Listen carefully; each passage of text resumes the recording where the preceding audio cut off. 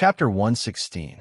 On the shore of the East Sea, Ao Shui, Water Dragon King, and an unfamiliar man appeared with a flash of light and flew towards the human ancestral temple. Ao Shui and Water Dragon of the Dragon Clan, and Xuanqi of the Black Tortoise Clan have come to congratulate swearing Taoist priests. Their voices came from afar before they even arrived. In the meeting hall, Suerenshire's heart skipped a beat when he heard this voice. He transmitted his voice to Feng Zichen. Zichen, our friend from the Dragon Clan and the Black Tortoise Clan are here. There will be friends from other clans coming in a bit. I can't leave right now, so please receive them on my behalf. Inside Zichen's grotto heaven, Feng Zichen, who was taking Golden Phoenix to tour the Ziwei Mountain, suddenly stopped and said apologetically, "Fairy, I'm really sorry. I have some matters to attend to in the human ancestral temple. Please forgive me." "It's fine. The human ancestral temple is more important. Please go ahead." Golden Phoenix nodded in understanding. "Thank you for your understanding." With a smile, Feng Zichen took a step forward and arrived outside Zichen's grotto heaven. With another step, he arrived in front of Ao Shui and the others. "Ao Shui, Dragon Lord, long time no see." Feng Zichen was very happy to see old friends. He couldn't help but quickly walk up and greet the two. Noticing the unfamiliar man beside the two, Feng Zichen asked, "How should I address you, fellow Taoist?" "This is Xuanqi of the Black Tortoise Clan. He came with us to congratulate fellow Taoist swearing." Seeing the confusion in his eyes, Water Dragon King stepped forward and introduced him. "Greetings, fellow Taoist Zichen. I've heard of your name for many years. It's a pleasure to finally meet you today." Xuanqi carefully sized up Feng Zichen and said, "Everyone, this is not the place to talk. Please follow me to the guest hall." With a wry smile, Feng Zichen changed the topic and led the three to the guest hall. He didn't know how the 5 elemental sacred beasts praised him in their clans, but most of the clans had a different impression of him. Their words gave off a strange feeling. Golden Phoenix was like that, and now Xuanqi was like that. Mo Zhang of the Qilin Clan and the White Tiger Clan. Jianshan of the White Tiger Clan is here to congratulate swearing Taoist priests. Before Feng Zichen's friends and clans and white clans of the White Dragon Clan and the White Dragon King and in White Dragon came. Our friends from the Qilin Clan and the White Tiger Clan are here. I'll go and pick them up. Please wait for a moment." After the 5 elemental sacred beasts agreed to protect the human tribe became the ally of the 5 elemental sacred beasts. Although this ally was a little weak, it seemed to have great potential. Now that Swearin had succeeded Daluo Jingxian, the human tribe's strength had increased greatly. As allies, the 5 elemental sacred beasts couldn't help but send 5 outstanding clansmen to congratulate them. After the meeting, Swearin first received the representatives of the 5 elemental sacred beasts. Then, he called Feng Zichen to the main hall of the ancestral temple. "Zichen, Her Majesty has ordered the 3 of us to go to Emperor Nvua's palace for an audience, and we don't know how long it will take for us to come back. Therefore, I've decided to pass on the position of chief of the human tribe to you. In the years to come, you will lead the human tribe." Under the statue of Nvuo, Swearin said to Feng Zichen solemnly, "What? Emperor Sui, you mustn't do this. Even if you don't want to be the chief of the human tribe, there are still Chao Huang, Zi Huang, the elders, and the city lords. How can you bypass them and pass the position to me directly?" Feng Zichen was shocked and refused repeatedly. Although he was very interested in the position of chief of the human tribe, his seniority in the human tribe was too low. If he suddenly took the position, the human tribe would inevitably be unconvinced. According to his previous plan, after the human tribe occupied the majority of the human tribe, he would ascend to the position of chief of the human tribe in one fell swoop. But now, Swearin obviously intended to push him to the position of chief of the human tribe, despite the objections of the masses. "You don't have to worry about this at all. Second brother and third sister are going to Emperor Nvua's palace to cultivate in seclusion for a period of time. They will return to the human tribe after becoming Daluo Jingxian. At that time, the position of chief of the human tribe won't mean much to them. Moreover, it's not my idea to pass the position of chief of the human tribe to you alone. It's the idea of all three of us. Therefore, you don't have to worry that they will be dissatisfied with you because of this. As for the elders, at this point, serene paused and continued in an inexplicable tone. In terms of ability, they are far inferior to you. In terms of strength, they are also far inferior to you. In terms of contribution to the human tribe, they can't compare to you at all. So, how can they have the face to compete with you for the position of chief of the human tribe? How can such mediocre people be the chief of the human tribe? How can they lead the human tribe to prosperity? I'm afraid they can't even survive in the untainted land. As he finished speaking, Seren's face sank, and it carried a strand of rage while his tone couldn't help but become stern.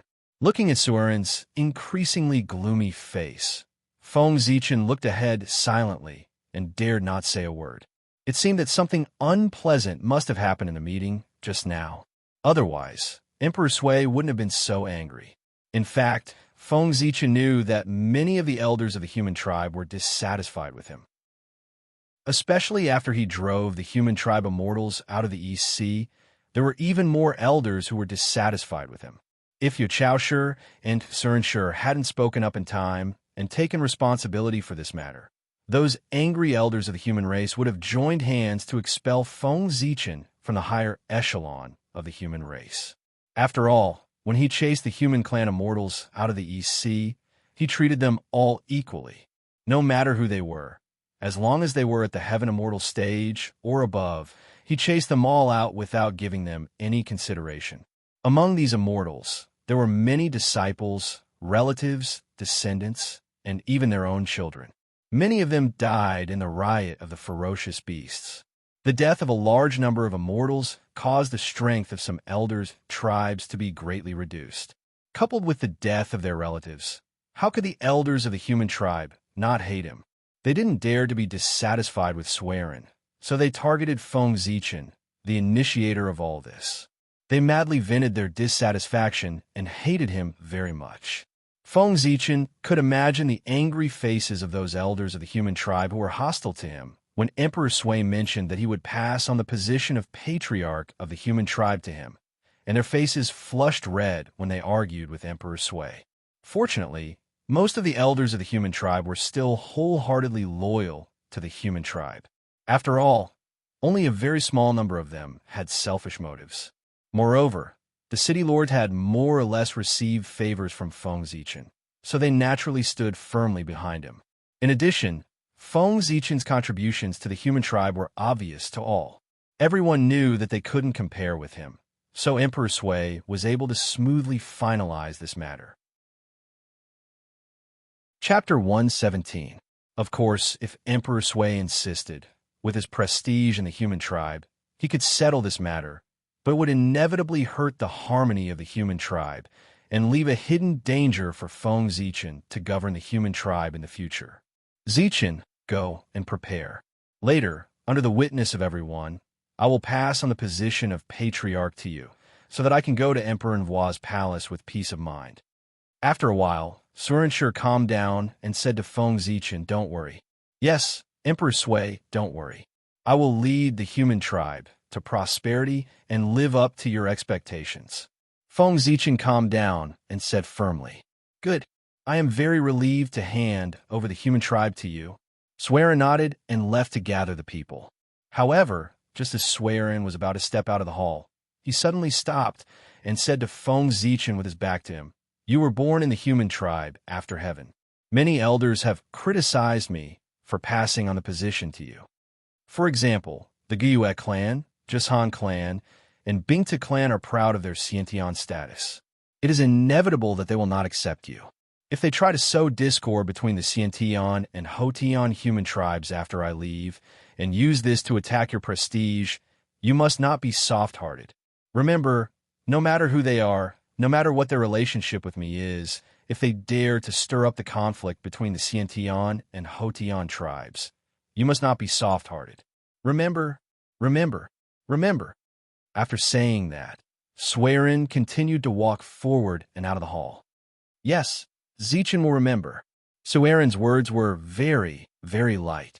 Although Feng Zichen could not see his expression, he could tell from his tone that Emperor Sui must have made a great decision to say these words. I really don't know what Elder Guyue and the others said in the hall. They forced Emperor Sui to say these words. After Suerin walked away, Feng Zichen said to himself in confusion, what did he mean by not being soft-hearted? It meant that when it was time for him to kill, he had to kill without mercy. They were old companions who had lived and eaten together ever since they were born. They had experienced countless hardships together, and their relationship was extremely deep. Even so, Emperor Sui, who had a good temper, was forced to kill them. It could be seen that they had gone too far in the council hall.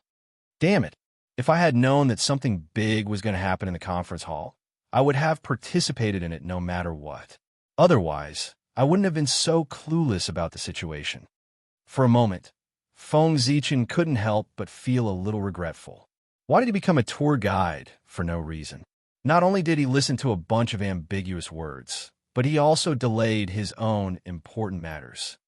However, although Emperor Sui said so, if I really dared to kill them, the Xiantian human race might rebel.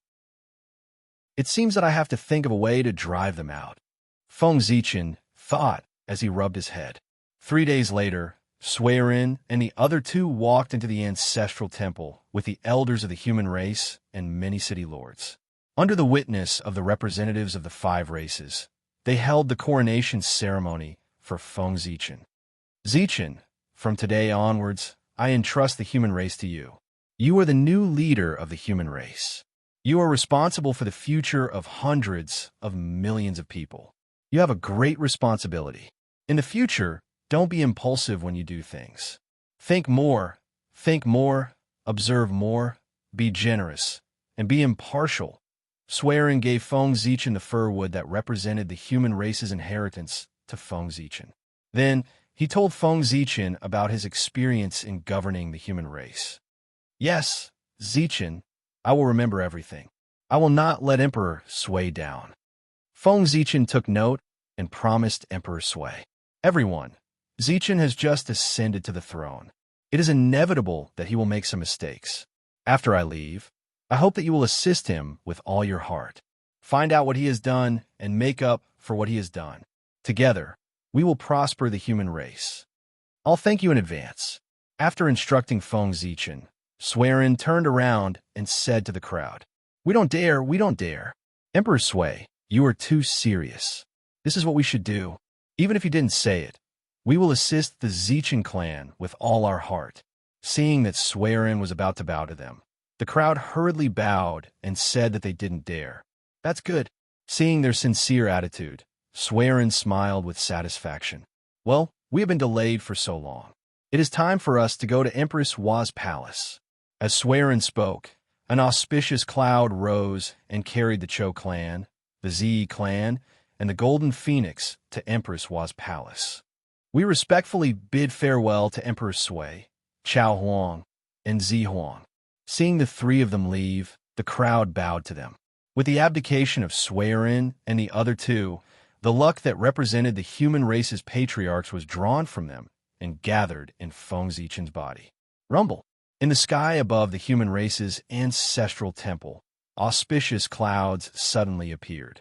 Thousands of rays of light and thousands of strands of auspicious qi appeared. The laws of great Tao fell, and the order of heavenly Tao appeared. Then, in front of the crowd's astonished eyes, a ball of fire surrounded by 5-colored brilliance slowly appeared in the void. It was dazzling and had the aura of human Tao flowing around it. It was endless and everlasting.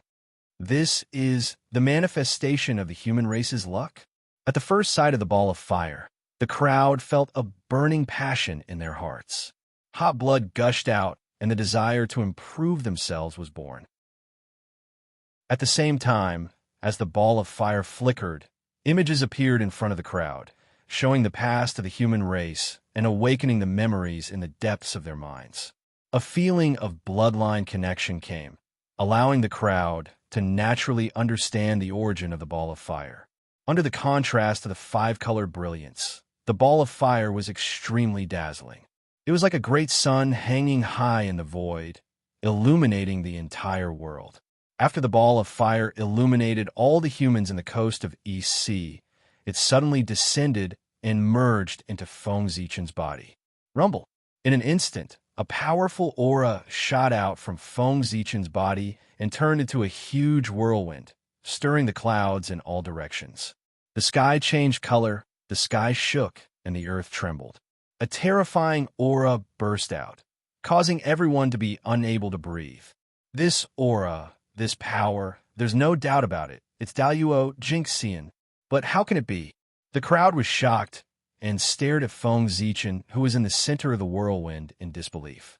The human race's luck, supported by the luck of the 5 innate races, had long surpassed the River of Destiny and had the power of Daluo Jingxian. It was just that the human race's luck was only 30%, so it couldn't really display its true power. Moreover, after all these years of development, the human race's luck had greatly increased and the power it contained had become stronger. Now, Swearin and the other two had abdicated, and the human race's luck had been drawn out from their bodies and merged into one, pouring into Feng Zichen's body. This gave him the power to contend with Daluo Jingxian for the time being. Although his cultivation level hadn't changed, under the support of the human race's luck, Feng Zichen was no different from Daluo Jingxian in other aspects, except that he couldn't be immortal. Chapter 118. In Emperor Nvua's palace, Nuwa frowned and gently stroked the void when she sensed the change in the human clan's fate. In an instant, the secrets of heaven seemed to be covered by a layer of gauze, blurred and unfathomable. An invisible aura appeared and enveloped the entire coast of the East Sea, completely concealing the Daluo Jingxian's aura on Feng Zichen. Who is it? In the untainted land, a strange Daluo Jingxian's aura suddenly appeared.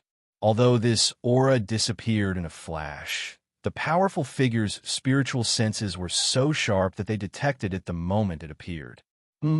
It's gone. After scanning the untainted land for a moment, the powerful figures did not discover the existence of a new Daluo Jingxian. Puzzled, they began to calculate silently in their hearts. It's gone. In the eyes of the powerful figures, the secrets of heaven were normal, and the long river of destiny was quiet. There was no new Daluo Jingxian born, as if the strand of Daluo's aura just now was an illusion. Immediately, the powerful figures understood that a higher-level existence had taken action to conceal the secrets of heaven so that they could not pry into it. Knowing that the other party had a great origin, the powerful figures immediately withdrew their curiosity and regained their calmness. Only some of the top powerful figures looked at Emperor Nvua's palace with indescribable expressions. No one knew what they were thinking. With the blessing of the human clan's fate, Feng Zichen felt that his true spirit was constantly rising into the sky. As his true spirit rose, his vision also expanded, and he could see the myriad of living beings in the untainted land. Rumble. With a loud sound, his true spirit crossed layers of space and came to the sky above the long river of destiny. Standing above the void, Feng Zichen looked down at the long river of destiny. He saw spots of light, hazy, big and small, struggling desperately in the river, trying to jump out of the river. Unfortunately, their strength seemed to be too tiny when compared to the river of destiny. A single wave was enough to strike them down to the bottom of the river, and they were carried along by the river water as it flowed forward. In a trance, Feng Zichen seemed to have understood something. Those light spots were the fates of all living beings. Whether it was birds, beasts, fish, insects, grass, trees, rivers, or all living beings, as long as they did not reach Daluo Jingxian, their fates would turn into light spots and fall into the river.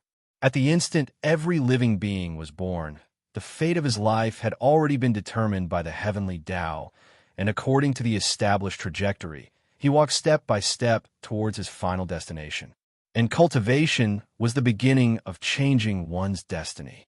As one's cultivation increased, the light that represented destiny would become brighter and stronger. It would constantly struggle in the river of destiny and change its own destiny. When he became the Daluo Jingxian, he rose from the river of fate and transcended it. Feng Zichen's gaze flashed past the fates of countless living beings and looked towards the depths of the river of destiny. He wanted to find the light spot of destiny that belonged to him in the boundless river. The Daluo's vision was so profound that he could see through all the secrets of the great thousand worlds. He could see through all the living beings, life and death, suffering and happiness, and he could see all the various forms of the world. The past, present, and future were all in the Daluo's eyes. With Big Luo's vision, how could the mist above the river block Feng Zichen's vision when he peered into the river of destiny? In the blink of an eye, he saw through the layers of mist and sorted out the countless truths of life. He found the light that belonged to him in the light of the fates of countless living beings. This light was resplendent and flowed with purple light. It was round and flawless, like a pearl, like a star. The aura of the Tao coiled around it, and a myriad of phenomena were born. When Feng Zichen's gaze touched it, rays of purple light flew out from its body and transformed into Feng Zichen's appearance, deducing his various futures. In these futures, Feng Zichen would either die tragically at the hands of ferocious beasts, be killed by demons, or become a sect master. There were good and bad things, but there was no possibility of him becoming the Daluo Jingxian. It was as if the Tai Jingxian was his end. You want to mess with my Tao heart with this? Dream on. With a cold snort, Feng Zichen suddenly waved his hand and wiped away all the futures derived from the life providence. In the primordial world, apart from connate godfiends, there was no restriction on connate and postnatal. The future of all living beings was the Tai Jingxian. This was the restriction set by the heavenly Tao on all living beings.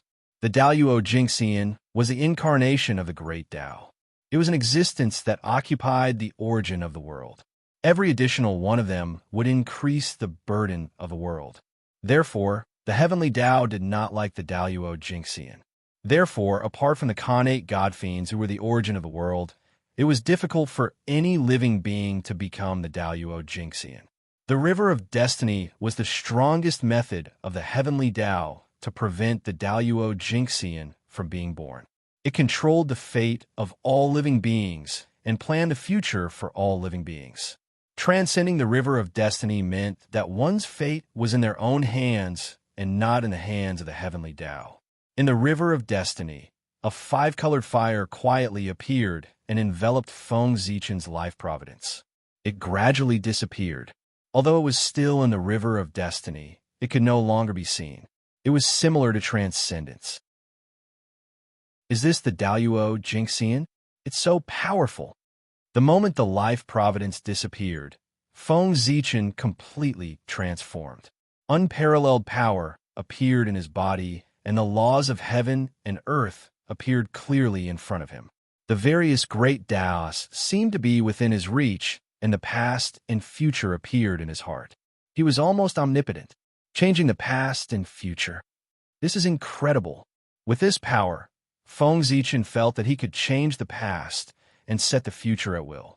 However, just as he was about to use this ability, a vast divine aura came from the depths of time and space. It scared him so much that he quickly extinguished this thought. Feng Zichen believed that if he dared to recklessly manipulate time and space, Mount Buzhou would definitely suppress him without any mercy. Sigh. Born in the wilderness, I don't know if these Daluo Jingxian should be sad or happy. With a sigh, Feng Zichen left the river of destiny and returned to his body. In the wilderness, although he had lost the ability to reverse the flow of time, he saw the possibility of taking a step forward. It was really a blessing and a curse. From the time the human race's qi entered his body to the time he returned from the river of destiny, Feng Zichen experienced a series of things. It seemed to have taken a lot of time, but in fact, it was only an instant. Everyone's consciousness was still stuck in the previous moment. It was probably because the Daluo Jingxian's concept of time had undergone a fundamental change. Although he was in the river of time and space, he was not affected by it and drifted outside of time. With a thought, he could stop time and space, and with a thought, he could change the world. Just now, under the influence of the Daluo power that Feng Zichen had erupted, everyone's time had stagnated. As a result, after he returned, everyone stood there motionless with ugly expressions. Withdraw. Seeing this, Feng Zichen hurriedly withdrew his aura. In an instant, the stagnant time resumed flowing, and everyone's expressions began to become lively. Chapter 119. Cough, cough. Cough, cough. After everyone regained consciousness, they first let out a series of violent coughs. Then, they began to pant heavily, letting out heavy breathing sounds. My fellow cultivators, I'm really sorry. This happened so suddenly that it was completely out of my expectations. I didn't expect to disturb all of you. It's really Zichen's fault. Zichen apologizes to all of you here. I hope you can forgive me. Feng Zichen quickly apologized. He knew that everyone had lost their composure because of the Daluo's aura. It's okay, we're fine. Water Dragon King had the highest cultivation among all of them. He was half a step away from Daluo Jingxian. Therefore, he was the first to recover. He waved his hand and said to Feng Zichen, "Everyone, please rest assured." After a while, everyone recovered and said that they were fine. They told Feng Zichen not to worry. Phew, I'm relieved. Seeing that no one was injured, Feng Zichen heaved a sigh of relief. Obviously, those that were sent to the human race by the 5-element sacred beasts were all outstanding geniuses of their respective races. Perhaps they were unable to go against a golden immortal, but it was more than sufficient for them to protect themselves under the might of a golden immortal. After all, with their status, they would not lack connate spiritual treasures. As for the human tribe, this was the human tribe's ancestral temple, where the Nuwa was worshipped. If this aura did not come from Feng Zichen, it would not even cause a ripple. My fellow cultivator, your luck is really enviable. Water Dragon King sighed with envy when he sensed that Feng Zichen's aura was not inferior to Daluo Jingxian's.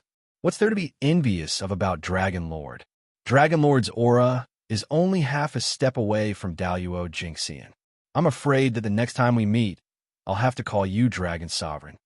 Feng Zichen joked with a smile. You can't compare, you can't compare. You have the fortune of the human race. In the future, your cultivation will advance by leaps and bounds. Maybe when you become a Daluo Jingxian, I'll still be struggling in Tai Jingxian. After all, to me, the difference of half a step is like a natural chasm. As for you, Daluo Jingxian is already within reach. You just lack the accumulation. Hearing Feng Zichen's teasing, Water Dragon King smiled helplessly. He was not as lucky as Feng Zichen, who had the fortune of the human race assisting him in his cultivation. Dragon Lord, you're underestimating yourself. With your accumulation and the help of His Majesty the Ancestral Dragon, becoming a Daluo Jingxian will not be difficult. Feng Zichen did not believe that a supreme existence like the Ancestral Dragon would not have some treasures that could help people become a Daluo Jingxian. I hope so. Shaking his head, Water Dragon King sighed with emotion. In the end, the fortune of the world is the most precious treasure in the Eldritch world. There is no other treasure. Dragon Lord is right. The fortune of the world is the reason why our 3 races ended up like this. Could it be because of the fortune of the world? How could there be so many disputes in the Eldritch world? Isn't the current war between the shamans and the demons also caused by the fortune of the world? Water Dragon King's words seemed to have evoked everyone's memories and triggered a resonance. The people of the 5 races opened their mouths one after another, detailing the disputes caused by the fortune of the world. Among the people of the Ancestral Temple, except for the people of the human race present who had less experience and shallow knowledge, the people of the Ancestral Temple were all the outstanding people of the 5 races. The others were all outstanding geniuses of the 5 clans, and all of them possessed abundant experience and knowledge. Coupled with their family's knowledge, they were naturally extremely clear about the uses of the karmic luck of the heavens and the earth. Feng Zichen also nodded, agreeing with this statement. Not to mention that because he had obtained the fortune of the human race, he directly possessed strength comparable to Daluo Jinxian. The reason why Suiren and the other two could improve so quickly was because of the fortune of the human race in their bodies. With great fortune, one could do everything according to one's wishes. When one went out, one would encounter treasures and turn misfortune into good fortune.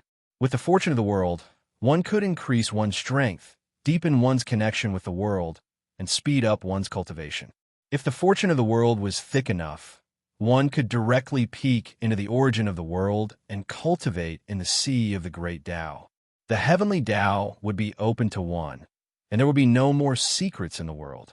It was because of this that the saints of the later generations did not care about their pride and carried out various schemes just to obtain more fortune of the world and speed up their comprehension of the divine Tao in order to advance to a higher realm. In the untainted world, the most ancient way to become a saint was related to the fortune of the world. Countless people yearned for it.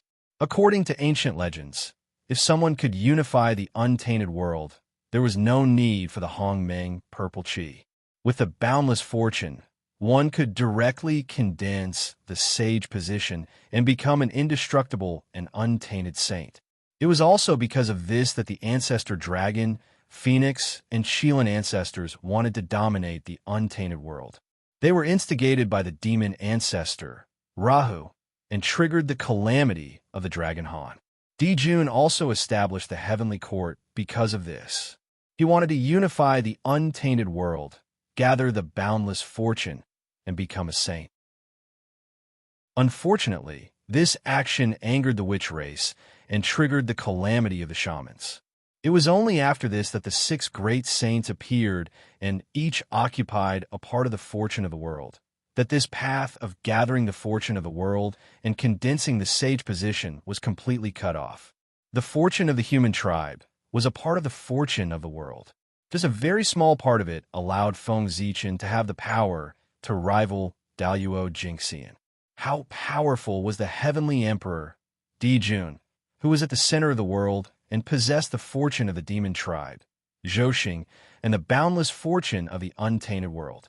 It was no wonder that when Dijun ruled the untainted world, no one except the witch race dared to compete with him. Later on, when the 6 great saints appeared, not only did they fail to suppress Dijun, but they were also overshadowed by his brilliance and became a supporting role.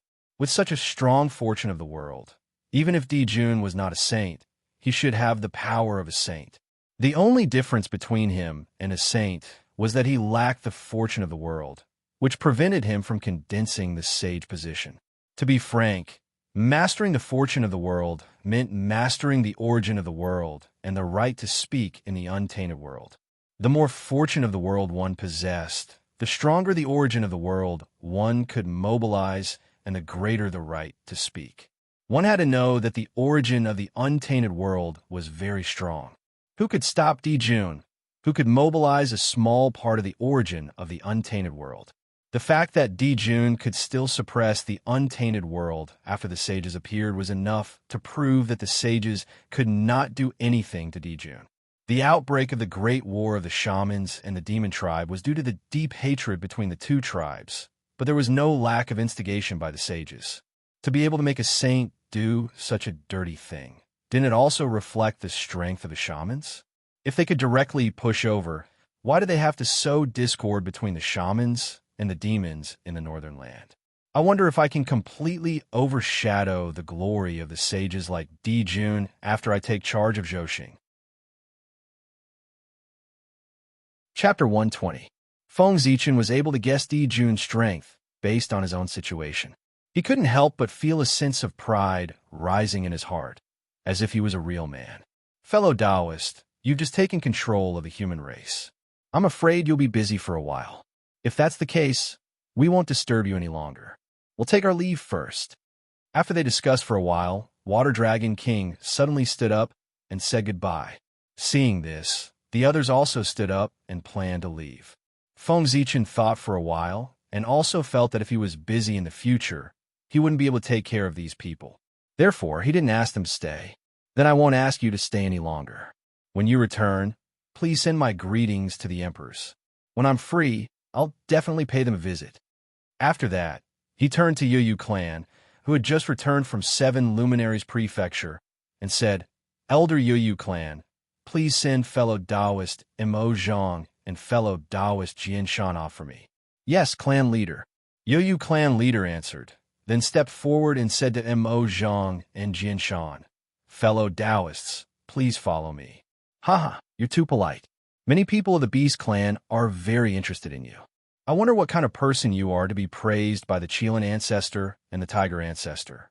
I'm looking forward to the moment when you come to the Beast clan's sacred land. When that time comes, the scene will be very exciting." While laughing, Mo Zhang and Jianshan cupped their fists and left with Yu clan leader. After Yu clan leader and the others left, Feng Zichen smiled and said to Ao Shui and the other two, "Then let me send you off. I want to catch up with you, but I didn't expect so many things to happen. Since there's still some time, let's talk while we walk." Ao Shui and the other two nodded and followed Feng Zichen out. Feng Zichen had been in the untainted land for so many years, and Ao Shui was his only friend. Naturally, they were very close.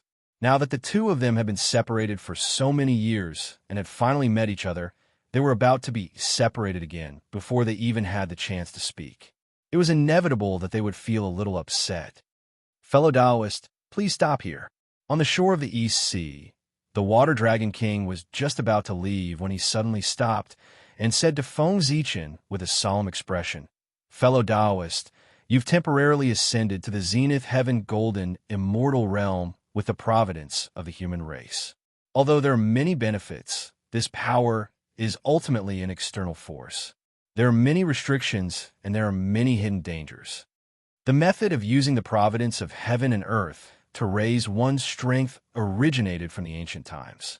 It was because of this that the 3 races obtained great benefits and were able to suppress the group of Khanate god fiends and dominate the primordial world. As such, the 3 races had a deep understanding of the pros and cons of the heaven and earth providence. And Water Dragon King, as the legitimate successor of the dragon race, naturally knew some secrets that ordinary people didn't know. Therefore, when he saw that Feng Zichen was using the human clan's providence to raise his cultivation, he was afraid that Feng Zichen would not be aware of the dangers involved and would be led astray. "Fellow Taoist, please enlighten me." As this matter concerned himself, Feng Zichen couldn't help but become serious. He cupped his hands to the Water Dragon King and humbly asked for advice. His understanding of the providence of heaven and earth was only from the fragmented memories of the later generations. He only knew that it was the most precious thing and that there were many benefits after obtaining it. Even saints would shamelessly snatch it. The human clan's providence comes from the human race and is closely related to the human race. In the future, if there are any fluctuations in the human race, your strength will be affected. If the human race flourishes while you are in charge of the human race, it will be fine. But if there is a decline under the backlash of the providence, endless negative karma will descend. Not to mention that your strength as Daoyuo Jinxian will drop instantly. I'm afraid you won't even be able to keep your life. At that time, your true spirit will be covered in dust and your great Tao will be severed. You won't even have a chance to start over." Hearing the Water Dragon King's frightening words, Ao Shui couldn't help but reveal a worried expression and looked at Feng Zichen worriedly. However, Feng Zichen smiled and said nonchalantly, "Don't worry. What's there to be afraid of? As the leader of the human race, I should shoulder the responsibility and fight for the strengthening of the human race. Being connected to the human clan's providence can show my determination to strengthen the human race and make the people trust me more. It will increase the cohesion of the people. This is actually a good thing. Moreover, with this pressure, it will constantly urge me to move forward and not slack off at all." There were gains and losses. The human clan's providence could increase his strength so much, and Feng Zichen was already prepared to pay a price. Now, the human clan's providence only completely tied him to the human race. Other than that, there were not many restrictions, and this was what he had hoped for. Such a price was equivalent to nothing to him.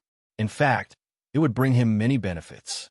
When Feng Zichen said these words, a fearless spirit emerged from his body. He had the spirit of a leader of the human race, and the few elders of the human race who came with him secretly nodded their heads. It's good that you can think this way. Inexplicably shocked, the Water Dragon King was slightly absent-minded. From Feng Zichen, he discovered his own shortcomings. No, the shortcomings of the entire dragon race. This spirit, it's really shocking. This is probably what I'm lacking. It's also where I can't compare to serene and the others. Since ancient times, the dragon race had been living too comfortably. They had gradually lost the will to forge ahead, and the entire race was filled with a decadent aura. He was completely immersed in the glory of the ancient era. He no longer had the competitive spirit of the ancient era, fighting against the heavens and earth. Since the great calamity of Dragon Han, no new Daluo Jinxian has been born in our race. I originally thought that it was because the heavens had deliberately suppressed us, but now it seems that this is not entirely the case. Perhaps His Majesty saw this point and allowed us to take the initiative to attack the ferocious beasts. From time to time, he would praise Feng Zichen in front of everyone in order to arouse the competitiveness of the dragons. It seems that the human race is far inferior to the dragon race. But if we remove the foundation of the dragon race, the current dragon race, apart from the innate advantage of their bloodline, is no match for the human race. In his heart, the Water Dragon King compared the human race and the dragon race.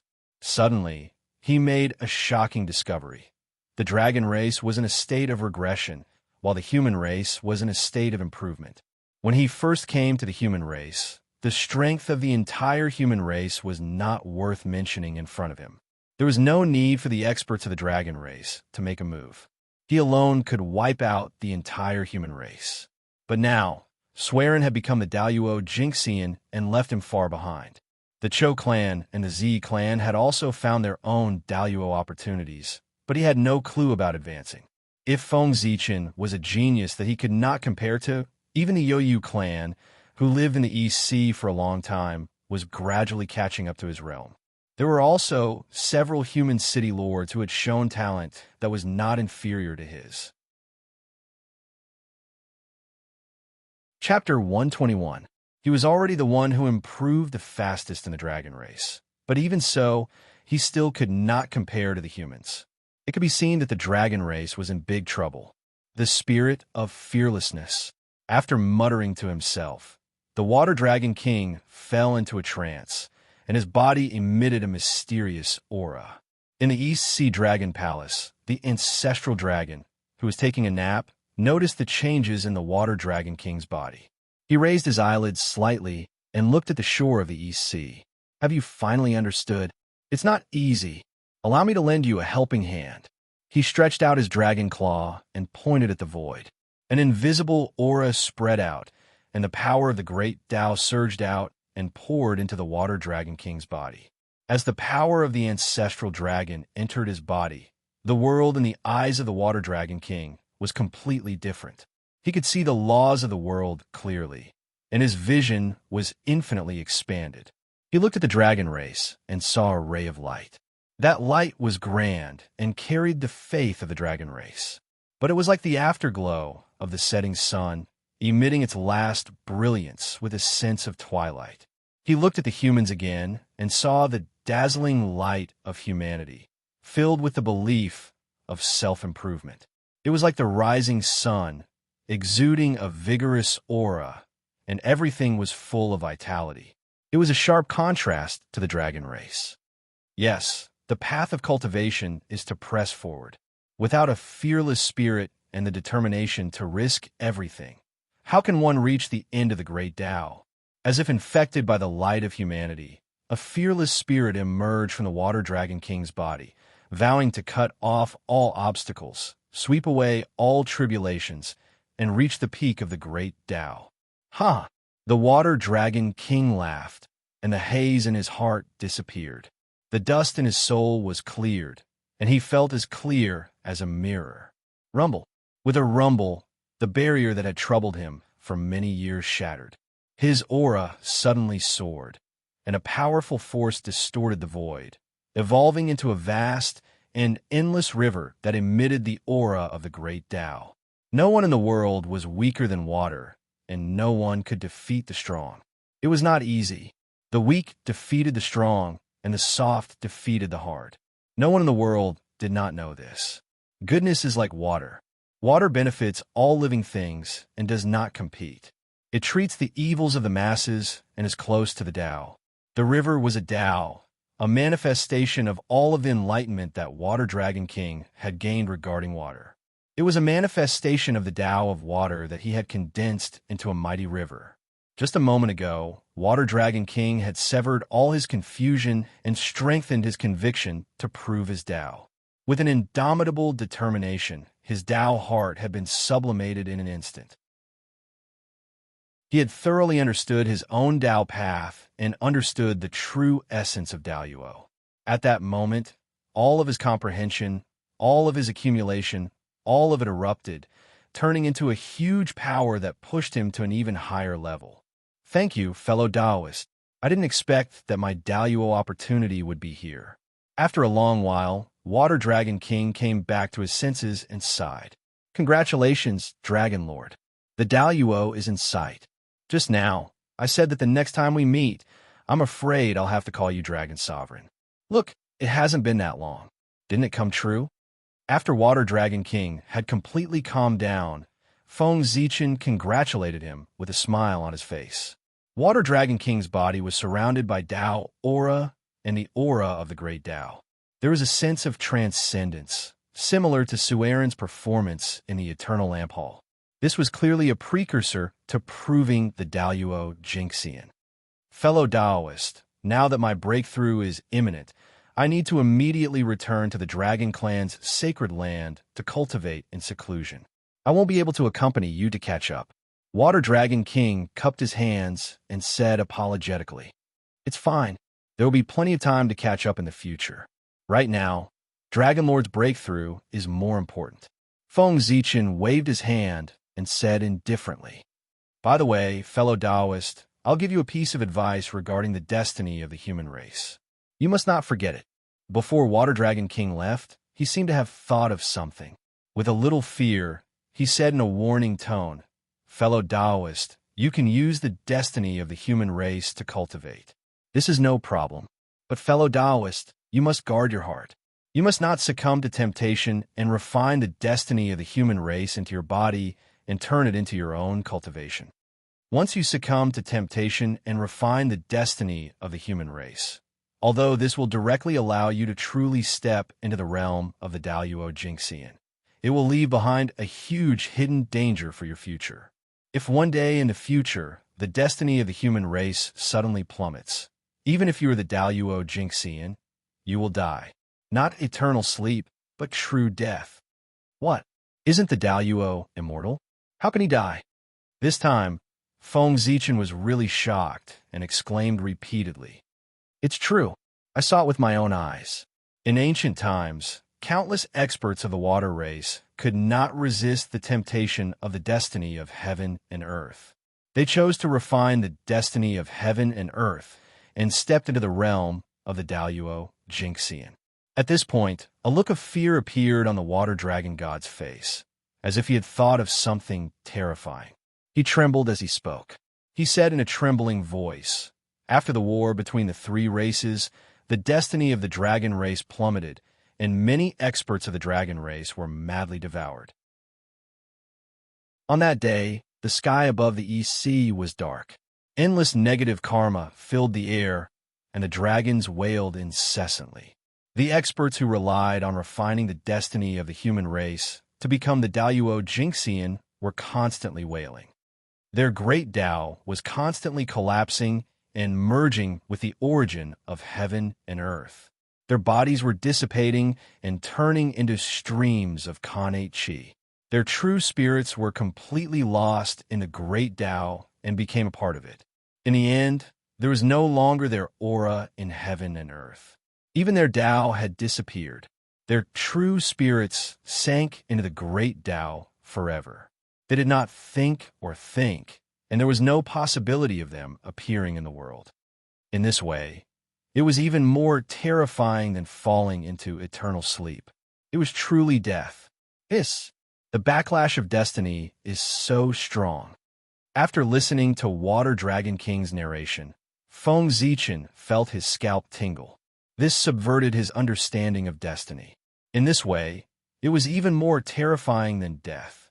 Even Xuanqi and Ao Shui were shocked. They were born after ancient times, and they only knew a little about many ancient legends. This was the first time they had heard of such a secret. That's right. Under the backlash of destiny, no one can resist it except for the saints. Water Dragon King nodded and revealed another secret. Even His Majesty the Ancestral Dragon, who controlled almost 20% of the destiny of the primordial world, did not dare to refine it. He only used it to cultivate. From this, we can see the drawbacks of refining destiny. Back then, His Majesty the Ancestral Dragon had explicitly prohibited the clansmen of the Scaled Clan from refining the destiny of heaven and earth. Unfortunately, in the face of shortcut, how many people could resist the temptation? One clansman after another took the risk of disobeying His Majesty's orders to refine the destiny and step into the Daluo realm.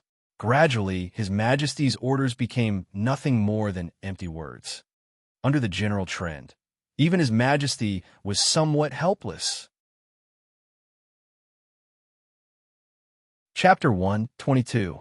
Fellow Daoist, with your talent, becoming a Daluo Jinxian won't be a difficult task. Remember, be careful when using the luck of the human race. Don't rely on it too much, lest you go astray and affect your own future. In the end, we cultivators belong to ourselves. We can't rely on external forces. On the shore of the East Sea, the Water Dragon King thought of the fate of the dragon race's Daluo Jinxian and warned Feng Zichen earnestly. He was afraid that Feng Zichen wouldn't be able to resist the temptation of power and end up in such a miserable state.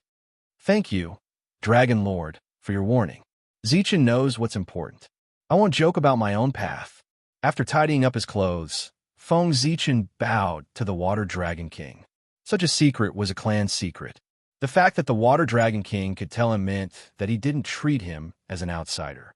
Feng Zichen was very grateful. It's good that you know what you're doing. I won't say anything else. Without saying anything else, the Water Dragon King waved his hand and a mighty wave appeared. It stretched for tens of thousands of miles, as if it reached the depths of the East Sea. He waved at Ao, Shui, and Xuanqi, and the two flew uncontrollably onto the wave. Then, the Water Dragon King also stepped onto the wave. Fellow Daoist, we've been delayed for so long. It's time for us to go back. When you visit the dragon race, I'll set up a banquet in the hall and await your arrival. As he spoke, the water ripples under the Water Dragon Lord's feet suddenly shrank forward. They disappeared from Feng Zichen's sight in an instant, leaving behind only 3 illusory figures. Just as Feng Zichen was about to leave, Ao Shui's voice came from afar. Zichen, 5,000 years later, it will be my coming-of-age ceremony. Remember to come to the East Sea Dragon Palace to find me. All right, 5,000 years later, I will definitely head to the East Sea Dragon Palace. After replying, Feng Zichen turned around and walked towards the human clan's ancestral temple, not caring whether Ao Shui could hear him or not. Now that the private matter was over, it was time to get down to business. As the saying goes, a new broom sweeps clean. In order to establish his prestige, he had to start the first fire. In a meeting hall of the ancestral temple, Feng Zichen sat on the main seat and said to the people below him, "Elders and city lords, since the chaos of the beasts, I have not intervened in the affairs of the human race. Now that I have suddenly succeeded the throne, it is inevitable that I have some understanding of the current situation of the human race. Thus, I hope that the various elders and city masters will be able to lend me a helping hand. Give me a list of the number of immortals in each tribe and city, so that I can better control the situation of the human race and set the direction for future development." Yes, Patriarch. We will immediately send a message to our clansmen to deal with this matter and strive to send the results as soon as possible." As they spoke, immortal light bloomed in their hands and turned into various forms: beasts, weapons, birds. They carried the order and flew out. Nodding, Feng Zichen continued. "Also, after so many years of reproduction, the number of people in the EC has increased. I plan to migrate another group of clansmen, but there are many tribes in the EC. It is a bit of a headache to decide which tribe to migrate, especially after the chaos of the beasts. The clansmen are very afraid of the outside world and are unwilling to leave the EC. If we force them to migrate, it will inevitably make them dissatisfied and cause unrest in the clan. In this regard, I wonder if the various elders have any way to migrate some of the clansmen without hurting the harmony of the human race." Feng Zichen originally planned to take advantage of the chaos of the beast to train the clansmen and reignite their fighting spirit. But who knew that the chaos of the beast was so tragic that less than 20% of the celestial immortals of the human race who went out to train survived. Now, the clansmen who were originally full of yearning for the outside world immediately became fearful. Although some of the clansmen did stimulate the desire to strive upward. But more of the clansmen were still fearful and planned to nest in the EC and continue to live their carefree lives. Feng Zichen's plan to train the clansmen was completely declared a failure. If it was one or two tribes, Feng Zichen could still drive them out if he was ruthless. But more than half of the clansmen were unwilling to go out. If he forced them out, he was afraid that he would lose his position as the patriarch. It was related to the future of the human race. Everyone couldn't help but discuss with a serious expression, but after a long time, they still couldn't come up with any useful ideas. "Patriarch, why don't we migrate some of the clansmen to the major cities? I think, with us watching from the side, the fear of the clansmen will be reduced a lot." After a while, seeing that the discussion couldn't come to a conclusion, Eong stepped forward and proposed. Shua. For a time, everyone's eyes were focused on Eong. The elders looked inexplicable. No one knew what they were thinking. The city lords looked unhappy. They seemed to be very dissatisfied with Eang's proposal. During the chaos of the beasts, the unbearable performance of the human race in the ancestral land was still vivid in their minds. How could the city lords let a group of trash enter the city and ruin their own culture? Eang's proposal naturally made them very dissatisfied. The city lords wanted to say something, but couldn't find a good reason to open their mouths. They could only shut their mouths resentfully and glanced at Eong fiercely with angry eyes. This is not appropriate. It's not easy for the city lords to stay outside. We really can't add more burden to them. Even Feng Zichen didn't agree with this. The clansmen of the outside world had been tested for a long time. Each of them was brave and good at fighting. They were the only force that the human race could bring out. Moving the clansmen of the ancestral land to the outside world, was it to drag them down? "Thank you for your understanding, Patriarch." The city lords were overjoyed and quickly shouted in unison. "Elders, these tribes in the ancestral land have always been under your management. So, regarding this migration, don't you have anything to say?" Seeing that the elders were silent, Feng Zichen said in a deep voice. While speaking, Feng Zichen's body soared with a powerful aura. In an instant, the air in the hall became incomparably heavy.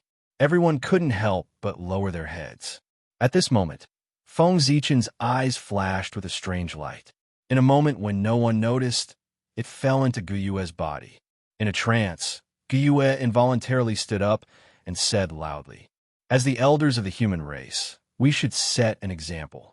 Since our clansmen are unwilling to leave the ancestral land, then the tribes to migrate out this time will be selected from our descendants. We will set an example for our clansmen." Not giving Guyue a chance to change his mind, Feng Zichen quickly decided on this matter. "Good, this method is wonderful.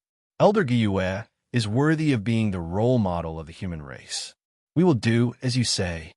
In addition, since this matter was proposed by the elder, we will leave it to the elder to handle. I am very assured with the elder handling this matter." Chapter 123. After so many years of development, the human race had gradually evolved into various classes. The tribe of the human race elders was the leader, occupying the place with the most resources on the coast of the East Sea. Next was the tribe of the Khanate humans, occupying the most fertile land on the coast of the East Sea. The rest of the land, which they looked down on, was the place where the postnatal humans gathered. Moreover, some of the elders, led by the Gyuek clan, did not have a good impression of the postnatal humans. They thought that they occupied the living space of the Khanate humans and often suppressed them. The Khanate humans were born stronger than the postnatal humans. In addition, they occupied the best resources of the ancestral land, causing the gap between them to widen. Most of the human experts were from the Khanate humans. Therefore, faced with the suppression of the Gyuek clan, even if Feng Zichen wanted to help, he could not fight against most of the upper echelons of the human race by himself. Now, Feng Zichen found an excuse to divide a portion of the Khanate humans. First, it could weaken the influence of the Khanate humans, and second, it could make room for the postnatal humans to develop.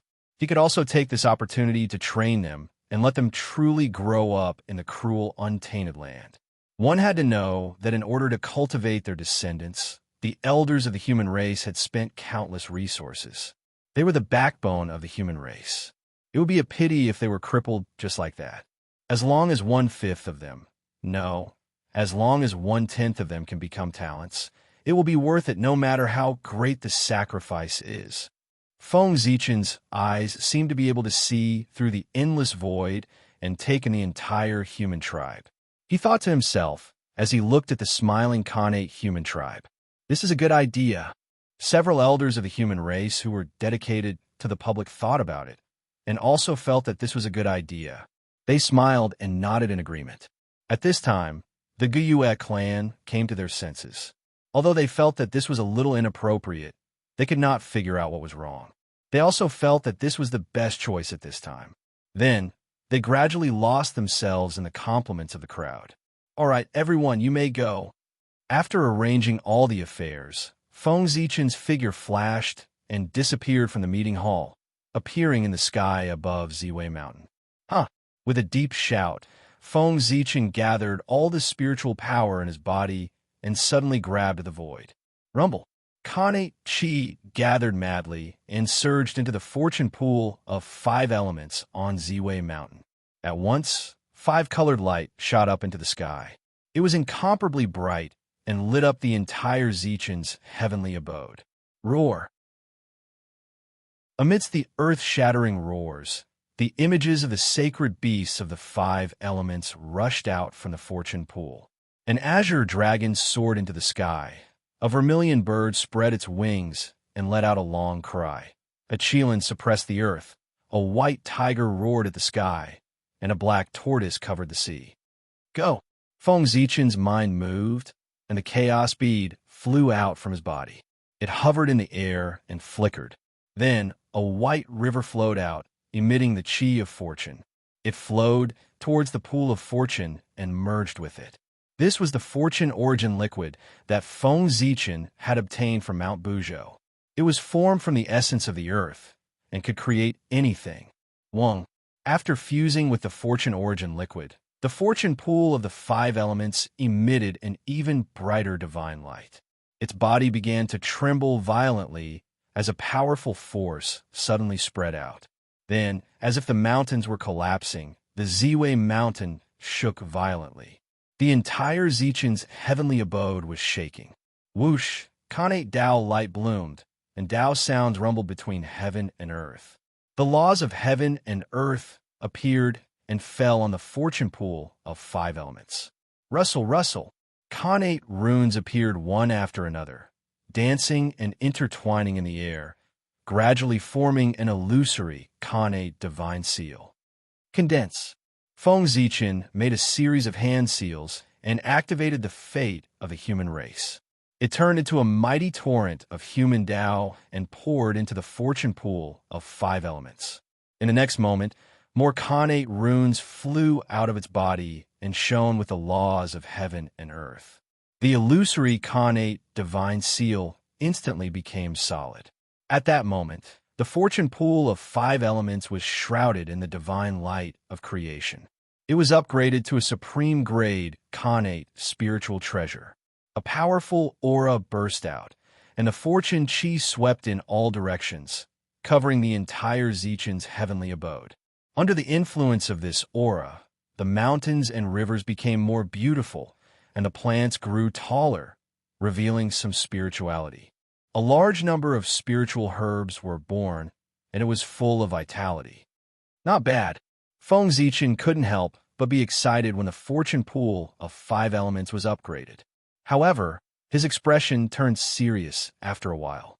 He clenched his right fist and punched at the fortune pool of 5 elements. Bang! In a shocking explosion, the fortune origin liquid in the fortune pool of 5 elements spurted out, turning into water droplets of various sizes. They all floated in the air, exuding the fortune chi like stars. At that moment, Daluo Jinxian's aura gushed out of Feng Zichen's body without restraint, forming a huge storm that was extremely terrifying. The void was first distorted, then shattered, and finally disappeared completely. Heaven and earth were vast, and only the fortune origin liquid floated there quietly. Fortune origin manipulation, rise. Feng Zichen's expression turned serious, and the divine light of creation appeared on his body. He drew a Khanate Tao pattern in the air stroke by stroke, and a supreme power appeared. This was the supreme divine power, fortune origin manipulation. It was also the number 1 divine power in the heavenly 36 transformations. It was a divine power of creation, and it was the supreme Dharma power. It could manipulate heaven and earth, and it could change the laws of heaven and earth and transfer everything in the world. Back then, Goddess Nuwa had relied on this divine power of creation to create the entire human race. It was truly a supreme divine power. As the Tao seal was completed, all the Khanate chi in Zichen's heavenly abode surged towards it and was devoured by the Tao seal. In the end, the essence chi in the entire heavenly abode decreased by more than 10 times. Go! Feng Zichen waved his sleeve and sent the Tao seal flying towards the fortune origin liquid floating in the air. As the Tao seal flashed, an invisible power appeared. It seemed to be able to create things out of thin air, manipulate yin and yang, and change heaven and earth. Roar! Roar! Roar! The fortune origin liquid flashed and turned into spiritual beasts of different shapes and sizes. There were birds, beasts, and scales. As soon as they were born, they roared loudly and flew towards Zichen's heavenly abode. The chaos demon god used Khanate evil chi and various Khanate chi to create the ferocious beasts. Based on this principle, Feng Zichen used the supreme divine power of fortune origin manipulation to create the spiritual beasts in front of him with the fortune origin liquid as the core and Khanate chi as the body. Of course, Feng Zichen's realm was far below the chaos demon gods, and his understanding of the Tao fortune was not as good as Goddess Nuwa's. Therefore, the spiritual beasts he created only had physical forms, but no breath of life and no true spirit. They were just a bunch of marks and were far from being a race. Chapter 124. The essence of these spirit beasts was still the Khanate chi of creation, spiritual liquid. Their strength ranged from the Khanate realm to the golden immortal realm. The Khanate chi contained within was equivalent to the Khanate realm. The golden immortal realm was equivalent to the Dharma power of a golden immortal. Looking at the spirit beasts scattered around Zichen's grotto heaven, Feng Zichen's heart stirred. He opened his 5 fingers and pressed towards the void. 36 rays of light containing Khanate Tao patterns appeared. This was the heavenly 36 transformations. Daluo Jingxian was the embodiment of the great Tao. He had reached the pinnacle of the great Tao. With such power, Feng Zichen looked at the heavenly 36 transformations again. His previous confusion disappeared. In the blink of an eye, he had learned the divine powers that he had never learned before. Of course, The learned here referred to being able to use it, not to fully understand it and unleash its earth-shattering power. Thousands of great Taos, thousands of divine powers. In the end, all of them led to the same destination. As the saying goes, if you master one, you master all. The 36 rays of light were like flowing water. They swam in the air above Zichen's grotto heaven for a while before exploding and turning into specks of fluorescent light. They floated down like rain and merged into the spirit beast bodies. Roar! After absorbing the fluorescent light, the spirit beasts roared in pain. Their bodies glowed, and runes intertwined to form small divine powers. After the light faded, the spirit beasts' pain disappeared. They were all excited. Some breathed fire, some spit water, some emitted lightning, and so on. Obviously, they had gained divine powers. Ha good! Feng Zichen caught a ferocious spirit beast and felt its strength. It already had 1/10 of the ferocious spirit beast's strength. He could not help but laugh. Go! With a wave of his sleeve, Zichen's grotto heaven opened. The spirit beasts seemed to have received an order and rushed towards the entrance of the grotto heaven. Peace in the ancestral land? Waiting for death. Humph! I like to see how you can survive now. With a cold snort, Feng Zichen waved his sleeve and left Zichen's grotto heaven. He walked towards the ancestral temple of the humans. What? What's going on? What is this? It looks like a ferocious beast, but it does not have the baleful aura of a ferocious beast. Instead, it is filled with spiritual light. This thing came from Zichen's paradise. Its clan leader, what is he doing now? Would he feel uncomfortable if he didn't cause trouble for a day? You've already become the patriarch. Why don't you stop? The elders of the human clan sensed the large amount of strange auras that appeared in the human clan. While they were shocked, they walked out of their rooms and looked in the direction of Zichen's fairyland. The spirit beast was extremely fast. It didn't take long for it to reach the nearest human tribe to Zichen's grotto heaven. With a roar, it charged over. Not good. Seeing this, one of the elders was greatly alarmed. He hurriedly stretched out a giant hand and slapped towards the ferocious beast. In order to become an elder of the human race, one had to at least reach the realm of Tai Jingxian. It was a pity that the spirit beast was only at the Xian immortal realm. How could it resist the divine powers of the elders of the human clan? With just one blow, the spirit beast was smashed into pieces.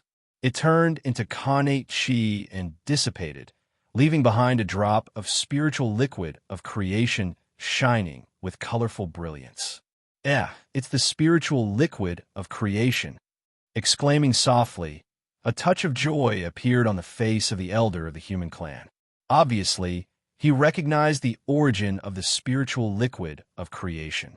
He hurriedly stretched out his hand to grab it and was about to put it into his bag.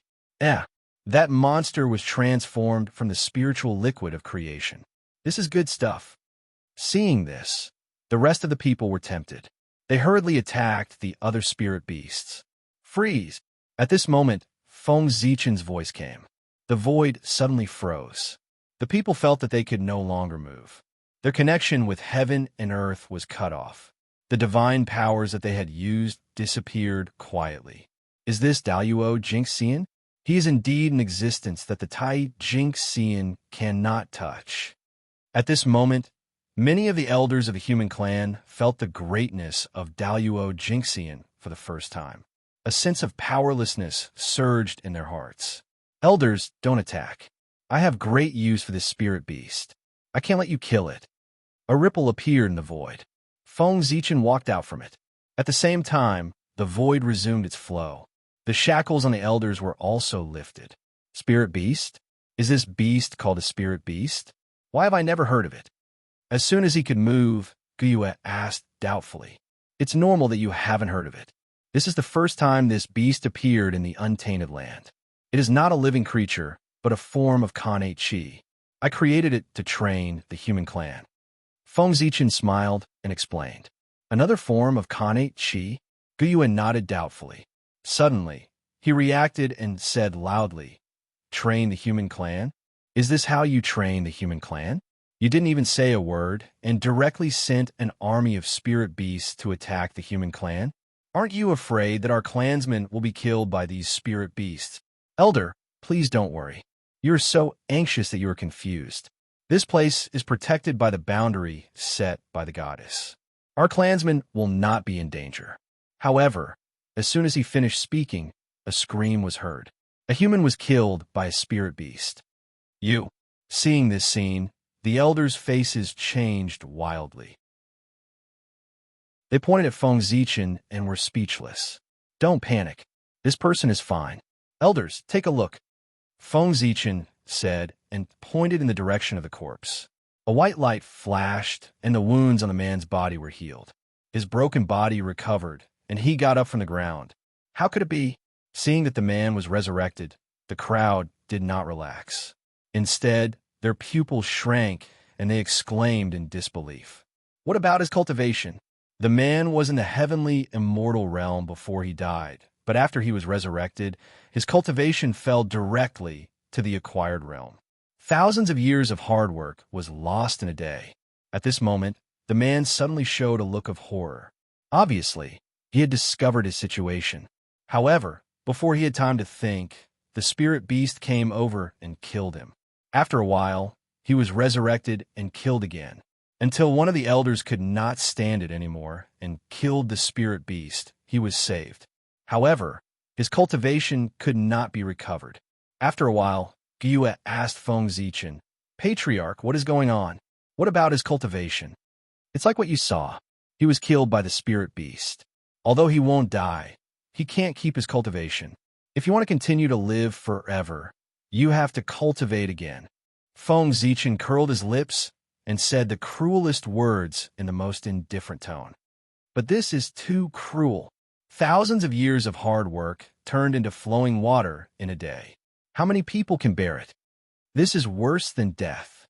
After hearing Feng Zichen's words, the crowd felt a chill in their hearts. Cruel? Terrible? The untainted land was crueler and more terrible than this. Chapter 125. The ancestors' land is too safe without the slightest danger. That's why they are so dispirited and have no desire to improve themselves. Aren't they unwilling to leave the ancestors' land?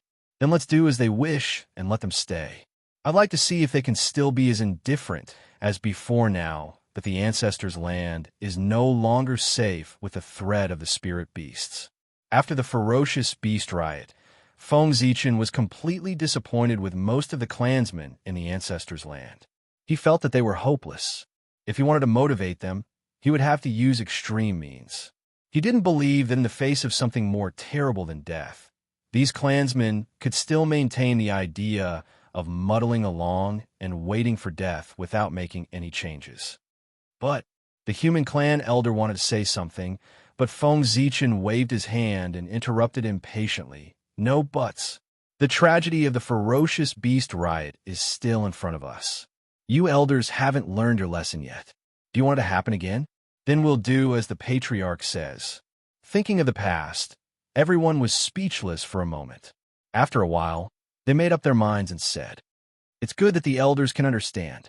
Seeming to realize that his tone was a little harsh, Feng Zichen eased up a little. He tried to use a gentle tone and patiently explained to everyone, every spirit beast here contains a drop of spiritual liquid of fortune in its body. Depending on its cultivation, the amount of spiritual liquid of fortune in it is different. The higher the cultivation, the more spiritual liquid of fortune in it. After the clansmen kill the spirit beasts, they can take the spiritual liquid of fortune in it to cleanse their muscles and marrow to improve their physique and strengthen their origin. In this way, it can not only serve to sharpen the clansmen, but also allow them to obtain opportunities. It's killing two birds with one stone. If they are unfortunately killed and lose their cultivation, they can start over. It can make up for their foundation. With the previous experience, they may be able to take a step forward. Patriarch is right. Everyone rolled their eyes and said in unison, cultivating from scratch was never a problem. The problem was the sudden loss of strength. If he couldn't adapt to this feeling, He couldn't even enter a meditative state, let alone cultivate. However, everyone only thought about it in their hearts and did not say it aloud to expose Feng Zichen. For the human race, the advantages outweighed the disadvantages. Thus, some sacrifices were acceptable. With the current situation of the human race, it will take at least 300 years to suppress this wave of spirit beasts. Glancing at the current situation of the human race, Feng Zichen made some calculations in his mind, then turned to the elders and suggested, "Let's do it. Elders, why don't you stay with me in the ancestral temple during this period of time? Let's see how many of our human children can stand out in this tide of spirit beasts." Good. Everyone nodded and followed Feng Zichen to the ancestral shrine. Come, elders, take a look. Inside the ancestral shrine, Feng Zichen waved his sleeves and a huge light screen appeared, displaying the scene of the human race in front of everyone. I haven't been in charge of the human race for a long time, so I don't know much about the current talents of the human race. Elders, please introduce them to me. Pointing at the light screen, Feng Zichen said to everyone with a smile, "Patriarch, you must be joking. In front of you, who can be called a talent?" An elder smiled and said, he was not flattering Feng Zichen. Everyone present had watched him grow up, so they naturally understood Feng Zichen's talent very well. It was truly rarely seen in their lives, and it would not be an exaggeration to say that it was unparalleled since ancient times. Although there aren't any talents like you, there's still a few good juniors who have a trace of your demeanor when you were young. Another elder stroked his beard and said with a smile, "Well, who are they? Elders, please introduce them to me." Feng Zichen's eyes lit up, and he said to everyone with interest, "Taking advantage of this opportunity, I plan to select a few outstanding people and accept them as my disciples to inherit the Fiend God orthodoxy. After all, the Fiend God orthodoxy has been passed down in the human race for so many years, but I haven't accepted any disciples yet. It's not appropriate to show that I am the orthodox one. Oh, Patriarch, are you going to accept disciples?"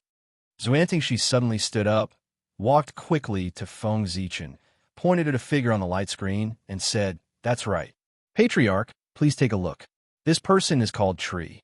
He is the most outstanding member of our younger generation. Although he is far from being as outstanding as you, he can be called a rare talent. His understanding of the Tao of wood is far beyond ordinary people. He has touched a trace of the mysteries of creation and has a bright future. Patriarch, please take a look and see if this person is qualified to be your disciple." Feng Zichen looked at the light screen and saw a burly man surrounded by green light. With a wave of his hand, vines drilled out from the ground and wrapped around a spirit beast, strangling it to death. Not bad. Feng Zichen nodded and praised. When this person attacked, there was a trace of creation chi mixed in the green light. Obviously, he had awakened the creation bloodline. Moreover, he was only a little over 1,000 years old and had already reached the heavenly immortal realm. It was really rare among his peers. Patriarch, although Tree is talented, he has awakened the creation bloodline, which is not compatible with your attribute. Look at my tribe Mang. He has awakened the star bloodline and practiced the Zhoxing sword art. He is the most suitable disciple for you. Seeing Feng Zichen's satisfied expression, Feng Xiang was anxious and hurriedly pointed to the other side of the light screen and said to him, "Is that Mars?" Feng Zichen looked in the direction of Feng Xiang's finger and saw a young man with a star above his head. Red sword light surged around him and slashed at the spirit beast in front of him. The star was completely red, and fiery red light shot out in all directions, emitting a blazing aura. It was Mars Hua. As the young man attacked, wisps of connate fire chi hung down from Mars, increasing the power of the red sword light. This kid is not bad. He has gained the favor of Mars. If he can refine Mars in the future, it won't be difficult for him to become Daluo Jinxian. Feng Zichen's eyes showed a hint of joy. The human race has an endless supply of young geniuses. This is a sign of great prosperity. Patriarch, you must be joking. How difficult is it to refine Mars? Mang doesn't have the ability. I will be satisfied if he can step into the half-step Daluo realm. Feng Xiang shook his head and smiled bitterly. There were 365 main stars in the world. As long as one could refine one of them, the lowest achievement would be Daluo Jinxian realm. However, Zhouxing had long been occupied by the demons. It was difficult for outsiders to even get close to it, let alone refine it. Not to mention, there were also the heavenly cycle star gods who were wandering outside, spying on Zhouxing from time to time. Meng was just a postnatal human. What did he have to compete with them? Chapter 126. Elder, you don't have to belittle yourself. Who can tell what will happen in the future? Being able to gain the favor of Mars was a sign of fate. Perhaps in the future, Ray would soar to the skies and become a grand heavenly immortal. Clan leader, although my tribe has awakened the bloodline of the great earth, his talent is outstanding. He has comprehended the essence of creation from the myriad things in the great earth swamp. Do you think he can inherit your orthodoxy? Chief, the successor of the Hidden Mountain tribe, Wanshan, was born with great strength. He has a deep understanding of the way of the earth. Do you think he can be your successor? Chief, what do you think of my tribe, you? She has also awakened the bloodline of the stars. One after another, voices came into Feng Zichen's ears.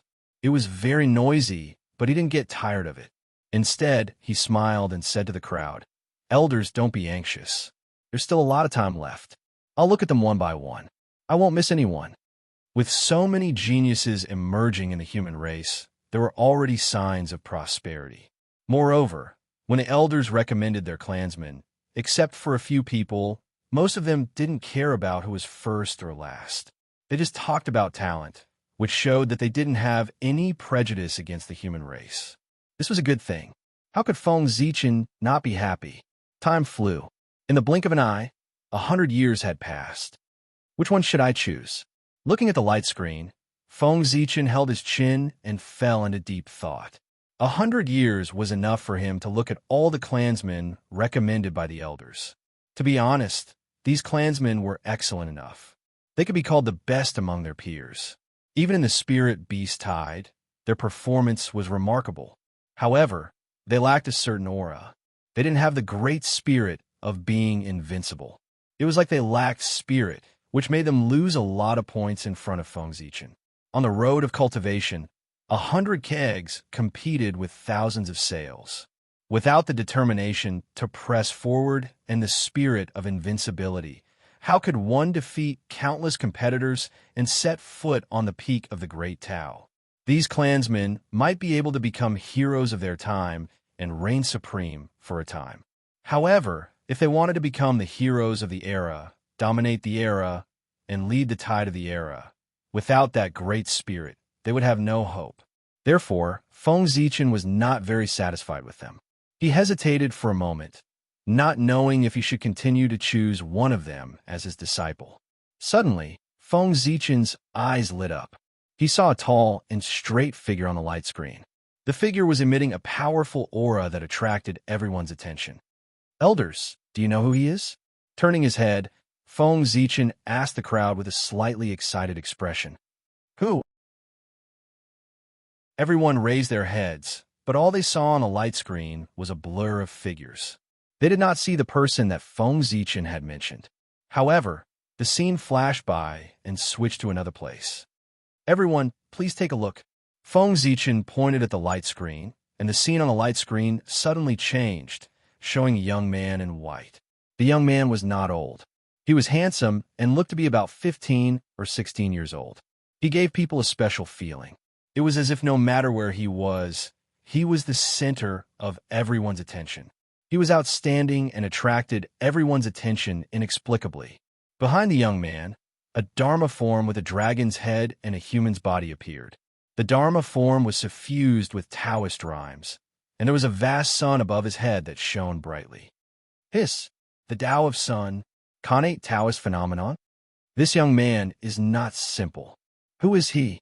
I didn't expect that there would be such a talent in the human race. Why haven't I heard of him before? Seeing the young man in white, the elders were surprised. Apparently, they did not know him. At this moment, the young man in the light screen moved. He clenched his fist, and his whole body was glowing. An invisible force surged out. Although he was still in the Khanate realm, he gave people a feeling that he was invincible. With a boom, the young man raised his fist and attacked a spirit beast in the spirit refinement realm. With just one punch, the spirit beast was blown to pieces. Elders, don't you know this young man? At this moment, Feng Zichen became more and more curious about the young man's origin. Judging from the purity of the young man's Khanate chi, he should be a Khanate human. Moreover, the Dharma form with a dragon's head and human's body is Emperor Sui's Dharma form. Judging from this, he should be a descendant of the Feng clan. What? Patriarch? You can't even recognize a descendant of the Feng clan? Guyue Shi suddenly said to Feng Zichen after observing the young man for a long time. Ahem, I've been traveling all year round, so I'm not very familiar with the people of the Feng clan. I'm sorry that I've made a fool of myself. Feng Zichen explained with an awkward smile. Seeing that no one recognized the young man, Feng Xiangshi suggested, since no one can recognize him, why don't we call him over and ask him? There's no hurry. Let's wait and see. It won't be too late to call him over after the spirit beast wave ends. Feng Zichen waved his hand and stopped Feng Xiangshi, who was about to call him over. Seeing the young man's performance, Feng Zichen was not in a hurry to see him. He wanted to see how the young man would perform in the future and whether he could bring him more surprises. Boom! At this moment, the scene on the light screen changed again. A shocking murderous aura was transmitted over. Who is this young man? What a fierce aura! The figure of a young man in black appeared on the light screen. His body was surrounded by a scarlet light, and he was fighting fiercely with a spirit beast. His moves were bold and carried a majestic aura. He was unusually fierce. In just a few moves, he tore the spirit beast into pieces. Tearing a spirit beast apart, this young man is so fierce. Who is he? Why have I never heard of him? This is so strange. Where did these two young men of the human clan come from? Glancing at the black-robed young man and then at the white-robed young man, the elders were puzzled by the sudden appearance of these two human sky prides. That's the 7 kills star. In Feng Zichen's eyes, there was a dark red star shining above the young man in black's head. It was shining brightly and exuded a strong Khanate murderous aura. That was where the young man's murderous aura came from. No wonder he has such a strong murderous aura at such a young age. It turns out that he is favored by the 7 kill star. The 7 kill star was an austere star. It symbolized bravery and was in charge of killing. It was the manifestation of the way of killing in the starry sky. It was also an important star in the Ziwei galaxy. Stop guessing. The bone age of these two people is less than 100 years old. Obviously, they were born 100 years ago. It's normal that we haven't heard of them. After all, we have been in the ancestral temple for more than 100 years. At that time, they should not have been born or had just been born. Seeing the doubts in the elder's eyes, Feng Zichen explained. No wonder we've never heard of these two people before. The elders nodded as if they were suddenly enlightened. Chapter 127. 300 years later, Feng Zichen's heart stirred, and he suddenly struck a seal into the void. Instantly, the spiritual beasts that were attacking the human tribes all retreated to Zichen's grotto heaven as if they had received an order. After the spiritual beasts died, the Khanate chi that was scattered in the world began to gather again and flew into the 5 elements creation pool. Once the new creation spiritual liquid was born, the spiritual beast could appear in the world again. After doing all this, Feng Zichen walked out and said to the crowd, "Elders, this is the end of the spiritual beast wave. It's time for us to go out and take a look." However, just as he reached the entrance of the main hall, he seemed to have thought of something and stopped abruptly. He continued to speak to the crowd. In addition, every 100 years, there will be a small wave of spiritual beasts attacking. Every 1,000 years, there will be a large wave of spiritual beasts attacking. The small wave of spiritual beasts is specially prepared for the people who have not reached the immortal path. Therefore, when the time comes, I hope that you can restrain your subordinates and not let the immortals who have achieved the heavenly immortal path help the people to survive this disaster. As for the large wave of spiritual beasts, the scale will be the same as this one. I have prepared it for the people of the ancestral land. When the time comes, please stay in the ancestral temple. At this point, Feng Zichen's tone suddenly turned cold, and he warned the crowd. If I find out that anyone has violated this order and attacked without permission, don't blame me for being ruthless. Yes, we understand. This matter concerned the future of the human tribe. Everyone knew the severity of the matter and would not go against Feng Zichen's order and attack without permission. Standing outside the ancestral temple, Feng Zichen looked out and saw the entire human tribe. Not bad. It's a little better than what I expected. In this wave of spiritual beasts, many people were killed by the spiritual beasts and lost their cultivation. However, more people obtained opportunities and used the creation's spiritual liquid to cleanse their bodies and strengthen their foundations. At the end of the day, Feng Zichen's main purpose of creating spirit beasts was to give his people an opportunity, but they had to rely on their own abilities to obtain the opportunity. The strength of spirit beasts was far inferior to that of ferocious beasts. In fact, it was even inferior to the strength of most of the clansmen. As long as one focused, it would not be difficult to kill spirit beasts. As for the clansmen who were killed by the spirit beasts, as long as they weren't unlucky enough to be attacked by a spirit beast whose cultivation base far exceeded theirs, or were besieged by a large group of spirit beasts, they could only be said to be useless and hopeless. Feng Zichen wasn't going to care about them anymore. He was going to let them fend for themselves. The only one who could save them was himself. Feng Hen, go to the Feng clan and bring these two people to me. After a while, Feng Zichen thought of the two young men of the human clan. He transmitted his voice to Feng Hen in the distance. 200 years had passed, and Feng Zichen naturally knew the origins of the two youths. They were both from the Feng family. Feng Hen, on the other hand, was the current leader of the Feng family. Naturally, the images of the two youths appeared in front of Feng Hen. Feng Hen, who was about to refine the spiritual creation liquid, suddenly saw the two figures in front of him. His expression changed drastically. Then, he heard Feng Zichen's voice. He heaved a sigh of relief and hurriedly said, "Yes, clan leader, I'll do it right away." With that, he didn't have time to refine the spiritual creation liquid and immediately headed to the Feng clan to fetch the two youths. Jieyu, what an amazing name! Feng Zichen muttered to himself as he returned to the ancestral temple to wait for the two youths. Clan leader, I've brought them here. 3 days later, Feng Hen brought 2 men and a woman to the ancestral temple. He looked troubled as he shouted into the temple, "Come in together." Feng Zichen laughed in his heart as he casually opened the temple door. "Clan leader, it's not my fault, it's—" Feng Hen pointed at the young girl beside him as if he wanted to explain something to Feng Zichen. "All right, I already know about this, it's not your fault." Feng Zichen waved his hand and interrupted him. "You may leave first." "Yes, clan leader." Seeing that Feng Zichen didn't blame him for bringing an extra person, Feng Hen's troubled expression disappeared. He bowed again and left. "What are your names?" Feng Zichen asked the 3 youths after Feng Hen had left.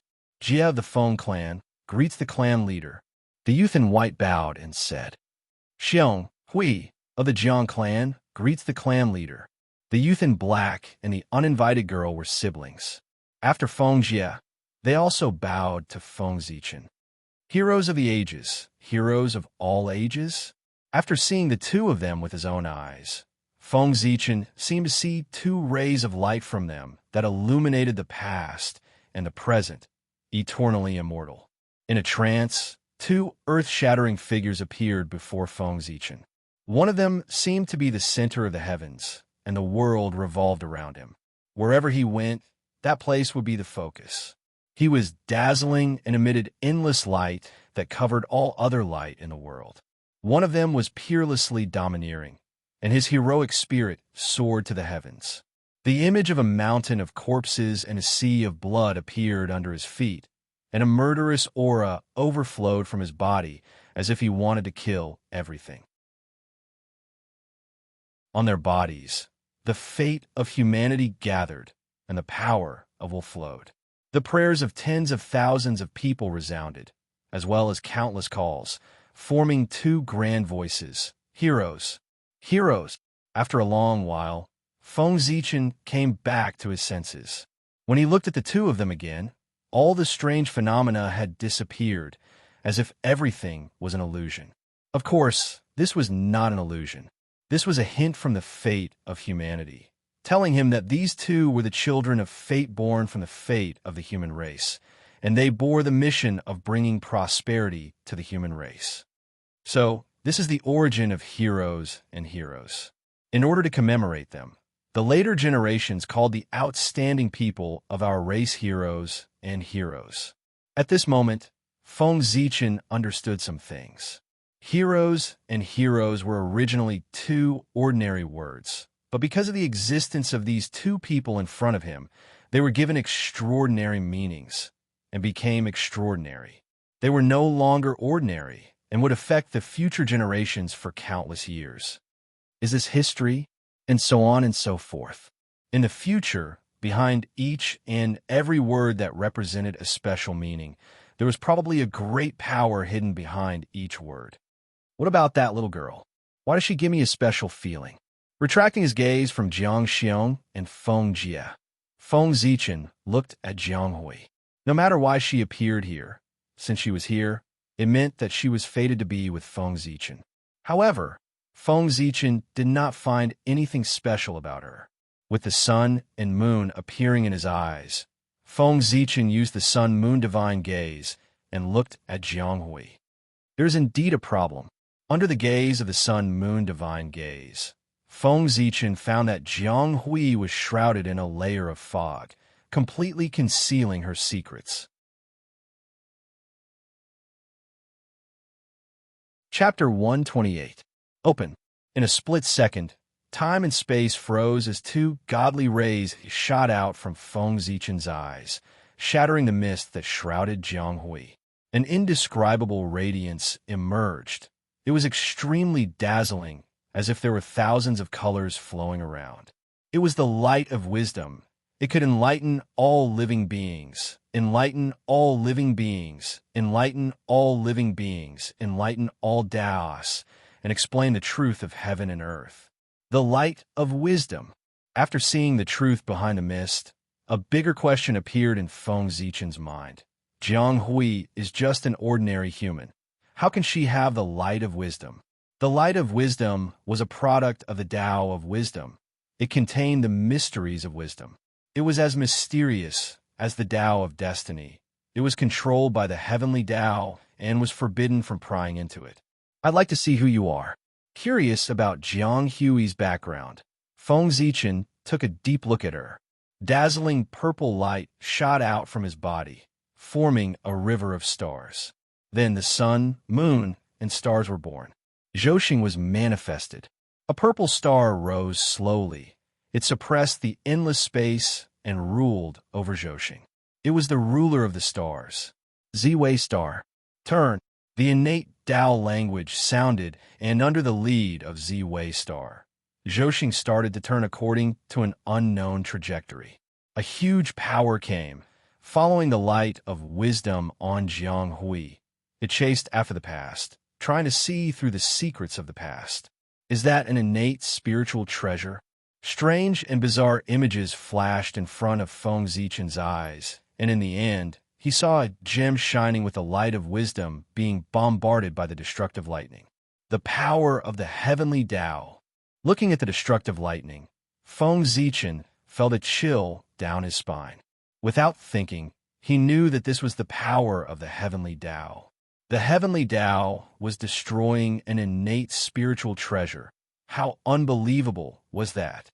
Amidst the rumbling of thunder, the wisdom gem shattered, and an innate, inextinguishable spiritual light surrounded by chaotic, baleful aura appeared. More than half of its body had already turned pitch black. Clearly, this innate spiritual treasure, derived from the Tao of wisdom, had been corrupted by the chaos demon god. Judging from the heavenly Tao's hatred for the chaos demon god, it would not allow such a thing to exist. In just a short moment, the connate indestructible spirit light that had been corroded by the chaotic baleful qi was shattered and obliterated by the heavenly Tao. It cannot be said that it was completely obliterated. A small part of the innate indestructible divine light that had not been eroded was unexpectedly preserved. After wandering in the untainted land for countless years, it somehow fell into the body of a woman of the human tribe and gave birth to 2 divine fetuses. This was the origin of Jiang Xiong and Jiang Hui. Jiang Xiong was the inextinguishable, innate, inextinguishable by the Tao. Jiang Hui was formed from the wisdom Tao of the innate, indestructible divine light. Thus, she was extremely intelligent and was naturally close to the Tao. Jiang was the heavenly Tao, was the heavenly spiritual innate, is the heavens. He time and the time. Were the time, were the time and time, and were time, and were time. Are you all willing to acknowledge me as your master? After staring at the 3 for a while, Feng Zichen said slowly under their anxious gazes, "Disciples Feng Jie, Jiang Xiong, and Jiang Hui pay our respects to master." Overjoyed, they hurriedly bowed. Feng Zichen was a legend in the human tribe. It was the dream of many humans to be his disciple. The 3 of them were pleasantly surprised, but they also found it hard to believe. How could they refuse to accept him? "Very good, get up. There are not many rules in my sect. You don't need to be too restrained." As he spoke, a gentle force came and lifted the 3 of them up from the ground. "As my disciples, you should take it as your duty to make the human tribe prosper. You can't deceive your master, destroy your ancestors, kill your fellow disciples, humiliate your fellow disciples, or kill your fellow disciples. Anyone who disobeys will be severely punished. Do you understand?" After the 3 of them got up, Feng Zichen said solemnly, "Yes, master. We will bear it in mind and dare not disobey you." They said in unison, "It's good that you understand." Feng Zichen nodded and waved his sleeves. 3 balls of light appeared in the air. Each of them was wrapped in a spiritual treasure. There was a mirror, a sword, and a hairpin. "Feng Jie, I'll give you this bright sun divine mirror. It's for your protection." Feng Zichen pointed at one of the balls of light. A golden mirror flew out, exuding pure qi of the sun. It was engraved with dragon patterns and fell into Feng Jie's hand. This mirror was formed by the ancestral dragon's reverse scale and the sun spirit. Although it's only a lower grade innate spiritual treasure now, it has unlimited potential. If you can find a yang divine item in the future, you can integrate it into the bright sun divine mirror to upgrade the grade of this mirror. Feng Zichen continued when he saw Feng Jie take the bright sun divine mirror. "Thank you, master." At this time, Feng Jie recovered from the pleasant surprise and hurriedly thanked Feng Zichen. "Jiang Xiong, I'll give you this 7-kill sword. I hope you can make good use of it." Feng Zichen waved his hand and turned to Jiang Xiong. As soon as he finished speaking, the temperature in the hall dropped a few degrees. A reddish-gold long sword appeared slowly, exuding a strong, innate murderous qi. As the cold light flickered, it was surrounded by innate metal qi, making it even sharper. This sword was made from the claws of the white tiger and integrated with the 7-kill star. It's a killing weapon. You should make good use of it. Like the bright sun divine mirror, it's also a lower grade innate spiritual treasure. If you find a metal elemental item in the future or obtain the origin of the 7-kill star, you can upgrade the grade of this treasure. "Thank you, master. I promise that this sword will never be stained with human blood." Jiang Xiong took the 7-kill sword carefully and promised Feng Zichen, "What a strong, murderous spirit. I'll have to enlighten him in the future. He wouldn't attack the human race, which meant that he wouldn't have any qualms about using this sword against anyone other than the human race." Jiang Hui, this is the 5 Virtues Divine Phoenix Hairpin. Take it and use it to protect yourself. Feng Zichen put Jiang Xiong's matter aside and said to Jiang Hui, This treasure was made from the tail feathers of the phoenix ancestor. It can open up yin and yang, define the 5 elements, and operate the 5 virtues. In the future, if you can find a corresponding innate spiritual item, you can upgrade the grade of this treasure. Not long after the phoenix ancestor gave Feng Zichen her plucked tail feathers, the other 5 elemental sacred beasts sent their origin objects over one after another. This was the reason why he gave his disciple a present. Otherwise, Feng Zichen wouldn't have been able to find 3 innate spiritual treasures, even if they were lower grade. Thank you, Master. Jiang Hui took the 5 virtues divine phoenix hairpin and smiled sweetly. Chapter 129. Essence is expressed in qi, yin, yang, and the 5 elements are the same. Condensation is the gathering of qi, and qi is the master. The 5 elements of yin, yang, and qi are intricate, and each of them condenses to form. Yang becomes a man, and this is the Tao of the father. Yin becomes a woman, and this is the Tao of the mother. It is the beginning of a person born from qi. When qi gathers to form, it intersects with qi, and then it transforms into all things with endless changes. This was the 3 Enclosure Sutra. It was divided into 3 volumes: the Grand Mystic Pivot Sutra, the Crepe Myrtle Cave Sutra, and the Grand Mystic Mahayana Sutra. It was a Taoist sutra of connate existence, inscribed in Zhouxing.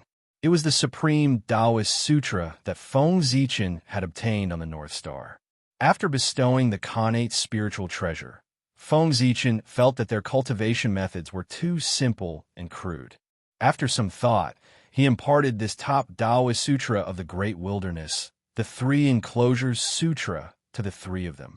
There was no specific cultivation method in this sutra. It simply described the great Tao of heaven and earth and the mysteries of the universe. However, it was all-encompassing. No matter what great Tao it was, one could find a thing or 2 from it. This was a cultivation method that led directly to the great Tao. Anyone could gain different understandings from it. Even saints would benefit from it after fully comprehending it. This sutra is obscure and difficult to understand. It's normal that you can't understand it. It's not just you, even I don't know much about it. Therefore, you don't have to delve too deeply into it. When you have nothing to do, just take it out and recite it once. When it's time to comprehend it, you will comprehend it.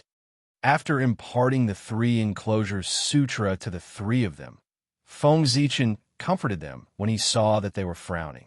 It was obvious that they couldn't understand it at all. Yes, Master. The 3 of them breathed a sigh of relief. They had thought that they were too stupid to understand the sutra that Feng Zichen had imparted to them. From now on, you will cultivate on the Crepe Myrtle Mountain and strive to achieve immortality as soon as possible, Feng Zichen suddenly said after frowning at the 3 of them. Spirit refinement realm cultivation was a little low. After all, the celestial demon orthodoxy had been passed down for so many years that there was no lack of golden immortals.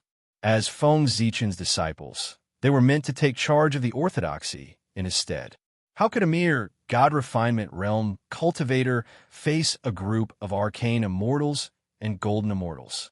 Master, what about the spirit beasts in Zichen's paradise? Can we attack them? At this moment, Jiang Xiong's eyes suddenly lit up. He was thinking about attacking the spirit beasts. You want the spiritual liquid of creation, right? It's fine. You can do whatever you want with the spirit beasts in Zichen's paradise.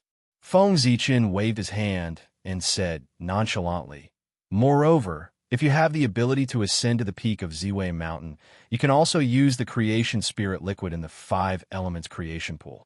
The purpose of the spirit beast's existence was to train the human race, not to mention them. Even if any human wanted to enter Zichen's paradise to hunt spirit beasts, Feng Zichen would allow them to do so. Understood. Jiang Xiong and the other 2 were excited. Obviously, they had experienced the benefits of the creation spirit liquid. Seeing how happy they were, Feng Zichen could not help but pour cold water on them. However, if you're accidentally killed by the spirit beasts and lose your cultivation, don't come crying to me. Otherwise, not only will you not be comforted by me, but you will also be punished more severely. Do you understand? Don't worry, master. This will never happen. Feng Jie smiled and said with his head held high, "How can the spirit beasts kill us?" When Feng Jie said this, a powerful aura surged out from his body. It shook the hearts of people, causing them to involuntarily feel a sense of awe. This was because Feng Jie was too powerful in the future. His aura distorted the endless space and time, affecting the present from the future. Very good. I look forward to your performance. Feng Zichen nodded and expressed his approval of Feng Jie. Unlike Jiang Xiong and Jiang Hui, who were reincarnated as innate spiritual treasures, Feng Jie was a god's favored son who was truly born with the fortune of a human race.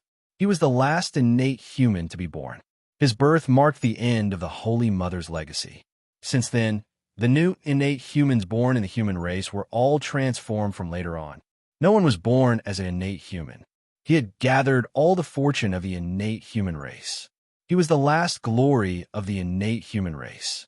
Because of this, Feng Jie, as a human, could be compared to Jiang Xiong, who was reincarnated as an innate spiritual treasure. All right, this matter is over. You can go back and cultivate. Feng Zichen waved his hand and sent the three to Ziwei Mountain. Born to be a man, a clean and indomitable spirit, a man of indomitable spirit. How can everything in the world go according to one's wishes? Just have a clear conscience. I'll give you these words. I hope you will remember them and use them to encourage yourselves. When the three of them landed, Feng Zichen's voice drifted over from afar. On Kunlun Mountain, Taoist Tai Ching, who was comprehending the great Tao and searching for the opportunity to become a saint, suddenly felt an inexplicable sense of annoyance and woke up from his Tao comprehension. Oh, is the poor Wei's heart in a mess? Opening his eyes, Taoist Tai Ching's eyes flashed with confusion at first. Then, he regained his clarity. He had not found the opportunity to become a saint for a long time. Even with his state of mind, he could not help but feel a little confused. However, an existence like Taoist Tai Ching had a firm Tao heart. In an instant, he severed that confusion and returned to his indifferent state. Sigh, so many years have passed. Why hasn't the poor Wei sensed the opportunity to become a saint? Sighing, Taoist Tai Ching knew that it was useless to continue cultivating in seclusion. He got up and walked out of the quiet room, left Kunlun Mountain, and traveled through the primordial world. Taoist Tai Ching began to wander aimlessly in the primordial world. He moved according to his heart, and wherever he went, he would go. If he was in a good mood, he would stop at a certain place and either preach the great Tao to the living beings there, bestow 1 or 2 pills, or leave behind Tao scriptures and mystical abilities. He was very carefree. Gradually, the depression in Taoist Tai Ching's heart reduced by a lot. His state of mind actually improved slightly, causing a trace of joy to rise in his heart. Boo-hoo! On this day, Taoist Tai Ching was traveling when he suddenly heard a cry. The cry was extremely ordinary and did not have the slightest fluctuation of Dharma powers. However, it inexplicably attracted his attention. Is it really interesting? Curious about the origin of the cry, Taoist Tai Ching could not help but walk in the direction of the cry. Grandpa, don't sleep. Wake up and open your eyes to look at me. Not long after, Taoist Tai Ching saw a human child hugging a corpse and sobbing nonstop. The cry that he heard along the way came from that human. This was Taoist Tai Ching's first time coming into close contact with a human. Oh, his organs are dried up, his body is weak, and his life source is exhausted. Taoist Tai Ching was shocked when he looked at the corpse.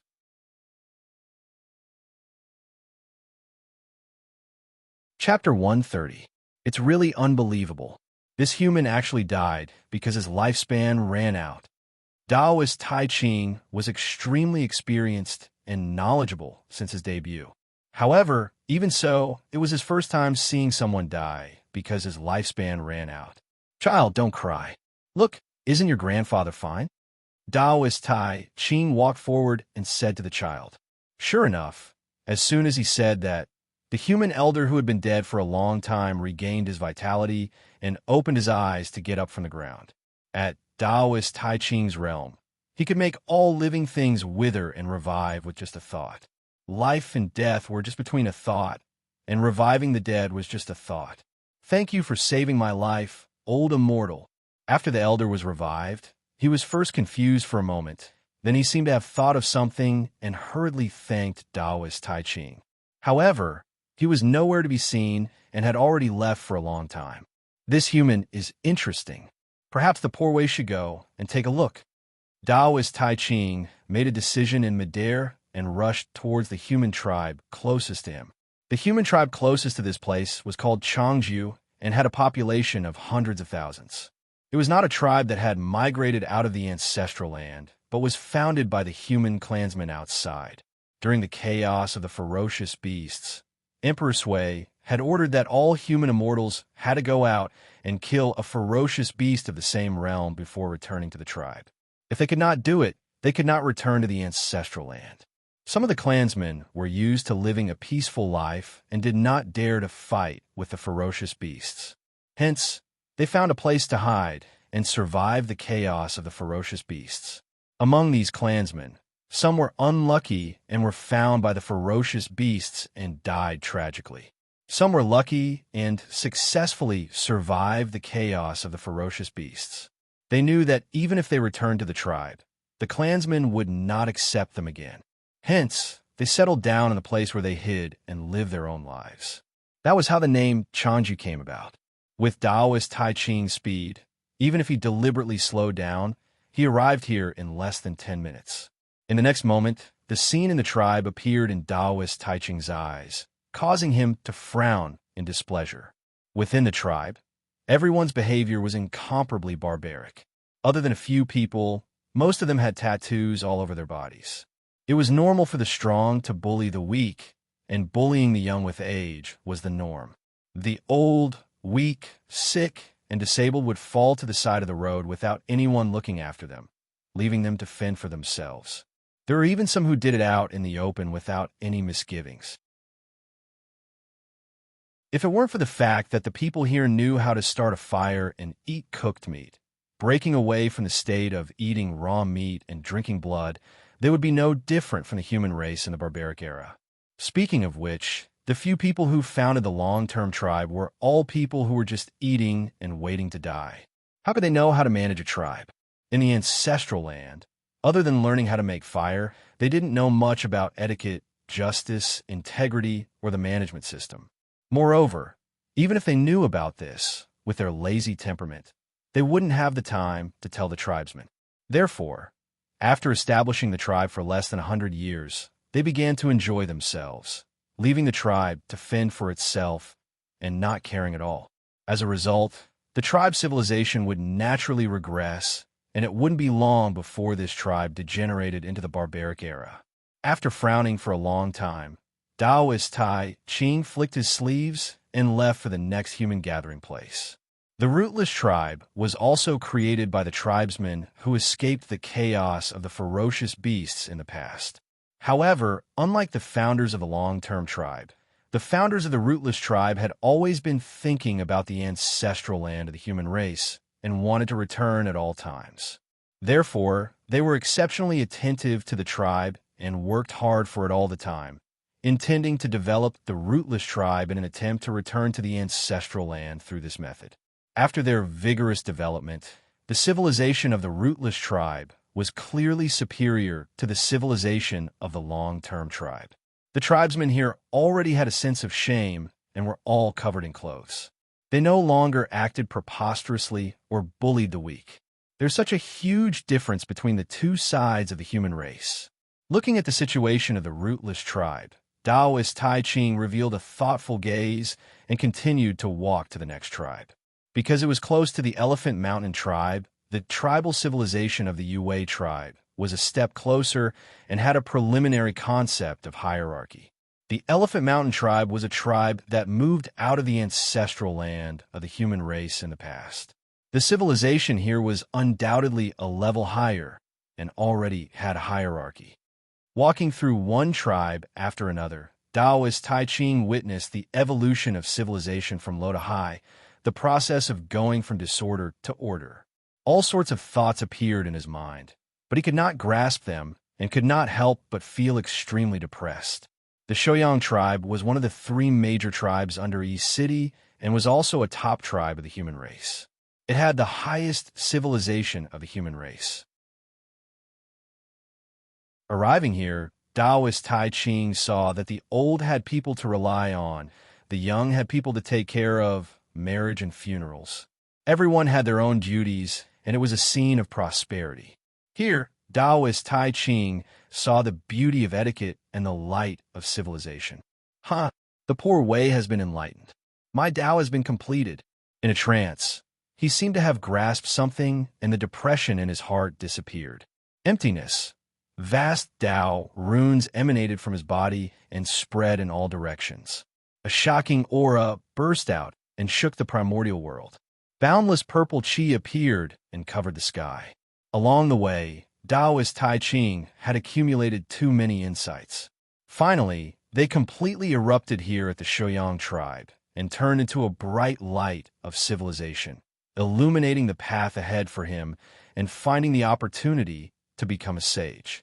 At this moment, in the territory of the Shoyang Mountain, where the new East City of the human race was located, Yang, who was cultivating in the city lord's mansion, suddenly felt his heart clench. An indescribable feeling suddenly surged in his heart, forcing him to look up. That's... Yang's mouth was wide open as he looked into the distance with a look of disbelief. He was so shocked that he could not speak. In front of him, endless phenomena filled the air. There were Ganoderma tree-nine splendors, Chilants dancing, phoenix singing, and purple chi coming from the east that dyed the entire sky purple. It was extremely noble. This is the phenomenon of a sage's journey. After a long while, Yang said excitedly, "Guards, hurry up and open the city gates. Follow me out to welcome the sage." Yang stood up abruptly and ran outside while yelling, "Wait, the arrival of a sage is such a big matter. I have to inform the clan leader." With that thought, Yang took out the great Tao divine painting and used its connection with the chaos bead to inform Feng Zichen of this matter. "Sage, are the sages of the primordial world about to appear?"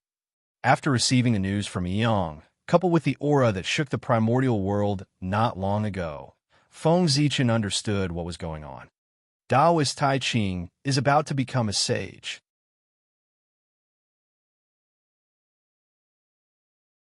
Chapter 131. After pondering for a moment, Feng Zichen's figure suddenly disappeared as he rushed towards East City.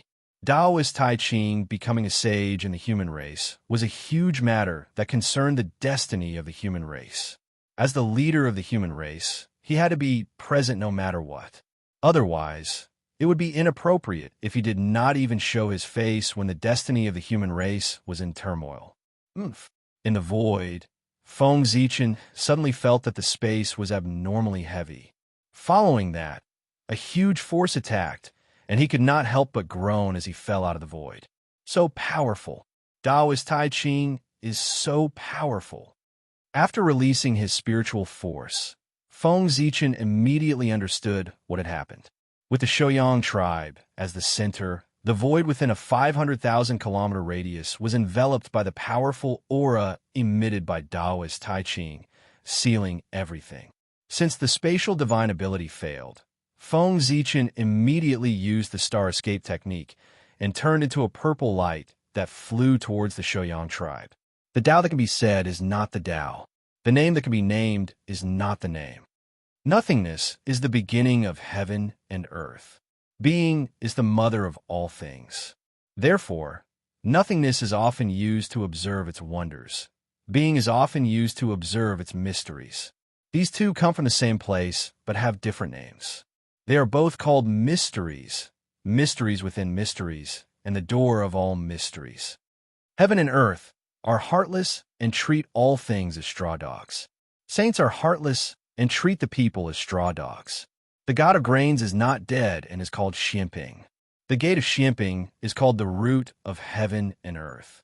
If it exists, I won't use it frequently.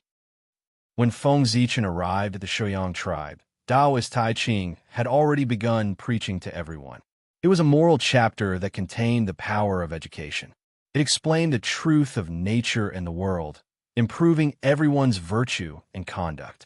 It did not record any cultivation method, but it was more honorable than any cultivation method because it could inspire the wisdom of all living beings.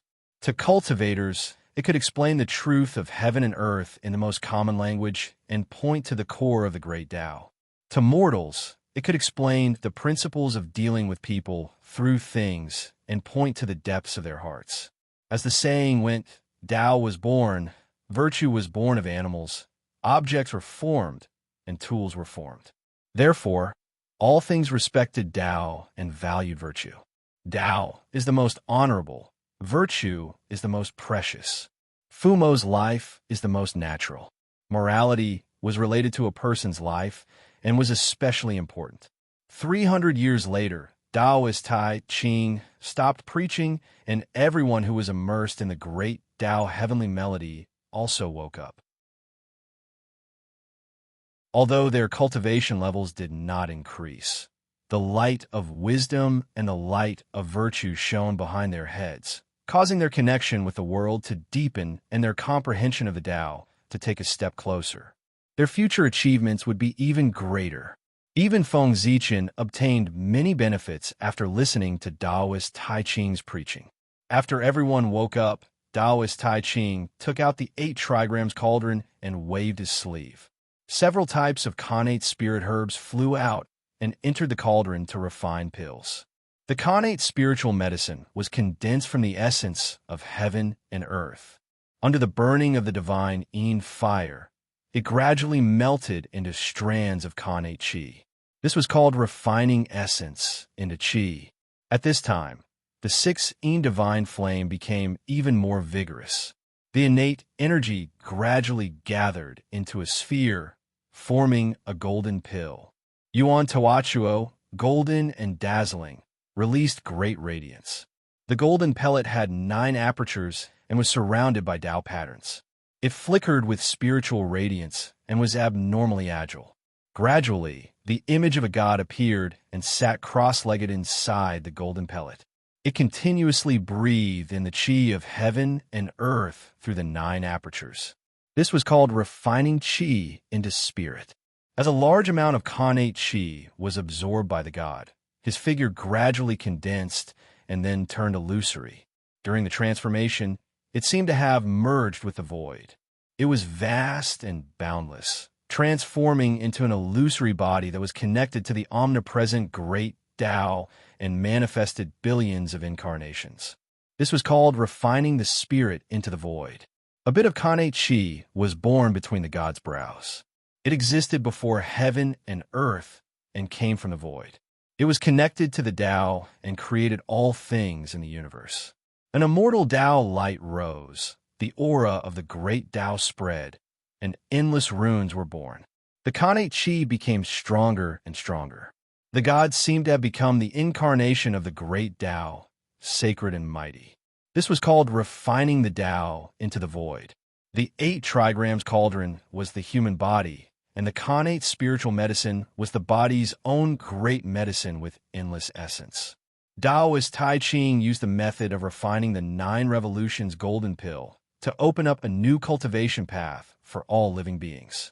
With yin and yang as firewood and heaven and earth as fire, he gathered his own great medicine and refined a round golden pellet.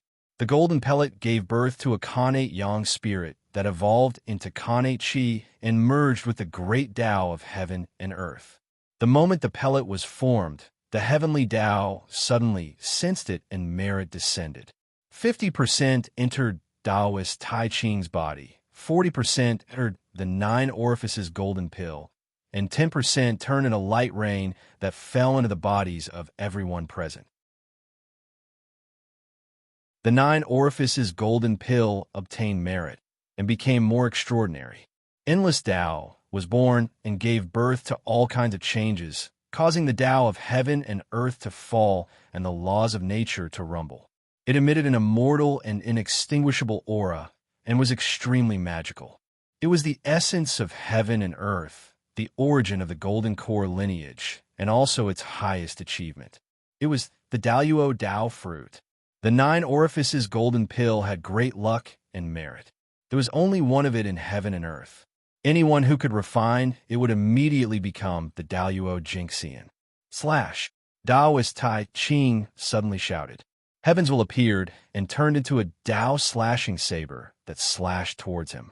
Purple light appeared and an illusory figure walked out of Daoist Tai Ching's body. It gradually solidified and turned into an old Daoist in a bagua robe. Grand Elder of the Poor Way, greetings to me. The Daoist appeared and bowed to Daoist Tai Ching as he said. However, Daoist Tai Ching used the merit of Dao creation to sever his obsession. With that, the 3 corpses were severed and the quasi-sage realm was completely perfected. At the same time, he was also the first existence to completely sever the 3 corpses after Dao ancestor Hongjun. Haha, you and I are one. Fellow Daoist, you don't have to be so polite. Daoist Tai Ching looked at Daoist Tai Ching and laughed out loud. After the 3 corpses were severed, Daoist Tai Ching felt his true spirit suddenly become clear. His body relaxed, and a great sense of joy rose in his heart. In front of his eyes, the great Dao was unprecedentedly clear and close, as if it was within reach. At this moment, the primordial violet energy that hadn't moved since he obtained it had actually started to tremble on its own. The trembling conformed to the rhythm of the heavens and the earth, and it was like the Heaven Dao was speaking in a low voice about all the principles of the heavens and the earth. The Poor Way is the father of Daoist Tai Ching of Pangu. Today, I feel that it is not easy for the living beings of the primordial world to cultivate the Dao. Their future is boundless. They do not know etiquette, do not know the heavenly Dao, and do not know the great Dao. I specially established Ren School to educate all living beings and make them gain intelligence so that they can understand the Dao and do moral things. With the Khanate Cardinal Treasure Taiji painting to suppress destiny and the heavenly Dao as proof, Ren School will be established.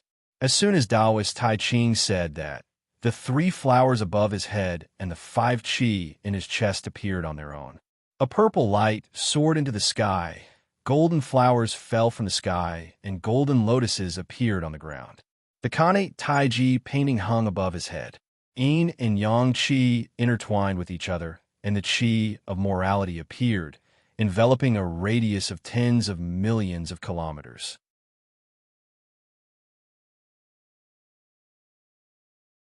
Chapter 132. There was a loud bang in the void as fragrance filled the air. Boundless Xianwang merit chi appeared and surged into Daoist Tai Ching's body, intertwining with the Hongmeng purple chi. Suddenly, a dazzling purple light erupted from his body and dyed the world purple. It was extremely gentle like flowing water and emitted an extremely noble aura. That was the merit of creation. Under the influence of the merit of education, the merit of creation also moved and merged into Daoist Tai Ching's true spirit. The truth of Yin and Yang appeared, and the Qi of Dao was born. After a while, the Hongmeng purple Qi and Xianwang merit Qi were all absorbed by Daoist Tai Ching. He seemed to have merged with all things in the world and emitted a mysterious heavenly Dao aura. A supreme pressure that was far stronger than when Yuhua became a saint erupted from his body and spread throughout the entire primordial world. When Yuhua became a saint, she only severed 1 corpse, but Daoist Tai Ching severed 3. Even though the merit of teaching could not be compared to the merit of creating a person, with the addition of the merit of opening the heavens, Daoist Tai Ching's strength after becoming a saint was naturally stronger than Yuhua back then. Set up a sect, and go through tribulations. Master of the Emperor, Master of the Emperor, and Master of the King. Set up the Tao of Heaven, the Tao of Earth, and the Tao of Man reveal the hidden saint. There are a total of 1,200 lords. Contain trillions of Brahma Chi.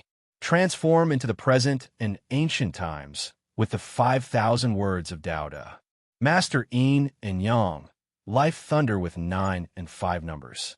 great sorrow and great wish, great saint and great mercy, Grand Supreme Elder, Heavenly Lord of Tao Te. As long as the countless living beings in the primordial world did not reach Daoyuo Jingxian, they all bowed in the direction of Taoist Tai Ching and called him the Tai Ching Treasure Hao. That was the heavenly Tao's commendation to Taoist Tai Ching and conferred him the Heavenly Lord of Tao Te. It also personally created the Treasure Hao for him, so that it would appear in the hearts of all living beings so that they would naturally chant it. Taoist Tai Ching has become a saint. At this moment, all the mighty figures in the primordial world were alarmed as they walked out of the Tao field and looked in the direction of Mount Shouyang. After Taoist Tai Ching became a saint, Taoist Yu Qing and Taoist Shangqing, who were connected to his aura, also understood the opportunity to become a saint. The heavenly Tao is above. The poor way Panga Taoist Yu Qing is the primordial beginning. Now that I feel that it is not easy for all living beings in the primordial world to cultivate, I specially set up a sect called Chan, following the will of the heavens, expounding the principles of the heavenly Tao and teaching according to the teachings of the talents. Anyone who is fated can join the sect. With the Khanate cardinal treasure, the Panga banner, suppressing the providence, and the heavenly Tao as proof, Chan school will be established. On Kunlun Mountain, Taoist Yu Qing held the Panga banner and announced to the sky that he had established Chan school. Instantly, a supreme pressure that was slightly weaker than Taoist Tai Ching's erupted and suppressed the living beings of the primordial world who had just stood up. Above the Jade Realm, there is Brahma, Qi, the highest of the highest of the heavens. Yu Luo Shao Tai, Yushan Shanjing. Misty Golden Palace, limitless clear waters. Mystic Unity Qi, the predecessor of chaos. There are mysteries within the pearl. Open up the scenery of the heavens and transform the heavens. Billions of naive people are countless, whirling Duan Li Ji, returning to the five elements. Majestic Fan, the sect of 10,000 Tao. Daoyuo Yu Qing, void in nature. Ultimate Tao, Heavenly Lord of primordial beginning. When Taoist Yu Qing became a saint, the heavenly Tao conferred him the title of Heavenly Lord of primordial beginning. His treasure was naturally read out by all living beings. With the heavenly Tao above, the poor way Panga Taoist Shangqing is omnipotent. Today, I feel that it is not easy for the living beings of the primordial world to cultivate and do not understand the great Tao. I specially established a sect called Jia. The great Tao is 50, and the heavens have 49. Everything has a chance of survival. Today, I have established Jia School to obtain a chance of survival for all living beings. There is no discrimination in education. Anyone who has the heart of the Tao can join the sect. With the Khanate cardinal treasure, the immortal vanquishing sword array, suppressing the providence, and the heavenly Tao as proof, Jia School will be established. Taoist Shangqing, who is traveling the Eastern Sea, also established the Jia order to prove his Tao and become a saint after his two elder brothers established a sect to become saints. Swoosh! The moment the celestial slaying sword formation appeared, endless fiendish aura surged out and engulfed the entire primordial world, causing all living beings to be terrified. Even Daoyuo Jingxian felt his hair stand on end. However, although the celestial slaying sword formation was the strongest, it did not have the ability to suppress fate.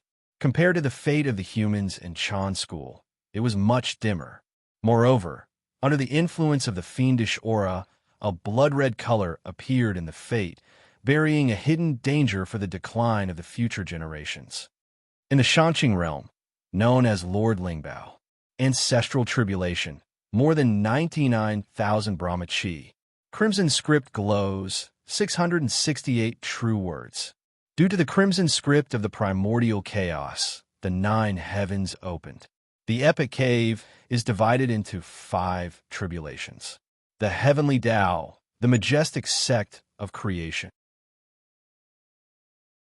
Cardinal Yin Ji Yang, the ancestor of lightning, great sorrow and great wish, great sage and great benevolence. Taoist Yu Chun, heavenly Lord Lingbao. Taoist Shangxing became a saint, and the heavenly Tao conferred him the title of heavenly Lord Lingbao. However, compared to Taoist Taiching, Taoist Yu Qing and Taoist Shangxing were obviously weaker. As the saying goes, good and evil are easy to sever, but it is difficult to understand oneself. They were all in the realm of severing 2 corpses, but Taiching had severed 3. As such, his strength after becoming a saint was naturally weaker. The 3 pure ones are indeed the orthodox of Pangu, and are favored by the heavenly Tao. They have only just become saints and have not made any achievements, but they have already been conferred by the heavenly Tao and obtained the title of heavenly Lord. One must know that when Nuwa became a saint, she had cleaned up the ferocious beasts. With such achievements, she has not been conferred by the heavenly Tao. This can't compare. When the group of mighty figures saw the phenomenon of the 3 pure ones proving their Tao, and compared it to the phenomenon of Nuwa, they could not help but reveal strange expressions, and their thoughts were hard to understand. Taiching, in the palace of Empress Hua, Nuwa's expression could not help but turn ugly. She did not care about the heavenly Lord titles of the 3 pure ones. To a saint, these were external things that were dispensable. What she cared about was Taoist Taiching's attitude. Taoist Taiching clearly knew that she was the one who created the human race, but he did not even greet her and directly preached among the human race. What did that mean? Was he looking down on her? Or was he ignoring her? At that moment, Taoist Taiching, who was immersed in the joy of becoming a saint, did not know that Nuwa already bore a grudge against him. When the phenomenon of the 3 pure ones becoming saints disappeared, the mighty figures all looked towards the west. Since the 3 pure ones had already become saints, would the 2 in the west be far away? In the west, on Mount Meru, Zhuan-Ti suddenly said to Jiayin, "Senior brother, the opportunity has arrived. The opportunity for us to become saints is now." "That's right, it's now." Jiayin nodded and agreed. Seeing that the 3 pure ones had established their sect and become saints, the Hongming purple qi in their bodies trembled inexplicably and emitted endless Taoist rhymes. It was the opportunity for them to become saints. In the name of the heavenly Tao, Jiayin of the Poor Way, Zhuan-Ti, has felt the suffering of all living beings, killing and fighting, and there is no way to transcend. Thus, I have established a sect, and I call it the West. Holding the Saraira, cultivating the immortal golden body, guiding all living beings to good, without suffering or sorrow, and passing on the way to transcend, is a place of bliss. With the innate spiritual treasure, the 12th grade golden lotus, suppressing the fate and the heavenly Tao as the witness, the Western sect shall be established. As soon as the 2 finished speaking, the sky above was filled with a golden color. Endless qi of merit gathered, and it was twice as much as when Taoist Taiching became a saint.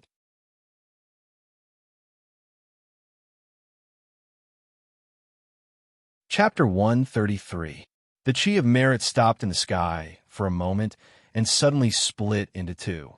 It descended and surged into the bodies of Zhuan-Ti and Jiayin.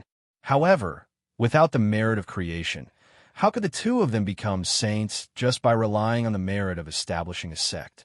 When the qi of merit entered their bodies, the aura of the 2 of them immediately soared.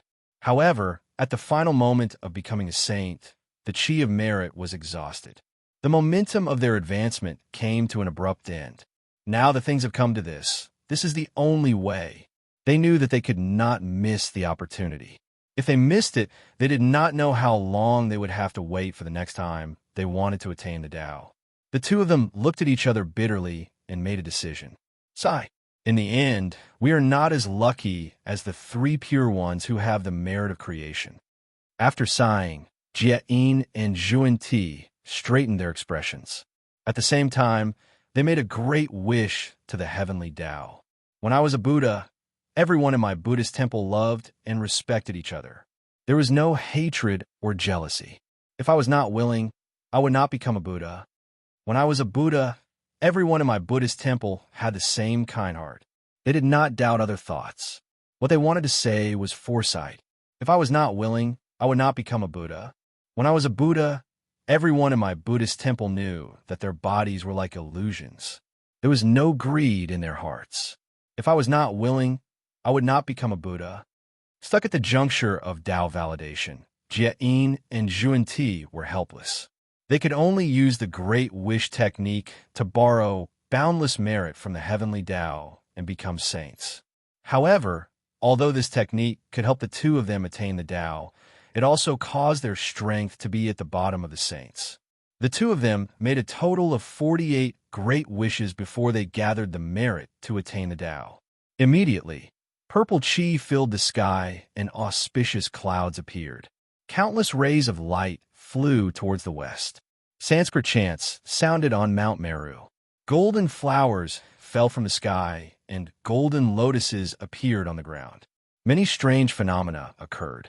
The connate spiritual energy increased by several times. Jie-in and Zhuan-Ti sat upright on Mount Meru with a smile on their faces. They faced the eastern boundary and spoke of the great Tao mantra, describing the Tao of relics. Lotus flowers flew out with a seductive intent. Those who heard it could not help but yearn for the Western paradise. It was no wonder that the two of them were like that. In fact, their attainment of the Tao was a trick. Making a great wish was like borrowing from the heavenly Tao. However, it was not so easy to take advantage of the heavenly Tao. If they were unable to complete it, they would suffer the backlash of the heavenly Tao. At that time, not to mention losing their positions as saints, they might not even be able to keep their lives. In order to protect the position of the saint, Zhuan-Ti and Zhuan-Ti were bound to fulfill their great wish.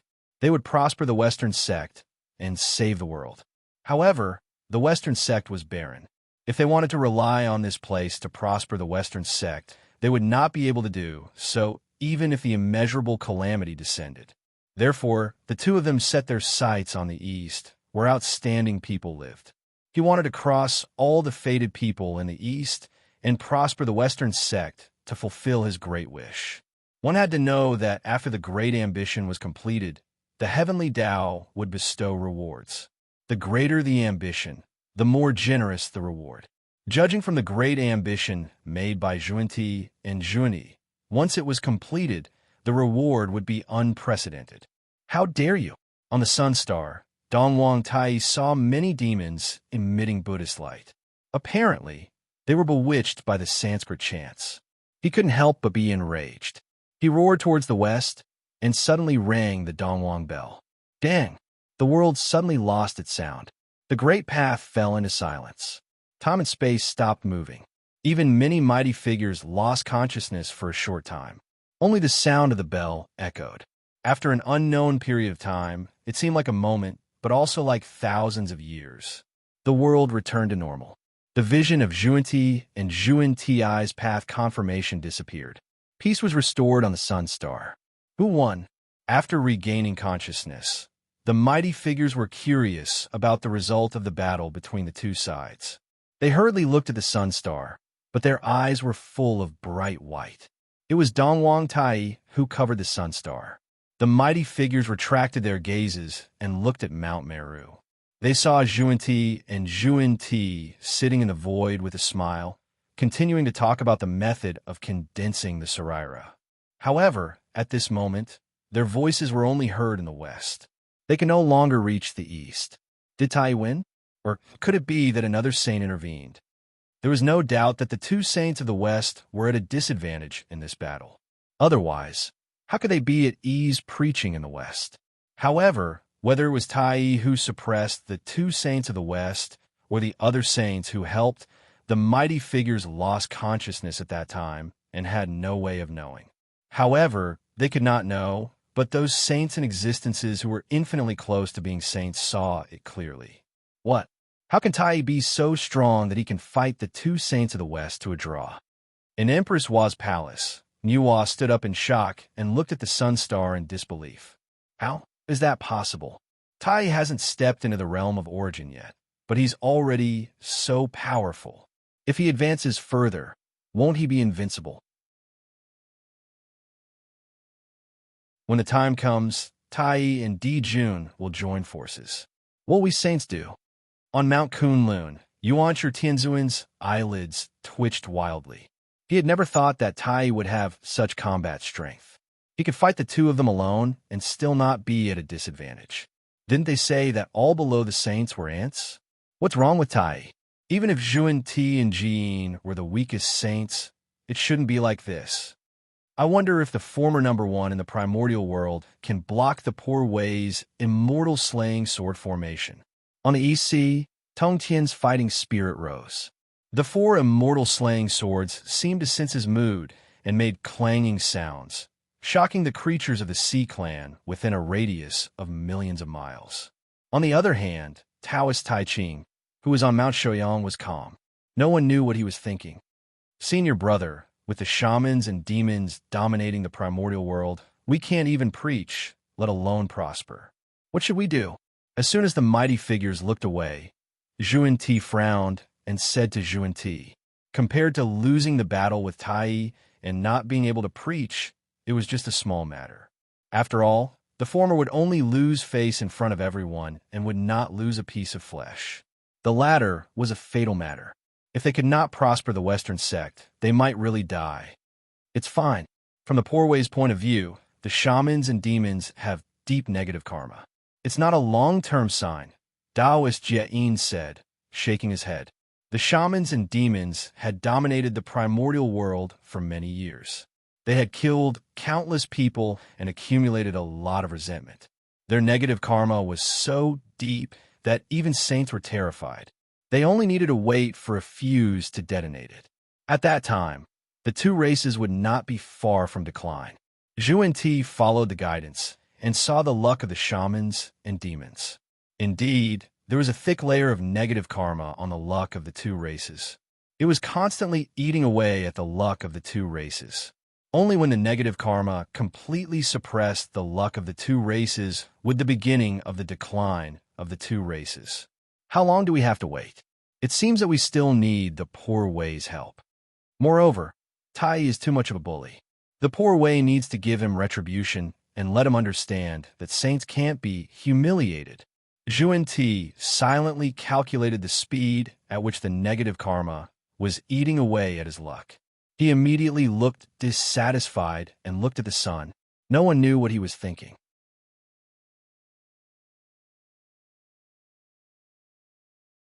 Chapter 134. Greetings, Saint Tai Ching, from the Ziqing clan of the human race. After all the phenomenons of Tao attainment disappeared, Feng Zichen took a step forward and bowed to Taoist Tai Ching. Clan leader of a human race? Taoist Tai Ching raised his head and looked at Feng Zichen with some confusion. Isn't the clan leader of a human race Suiren in my impression? When did it become this young man? Given Taoist Tai Ching's status, why would he pay attention to the postnatal creation of the human race? It was only when Suiren created the Daluo Jinxian that he slightly noticed and had an impression of the human race. After knowing that the clan leader of the human race was Suiren, he did not care about anything else. What a familiar aura. This aura is a Tao Destroyer. You're actually a Tao Destroyer too. This is truly incredible. Looking at Feng Zichen, Taoist Tai Ching was surprised to discover a familiar aura. There was a trace of aura on Feng Zichen's body that he had never noticed before. It was the aura of a Tao Destroyer that was mighty and vast, yet extremely thin and almost non-existent. If not for the fact that Taoist Tai Ching had just opened up the Golden Core lineage and was extremely sensitive to that aura, he would have been fooled. Starting from nothing and opening up a path of cultivation for all living beings, giving them the possibility of transcendence. Just how difficult was this? Those who could do that were all people with great wisdom. Such a person would definitely be favored by the great Tao and be blessed by providence. Looking at Feng Zichen, Taoist Tai Ching's eyes flashed with two divine lights that derived the principles of yin and yang, as if he could see through the past and future. At this moment, Feng Zichen had the illusion that he had been seen through. It was as if under this gaze, he had nothing to hide, and all his secrets were exposed in front of the other party. However, an illusion was ultimately an illusion. Although Dao being Tai Ching was strong, it was clear that Pangu was stronger. With the help of Pangu, who in the untainted land could really see through Feng Zichen. Clearly, Daoist Tai Ching could not do it. Under Pangu's power, everything that Feng Zichen had experienced had been modified and rearranged. The things that involved the secrets of heaven and earth had been replaced by new memories. Everything seemed so natural, as if he had experienced it himself. Even Daoist Tai Ching could not find any flaws in the river of time and space. The first postnatal creature born with the fortune of heaven and earth, turning the impossible into the possible, opening up a path of cultivation for postnatal life forms in a hopeless situation. Truly shocking. Establishing human relations, promoting etiquette, educating a clan, this is the merit of education. After looking at Feng Zichen's past, Daoist Tai Ching could not help but sigh. This was a person with true wisdom. Are you willing to acknowledge poor Wei as your master? After a moment of silence, Daoist Tai Ching suddenly asked him. Since ancient times, those who attained the Tao all had great luck, perseverance, and wisdom. Feng Zichen had all three and had already seen a possibility of attaining the Tao. Not only did it make Daoist Tai Ching want to take him in as a disciple. Moreover, putting everything else aside, Feng Zichen's identity as the first postnatal life form was enough for Daoist Tai Ching to value him. The first connate life form in the primordial world was called Hongjun. Even though connate life forms could not compare to postnatal life forms, their future was destined to be limitless since they were the first. Moreover, Feng Zichen also had the merit of educating people. Daoist Tai Ching established a sect and became a saint in the name of educating all living beings. If he took Feng Zichen as his disciple, their luck would be connected and he would be able to complete the teachings. It would be very beneficial to him. If I acknowledge you as my master, will you be willing to protect the human race? After thinking about it, Feng Zichen did not agree immediately and asked instead. Now that his wings were formed, as long as he continued to move forward, Daluo Jingxian would be within reach. He was confident that he could even become a quasi-saint and did not need anyone's protection anymore. Therefore, he was not very interested in acknowledging Daoist Tai Ching as his master. Now, he was more concerned about the future of the human race. The saints had already appeared, and the demon race's massacre of humans was not far away. In such a short period of time, no matter how hard the human race worked to develop, it would be impossible for them to have the strength to resist the demons. After all, even the saints had to avoid facing the demons who were sitting on Zhouxing's luck, let alone the small human race. Therefore, he had to prepare a way out for the human race in advance for the future. If Daoist Tai Ching was willing to protect the human race, it would not matter if he acknowledged him as his master. Daoist Tai Ching hesitated for a moment and did not know how to answer. After advancing to a saint, his vision had been infinitely improved, and he could see the future more clearly. Naturally, he could see that the human race would face a great calamity in the future that was close to extinction. That calamity came from the demons and was vaguely related to the saints. That was precisely why Daoist Tai Ching was hesitant. In order to protect the human race, he had to offend two forces at the same time. Even if he was not afraid, it was still very troublesome. A small human race was not worth his attention. Although Daoist Tai Ching had comprehended the opportunity to become a saint in the human race, he had established Ren School in order to educate all living beings of the human Tao and the primordial world, not just the human race. He had created the golden core Tao for all the postnatal living beings in the future, not just for the human race. He did not have a deep relationship with the human race. It made sense. If Daoist Tai Ching could become a saint just by educating the human race, with the current strength of the human race, they would have been divided up by many mighty figures long ago. No one would be able to protect them. As for why Rin School would control the destiny of the human race in the future, according to Feng Zichen's guess, Taoist Tai Ching should have tied Rin School to the chariot of the human race when he saw that the human race was about to become the main character of the world. The human race was created by junior sister Nuwa. She will naturally protect them. As an outsider, Poor Wei can't interfere. However, if you're willing to acknowledge Poor Wei as your master, Poor Wei will naturally protect you. After a long while, Taoist Grand Pure One rejected with a troubled expression. However, at the same time, he also expressed his intention to protect Feng Zichen. Now that I think about it, the human race is related to Goddess Nuwa. Why didn't you think of it when you were preaching the Tao? While thinking this, Feng Zichen said, "Then I can only refuse the saint's kindness." As soon as he finished speaking, Feng Zichen was afraid that such a straightforward rejection would cause Taoist Tai Ching to be displeased. Hence, he hurriedly explained, "When I was young, I once received the teachings of Goddess Nuwa. If I want to acknowledge her as my master now, I have to obtain her consent first. In that case, upon hearing Feng Zichen's words, Taoist Tai Ching was in a difficult position. He had just offended Nuwa. If he rashly accepted Feng Zichen as his disciple now, they would probably fall out completely. In that case, it seems that your fate with Poor Wei has yet to come. Let's talk about taking in disciples in the future." Taoist Tai Ching sighed and said regretfully.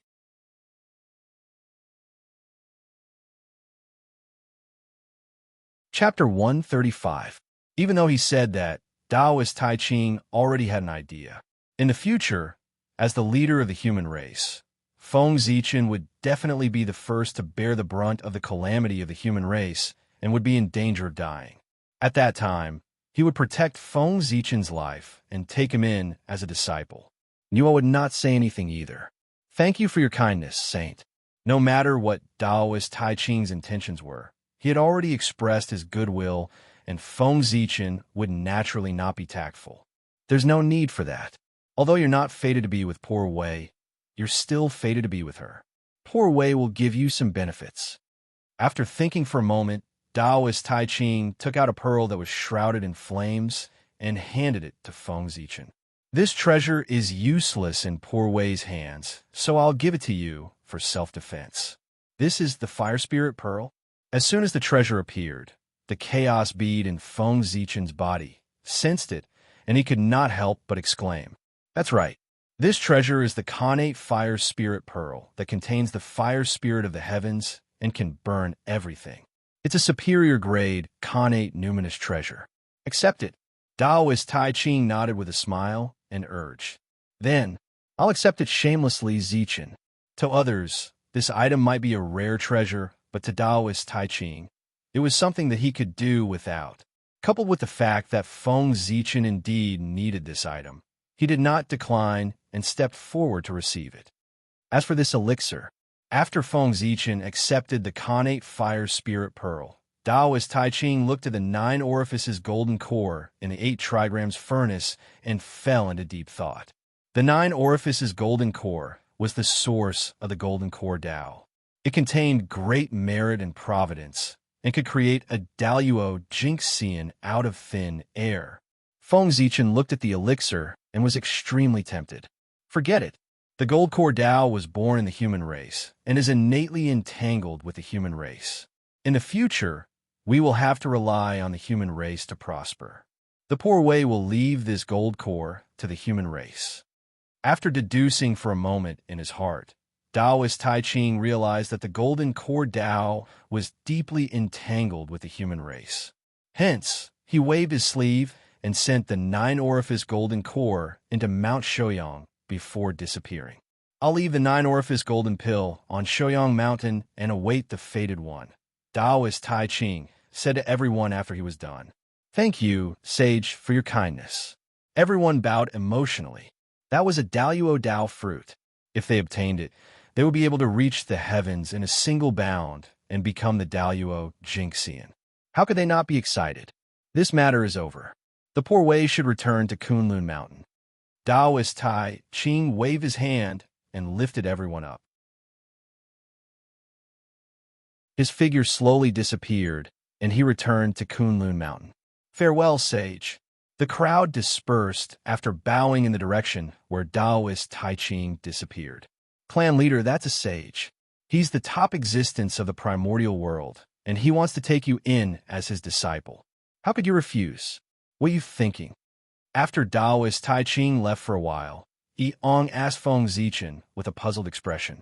It was a great thing to have a sage as his master. He really could not understand why Feng Zichen would refuse. You don't understand.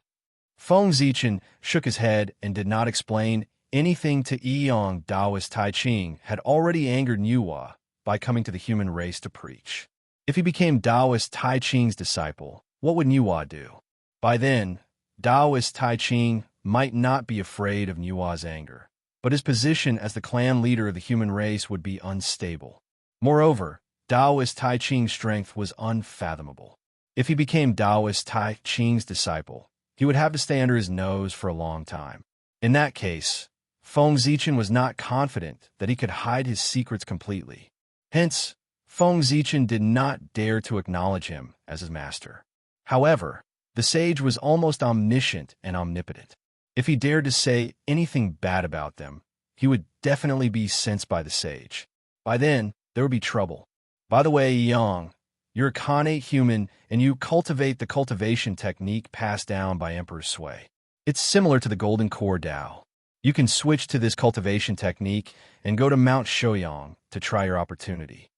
Seeing that Yang still wanted to say something, Feng Zichen hurriedly changed the topic. In the current human race, most of the postnatal humans cultivated the god fiend, Tao, and gradually became the mainstream. They might not be interested in the Golden Core Tao. On the other hand, Khanate humans cultivated Qi refinement techniques that were similar to the Golden Core Tao.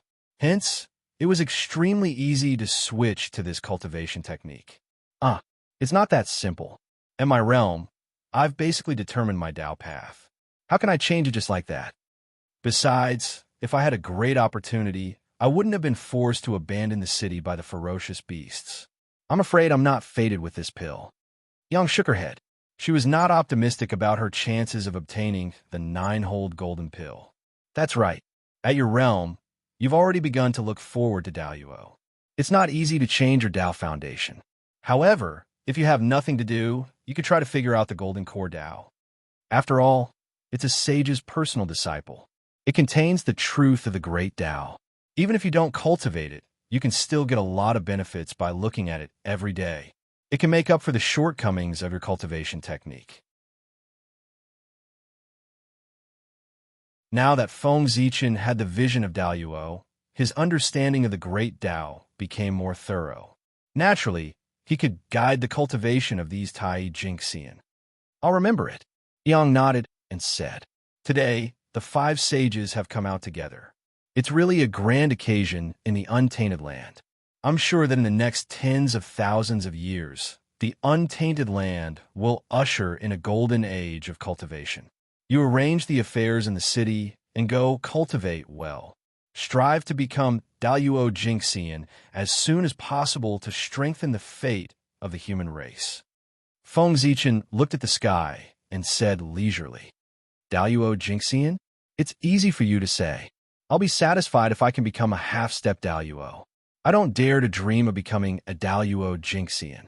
Hearing Feng Zichen's words, Yang was speechless. People always have dreams. What if it comes true? Feng Zichen's figure gradually faded. Well, I'll stop chatting with you. So many things have happened in the untainted land. I should go back and comfort my people. It's your own business. But remember, if you don't believe that you can become a Daoyuo Jingxian, then you definitely can't become a Daoyuo Jingxian. To become a Daoyuo Jingxian, the first condition is self-confidence. That's all I have to say. Think about it carefully. Self-confidence. Yang murmured and fell into silence. The world has really changed. Flying in the air, Feng Zichen could clearly feel that the world had changed with the birth of the sages. The Khanate Qi was gradually thickening, the void was more stable, and the laws of heaven and earth were perfected. They were incomparably active and easier for cultivators to perceive. The whole world presented a scene of prosperity. But Feng Zichen knew that this was only temporary. With the perfection of the heavenly Tao, it would be extremely difficult for people to perceive the laws of heaven and earth. The current activity of the laws of heaven and earth was the aftertaste of the sage's Tao. It would not last long.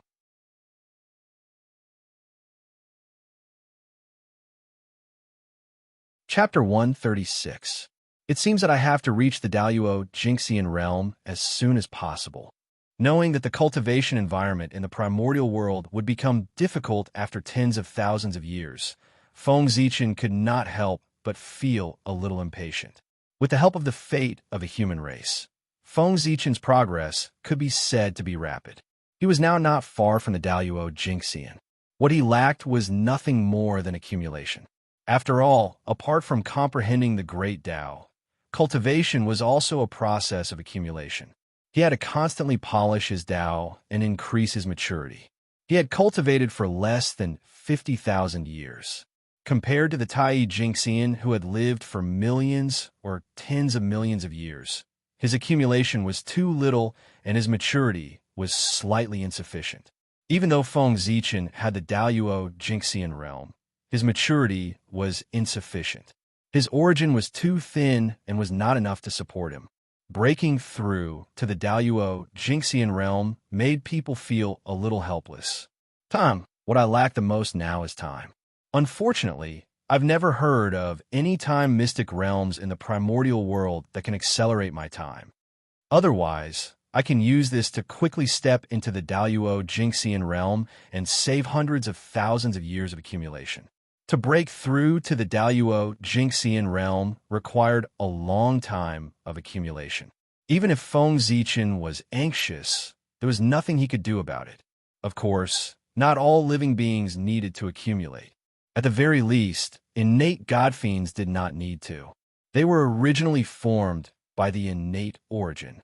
When their cultivation level reached a certain level, they would naturally advance. If innate god fiends were treated the same as ordinary living beings, how could they live up to their title of biological son of the heavenly Tao? How could they set off their special status? Swerin had only cultivated for 100,000 years more than Feng Zichen, but he had been able to reach the Daluo Jinxian realm earlier. It was because he was the first person that Nuwa had created. He had poured in Nuwa's blood, sweat, and tears. His innate origin was extremely dense and was not inferior to the innate god fiends.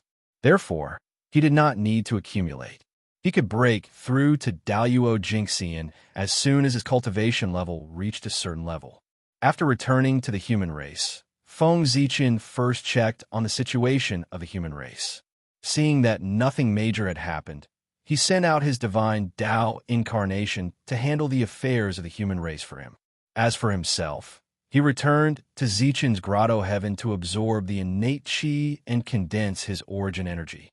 He wanted to break through to the level of Daluo Jinxian as soon as possible. On this day, after Feng Zichen failed to communicate with the world tree in the chaos bead, he tried to suppress it and forcefully extract its connate origin. However, he was interrupted by two powerful auras. Poor Wei, Taoist Yuqing of Kunlun Mountain, will open the mountain gate today. Anyone who is fated to come to the front of the Jade Palace can be a disciple of Poor Wei. Poor Wei's Taoist Shangqing of Kunlun Mountain will open the mountain gate today. Anyone who wants to pursue Taoism can head to Kunlun Mountain and become Poor Wei's disciple. Humph! You're lucky this time. After I'm done with this, I'll teach you a lesson. Feng Zichen glared at the world tree and left for the ancestral temple. After returning to the human race for less than 100 years, Feng Zichen was already tired of the process of collecting innate qi. He couldn't help but come up with an idea. He was only missing 9 innate essences to reach the level of Daluo Jinxian. Why did he have to condense them bit by bit? He could just take them and refine them. In the Eldritch Wilderness, the innate gods and demons were the ones with the most abundant innate essences, followed by the various innate spiritual treasures, and lastly, the innate living beings all over the Eldritch Wilderness. However, Feng Zichen couldn't just go on a killing spree and kill innate gods and innate beings for the sake of condensing the innate origin. Could he?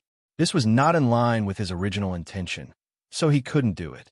As for the innate spiritual treasures, each of them was extremely precious and could only be found by chance.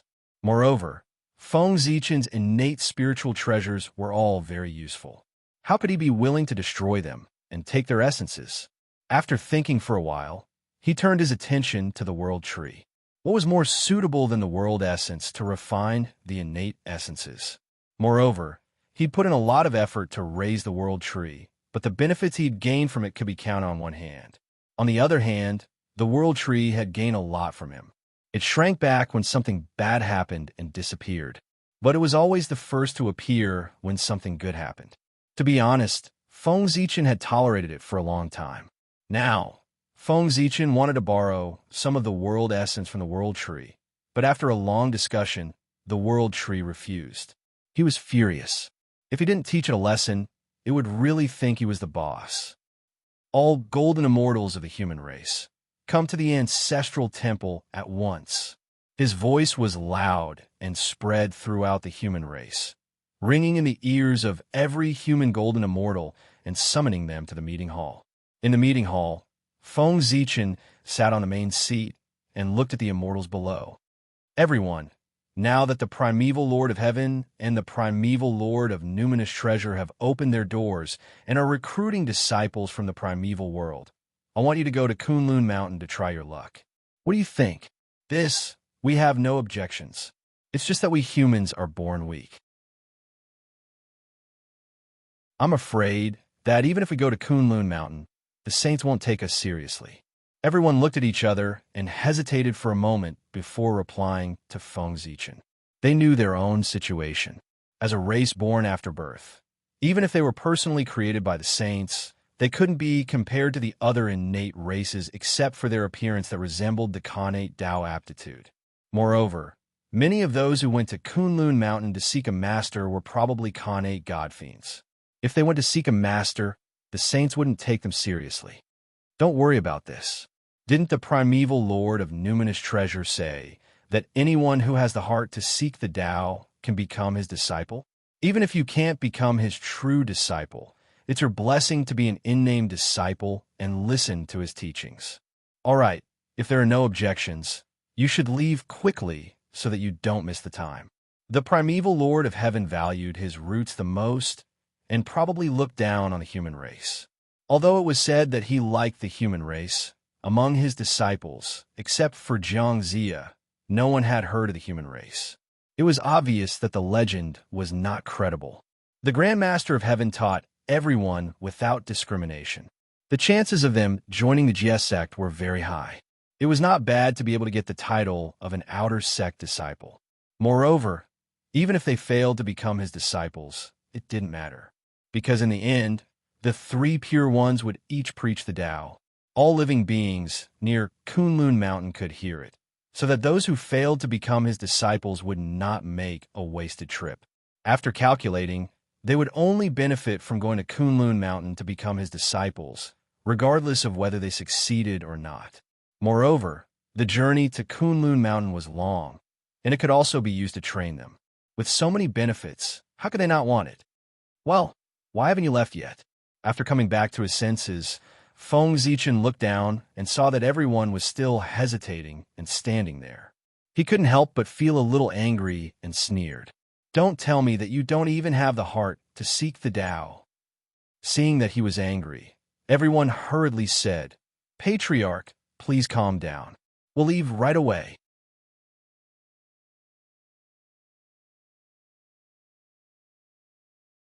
Chapter 137. After everyone left, Feng Zichen's figure flashed, and he entered the chaos bead again. However, before he could do anything, layers of green light appeared on the Tree of World. Innate runes appeared, and the aura of the world origin flowed. It was mysterious and unpredictable. Then, the green light shook and suddenly condensed into a ball of world origin, which flowed into Feng Zichen's body. Not bad. When I become Daluo Jinxian, I'll give you a lot of benefits. This time, The Tree of World was so tactful that Feng Zichen's mood improved a lot. His hatred for it also decreased a lot. Then divine light surged in Feng Zichen's body. Runes flashed, and the heaven and earth furnace appeared on its own. It swallowed the world origin that flowed into his body and drew in the power of heaven and earth to refine it. There was a loud boom. Flames of the way appeared and burned fiercely. It carried the power to distort the void and burn toward the world origin. Traces of green light flowed out of the world origin, turning into the purest origin energy. It kept merging into Feng Zichen's origin. It continued to grow and shorten the gap between him and Daluo Jingxian. This method is indeed feasible. Refining this ball of world origin alone is equivalent to 100,000 years of cultivation. Moreover, the truth of heaven and earth contained in the world origin has benefited me greatly. After 100 years, Feng Zichen completely absorbed the world origin and woke up from his meditation. He couldn't help but exclaim when he sensed the changes in his body. As he spoke, Feng Zichen turned his gaze back to the Tree of World. A ball of world origin was equivalent to 100,000 years of cultivation. If he had a few more balls, he wouldn't be far away from becoming Daluo Jingxian. As if sensing Feng Zichen's malicious gaze, the Tree of World trembled and shrank into the center of the chaos space. Its branches and leaves swayed, expressing its grievance. Sigh. Feng Zichen sighed. He understood that the Tree of World Origin had accumulated this ball of world origin for 10,000 years. The next time he wanted to get it, he would have to wait another 10,000 years. Although the world tree could absorb the power of the endless dimensions and condense the origin, it could not do so. However, it still needed to support the 3,000 great worlds, which consumed a lot of energy. It was already not easy to squeeze out a lump of world origin, but it was impossible to take out too much. Looks like I'll have to find more chaos products in the future to accelerate the growth of the world tree. Only then will it be able to gather more world origin. The current Tree of World was still too weak. If it could truly grow up, even if it supported the entire untainted land, a mere world origin would be nothing to it. After sighing for a while, Feng Zichen returned to the Ziwei Mountain and continued to breathe in Xiantian Qi. Cultivation, in the end, still required one to be able to endure loneliness. Even if he didn't like it, he had to slowly learn to adapt. Just like that, in the thousands of years that followed, Feng Zichen stayed on Ziwei Mountain, either teaching disciples, breathing in and out Xiantian Qi, or cultivating divine arts. Other than the fact that his days were a little boring, he could be considered to have lived a happy life. After all, due to the influence of the sage's Tao, the world was clear and bright. It was a great opportunity to cultivate. The experts of the various races of the untainted land were cultivating in seclusion and comprehending the great Tao. They had no time to fight again, so the untainted land once again welcomed the long-awaited peace. Roar! On this day, accompanied by an earth-shattering dragon roar, the river of destiny suddenly trembled. A ball of bright light, emitting the aura of the great Tao, slowly rose from the river of destiny and transcended it. Dragon race? This new Daluo Jingxian is actually a dragon? I didn't expect that after the ancient times, a new Daluo Jingxian would be born in the dragon race. Is the dragon race going to rise again?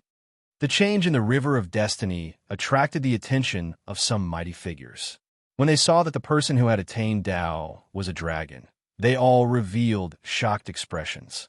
The birth of a new Daluo Jingxian in the dragon race undoubtedly meant that the restrictions of the heavenly Tao on the dragon race had been lifted.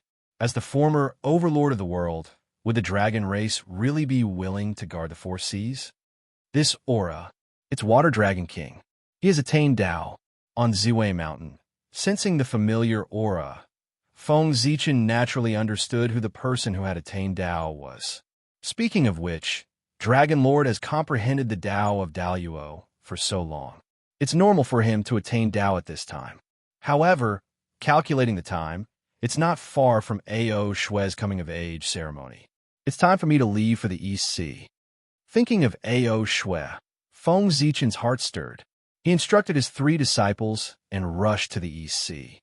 Feng Jie, Jiang Xiong, Jiang Hui, I have something to do and will leave for a while. If you have anything, go to the ancestral temple and ask my incarnation. With that, without waiting for the 3 to answer, Feng Zichen's figure disappeared from Ziwei Mountain. Although Daiyuo Jingxian was not as great as a sage, he could travel the entire untainted land with a thought. That was no small matter. They could place themselves outside of time. No matter how much time had passed, the outside world would always be still. Using that to travel, they could achieve the effect of teleportation. Therefore, just a moment ago, Feng Zichen was still on Ziwei Mountain, but in the next moment, he was outside of Three Immortal Island. As for why he came to Three Immortal Island first, and not directly to the Dragon Palace, it was to prepare a gift for A.O. Shue. The coming-of-age ceremony was a once-in-a-lifetime event. With the relationship between Feng Zichen and A.O. Shue, it was not good for him to go empty-handed. However, he did not have anything good on hand that he could give. After thinking about it, he thought of a spiritual treasure on Three Immortal Island that was very compatible with A.O. Shue. As he took a step forward, his vision suddenly darkened and the void changed drastically. Innate Tao patterns intertwined, and the qi of yin and yang was vast and mighty. An innate formation slowly unfolded and trapped Feng Zichen within. This was the innate yin and yang dust formation. In the formation, the yin and yang were constantly changing and the dust could turn into the universe. It was an innate formation that was personally set up by Taoist Shanqing. Feng Zichen was one with Xinqing. The innate tripartite formation on Three Immortal Island recognized him, but this formation did not. Therefore, as soon as he approached Three Immortal Island, this formation treated him as an intruder and trapped him within. Taoist Shanqing had left a backup plan in this formation. Once Feng Zichen forced his way into this formation, he would definitely be sensed by it. If he were to be treated as an intruder and casually killed, it would be a joke. Therefore, if he wanted to enter the island, he could only use his wits. He took out the Hongmeng Daozhong and gently knocked it. Under the melodious sound of the bell, Feng Zichen's body distorted and immediately turned into a ball of innate yin and yang qi. He merged with the formation and rushed into the island. Back then, when the Hongmeng Daozhong was still an upper-grade innate spiritual treasure, it could silently pass through the innate tripartite formation. Now, it was already an innate spiritual treasure of the highest grade. In addition, Feng Zichen's strength was not inferior to Daiyuo Jingxian. No matter how strong the innate yin and yang dust formation was, it was not controlled by anyone, and there was no main formation item. How could it stop Feng Zichen? After a few days, he stepped onto Penglai Island.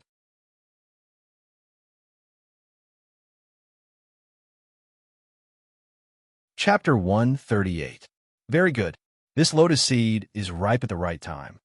In the center of Penglai Island, Feng Zichen looked at the lotus seed that was surrounded by divine light on the 12th grade pure white lotus and couldn't help but smile. When Xianqing transformed, the creation qi and connate clear qi descended and were absorbed by the 12th grade pure white lotus, forming this lotus seed. It gathered the power of creation, clear spirit, and pure white lotus and gave birth to a mysterious change. Its potential was sublimated and far surpassed the other lotus seeds. If nurtured properly, it could be a supreme grade connate spiritual treasure in the future. Unfortunately, whether it was the chaos bead or the tree of world, they were all treasures. Feng Zichen already had a hard time nurturing them, but he didn't have the energy to nurture this lotus seed. In his hands, it could only become a superior grade connate spiritual treasure at most. But if he gave it to A.O. Shue, it would be different. The Dragon Clan had dominated the untainted land for many years and had a deep foundation. They would definitely be able to nurture it into a supreme grade connate spiritual treasure. In this way, A.O. Shue would have a supreme grade connate spiritual treasure to protect her. and Feng Zichen would be relieved. Fortunately, when Xianqing went to Kunlun Mountain, this lotus seed was not ripe yet. Therefore, he left the 12th grade creation White Lotus behind. Otherwise, I wouldn't be able to find a suitable treasure to give to Ao Shui in a short time. It would be awkward if I went to the Dragon Palace in time. With that thought in mind, Feng Zichen didn't slow down. He walked to the front of the pure White Lotus and reached out to pluck the lotus seed. However, after plucking the lotus seed, he didn't leave. Instead, he continued to walk forward and came to the bottom of the Chaos Spirit Pool.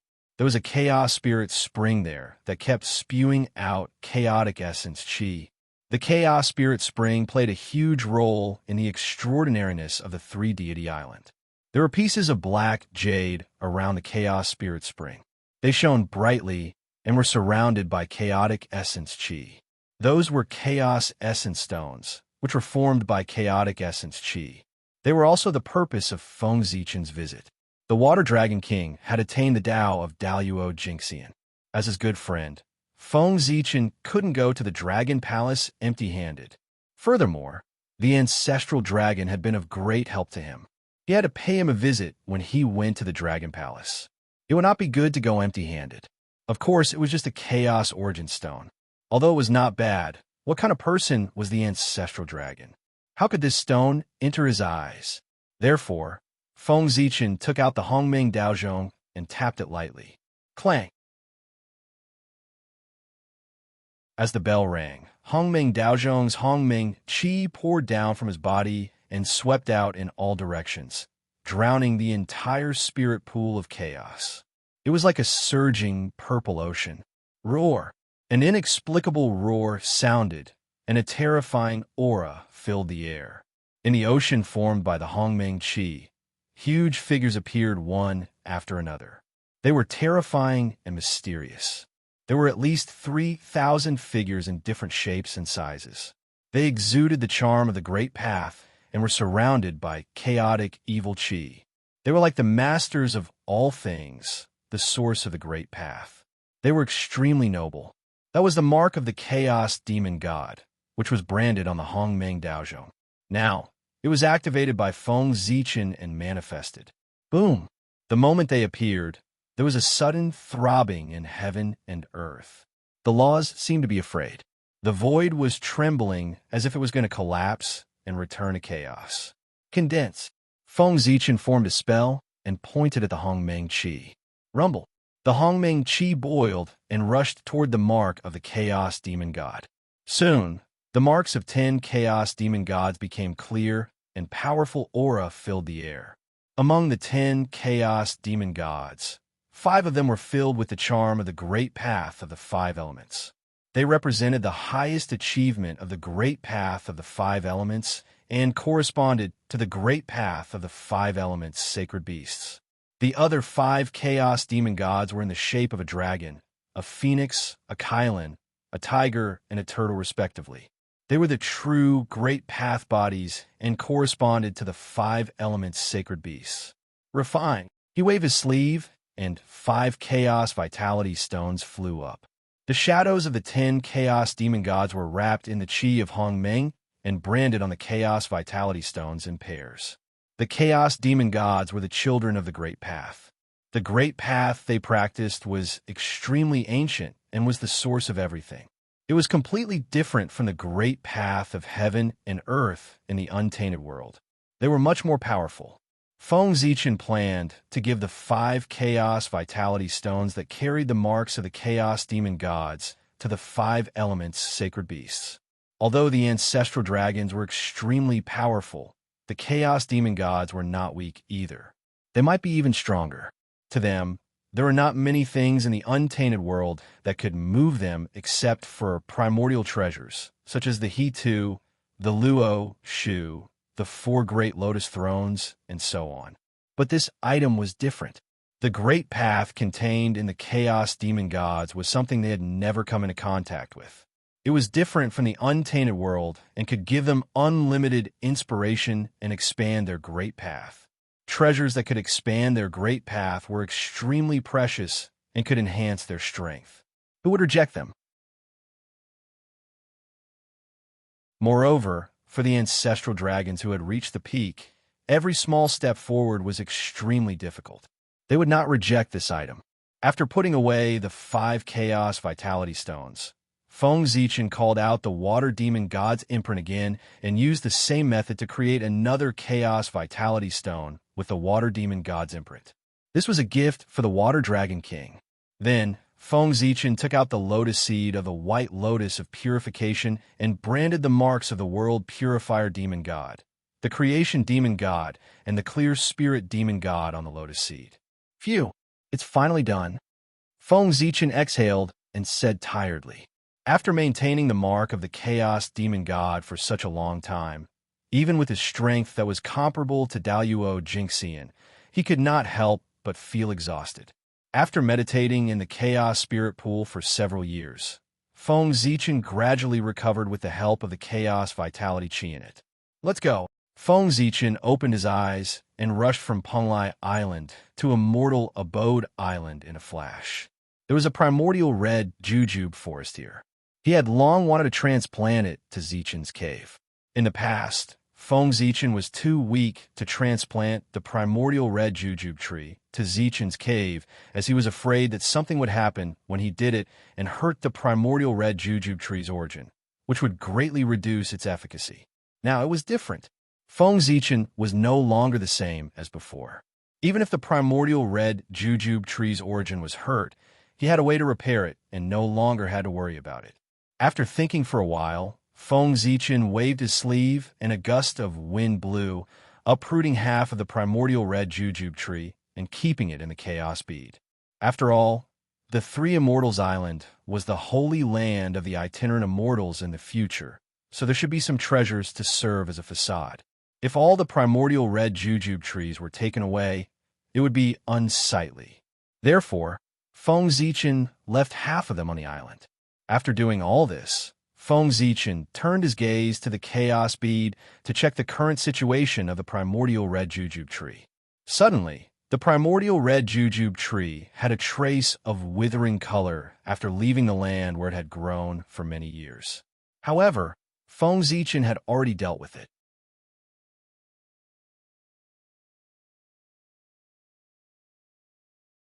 Chapter 139. He pointed in the direction of the Tree of World.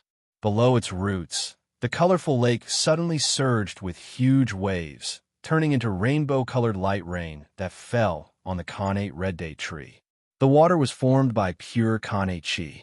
Because it had been in contact with the World Tree for a long time, it had a trace of creation Chi and contained a lot of vitality. After absorbing the rainbow-colored rain of light, the Khanate Red Date tree, which was originally withered, immediately straightened up and emitted a strong vitality. This world tree is still useful after all. Looking at the vigorous Khanate Red Date tree, Feng Zichen nodded happily, expressing his approval of the world tree. Let's go. With the gifts prepared, Feng Zichen had no need to stay here. He immediately took out the Hongmeng Daozhong, turned it into the Khanate Yin and Yang Qi, and left the Three Immortal Island. East Sea Dragon Palace, Water Dragon Palace. When Feng Zichen arrived, the Water Dragon King, the Water Dragon Sovereign, had been waiting for him for a long time. Now, both of them were great existences at the level of Daluo, and were particularly sensitive to the Qi between heaven and earth. As early as when Feng Zichen planned to come to the East Sea, the Water Dragon Sovereign sensed it and waited here in advance. Congratulations, Dragon Sovereign. With a leap, Feng Zichen came in front of the Water Dragon Sovereign and congratulated him with a smile. The Water Dragon Sovereign cupped his hands and said solemnly, "You're too polite. I can achieve what I have today thanks to you and the human race. If the human race is in trouble in the future, I will not shirk my duty." That day, he was infected by Feng Zichen's fearless aura and realized his own shortcomings. He also felt the spirit of self-improvement from the human race, which led to his own sublimation. He completely understood the Tao of Daluo and proved the Tao of Daluo Jingxian. Because of this, the Water Dragon Sovereign and the human race formed a great karma. If he wanted to take a step forward in the future, he had to understand this karma. Therefore, After seeing Feng Zichen, he made such a promise. Dragon Master, you don't need to do this. When the great calamity of the humankind breaks out in the future, I will be satisfied as long as Dragon Master can protect the Seven Lights province and leave some seeds for the humankind. Pondering for a while, Feng Zichen said, given the strength of the demon clan, if they were really determined to destroy the human clan, even the sages might not be able to do anything. One more Daluo Jingxian was just one more cannon fodder. It would not change anything. It would be better to let him protect the humans of the seven-planet state and reduce their losses, leaving a glimmer of hope for the humans in the future. Don't worry, fellow cultivator. As long as I'm still here, I won't let the Seven Lights province suffer the slightest bit of damage. Water Dragon King hurriedly guaranteed. Feng Zichen smiled bitterly and advised, Revered Dragon, they're being too serious. If you see that things aren't going well, you should prioritize your own life. Just half of the karma of achieving the Tao was enough to make the Water Dragon, Revered Dragon, pay with his life. That was too much. May I ask what tribulation the human race is facing that gives you a bad premonition, fellow Taoist? The Water Dragon Lord asked in a puzzled manner upon seeing how serious his words were. Feng Zichen's words were as if he was making arrangements for his death. It could be seen that he was not very confident that the humankind would survive the great calamity. However, if everything went according to plan, 2 more great overarching golden immortals would be born in the near future. At that time, including him and Feng Zichen, the humankind would have a total of 5 Daluo Jingxian. What kind of great calamity could cause 5 Daluo Jingxian to die at the same time? In the Water Dragon Revered Dragon's memory, the most recent collective death of the Daluo Jingxian was when the Eastern Emperor Tai destroyed the Purple Mansion State. Apart from that, it had been a long time since a Daluo Jingxian died in the primordial world. I don't know either, but every time I think about the future of the humankind, I feel that the future is dark and full of death, making me have ominous thoughts. Feng Zichen shook his head, indicating that he was not sure either. Now, the conflict between the Magi and the demon race had not intensified, and the humankind had not stepped onto the stage of the primordial world. The demons naturally did not take the humankind seriously, let alone discover the uniqueness of the humankind. How could he say that the calamity of the humankind came from the demons? Wouldn't that be looking for trouble? Moreover, I once communicated with the Grand Pure One. His words seemed to have revealed that the humankind would face a great calamity in the future. After thinking for a while, Feng Zichen continued to add, he was not talking nonsense. In order to take him in as a disciple, the Grand Pure One had once indicated that he would protect him in the calamity of the humankind. If the humankind was fine, why would he say that? Wasn't this indirectly indicating that the humankind would face a great calamity in the future? According to what you said, the calamity of the humankind is definitely not trivial. However, fellow Taoist, you don't have to be too worried. The humankind still has Goddess Nuwa behind it. Fellow Taoist, I think the goddess should have already expected something that you can sense. She must have made arrangements. The humankind should be safe this time. Fellow Taoist, don't worry. Hearing his words, the Water Dragon Revered Dragon was so shocked that he gasped. However, in the blink of an eye, he thought of the backing of the humankind and could not help but relax. I hope so. Unlike the Water Dragon Revered Dragon's optimism, Feng Zichen did not have any hope that Nuwa would help. The calamity of the humankind was related to the battle between the Magi and the demons. There was a saint behind it. Even if Nuwa wanted to help, her saint might not allow it. The outcome of being outnumbered was imaginable. Fellow Taoist, don't worry. After all, Goddess Nuwa is the holy mother of the humankind. There's no reason for her to not help when the humankind is in trouble. Seeing that Feng Zichen was still worried, the Water Dragon Revered Dragon thought that he was worried that Nuwa would not help. So he comforted him. All right, we'll deal with whatever comes our way. Let's not talk about these disappointing things. The dragon-revered dragon has proven his Tao and Daluo Jinxian. We still have to celebrate. This is a little something for me. Please accept it. With that said, Feng Zichen took out the chaos stone that contained the mark of the water demon god and handed it to the water dragon, revered dragon. What a pure great Tao of water. This aura, it's the chaos demon god. Looking at the chaos stone in Feng Zichen's hand and sensing the vast great Tao of water, the water dragon, revered dragon, exclaimed in disbelief. Yes, this is the mark of the water demon god. I got it from Pangu in the past. Feng Zichen nodded and explained. As for the origin of the mark of the chaos demon god, Feng Zichen had already thought of an excuse. Anyway, many people in the Eldritch world already knew that he had obtained Pangu's inheritance. Thus, he simply pushed everything to Pangu's inheritance. After all, Pangu was so strong. No matter how ridiculous the matter was, as long as it was tied to him, it would be explainable. Moreover, Feng Zichen had obtained the mark of the demon god in Mount Buzhou. Thus, it could barely be considered a lie to be related to Pangu. Fellow Taoist, your encounters are really getting more and more enviable. The water dragon, revered dragon, looked at him enviously and said emotionally.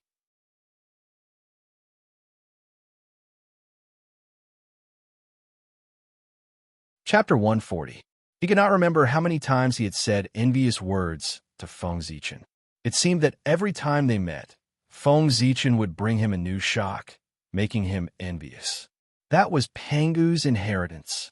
Apart from being the top inheritance of the primordial world, it also represented the most orthodox identity of the primordial world. Obtaining Pangu's inheritance was equivalent to obtaining Pangu's approval and enjoying his legacy. What an amazing opportunity.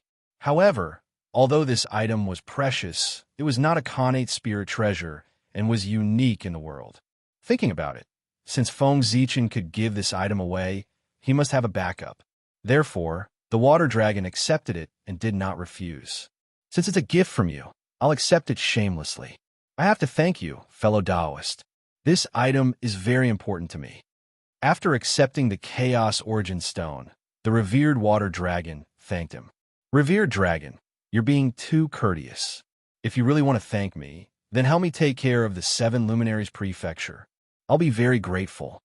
Thinking of the 7 Luminaries Prefecture, Feng Zichen couldn't help but plan for it. The 7 Planets Prefecture was located in the East Sea and was adjacent to the Water Clan. As a race that came from the land, the humans would inevitably be ostracized by the Water Clan. If a Daluo Jinxian of the Dragon Clan appeared to take care of the humans, the Water Clan would not dare to make things difficult for the humans no matter how arrogant they were. What are you talking about, fellow Taoist? The Dragon Clan and the humans are allies. Even without this item, we will still protect the 7 Planets Prefecture. Fellow Taoist, don't worry. His Majesty the Ancestral Dragon once ordered that the humans will be treated the same as the Water Clan in the East Sea. There will be no difference. Feng Zichen repeatedly mentioned the 7 Planets Prefecture. The Water Dragon Sovereign thought that he was worried that the people of the 7 Planets Prefecture would be wronged in the East Sea, so he hurriedly guaranteed. It's good if that's the case. Feng Zichen only smiled and did not say anything. If Yu had not returned to the human clan to complain, he would not have known that the human clan situation in the East Sea was so difficult.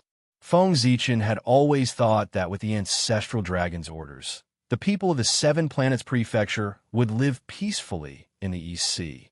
Unfortunately, he was wrong. With the Ancestor Dragon's order, although the water-kind people were pushing out the humankind, they didn't dare to go too far. But it was different for the Dragon Clan was different.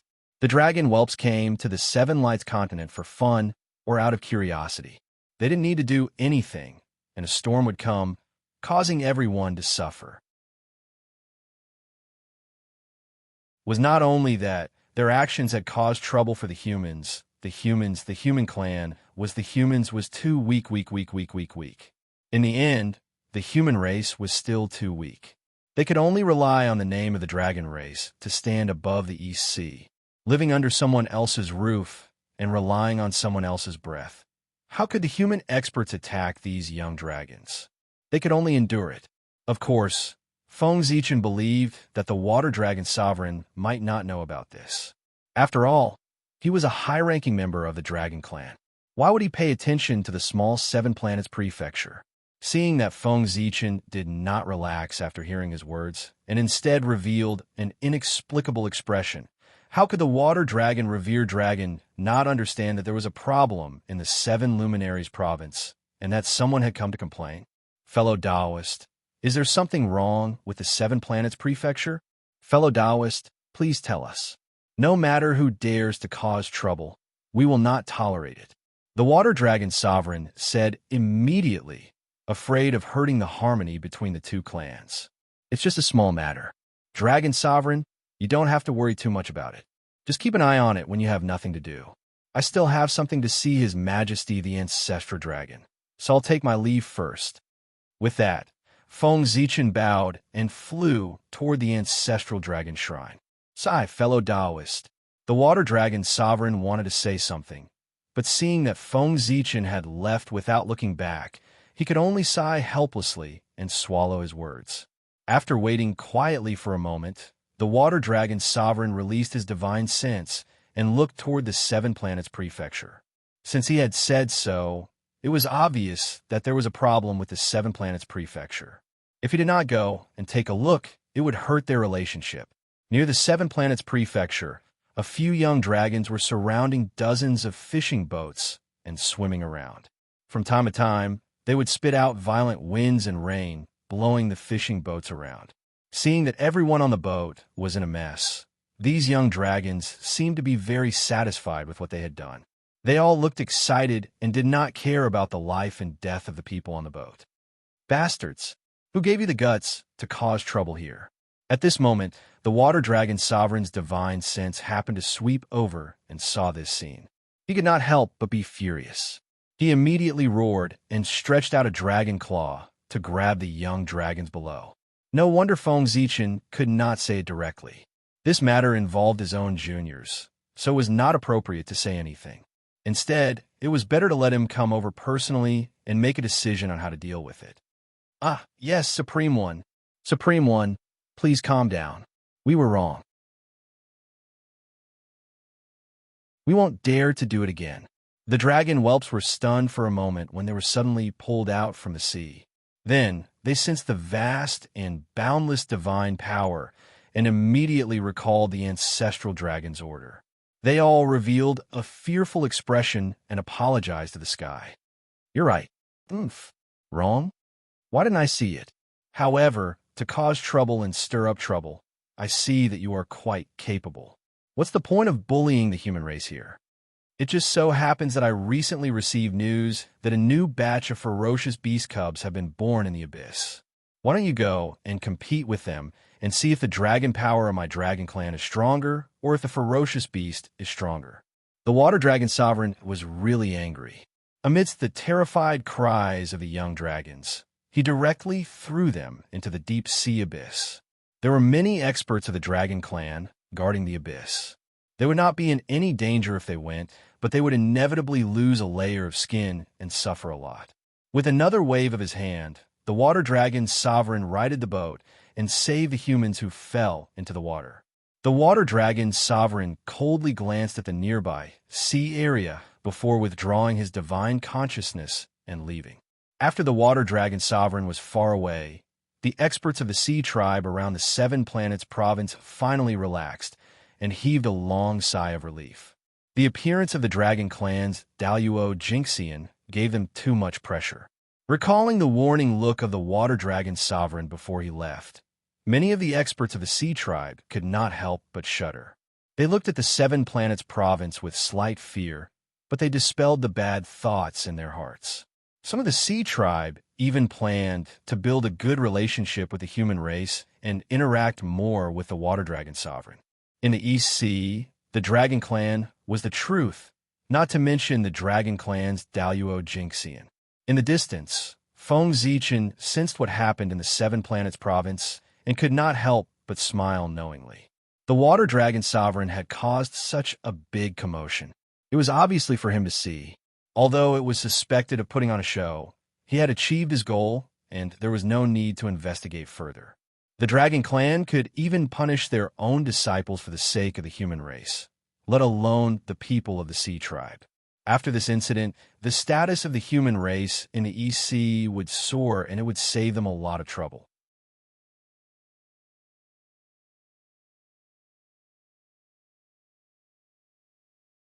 Chapter 141. Greetings, Your Majesty, from the Zichin clan. Feng Zichin said to the statue as he walked into the divine palace. Zichin clan, even if you didn't come to me, I would have sent someone to ask you to come here. The ancestral dragon's divine thought descended from the statue. Suddenly, the innate Imu Chi filled the divine palace and filled it with vitality. A majestic emperor's chi spread out and shocked everyone. What can I do for you, Your Majesty? Feng Zichin asked with some doubts. It must be something important for the ancestral dragon to look for him on his own initiative. Zichin clan, I'll ask you again. Are you willing to join the dragon tribe? After a moment of silence, the ancestral dragon didn't answer his question. Thank you, Your Majesty. Zichin hasn't changed his mind. I'm sorry to disappoint you, Your Majesty. Feng Zichin refused without hesitation. Do you know that you'll definitely die in the future tribulation of the human tribe? No one can save you. Are you still unwilling to join the dragon tribe? The ancestral dragon lowered his eyes and looked at him quietly, waiting for his answer. At the ancestral dragon's realm, he could already see the future vaguely. Coupled with the tribulation that Feng Zichin mentioned not long ago, he naturally realized the tribulation that the human tribe would face in the future. Even though he couldn't see who was behind the tribulation, there were only a few forces in the untainted land that didn't fear the saints. He could guess who it was. However, there was one thing that puzzled the ancestral dragon. The Wu tribe, the demon tribe, and the human tribe were all in the tribulation. Their perception was blinded by the way of heaven, so they couldn't sense any information about the tribulation. But how did Feng Zichin find out? Even the ancestral dragon himself only found a clue about the tribulation of the human tribe in the future because of Feng Zichin's hint. But that was puzzling. However, the ancestral dragon didn't ask. Everyone had their own secrets. There was no need to dig into them as long as they didn't threaten others. Zichin is not talented, but as the leader of the humankind, I am willing to live and die with the humankind.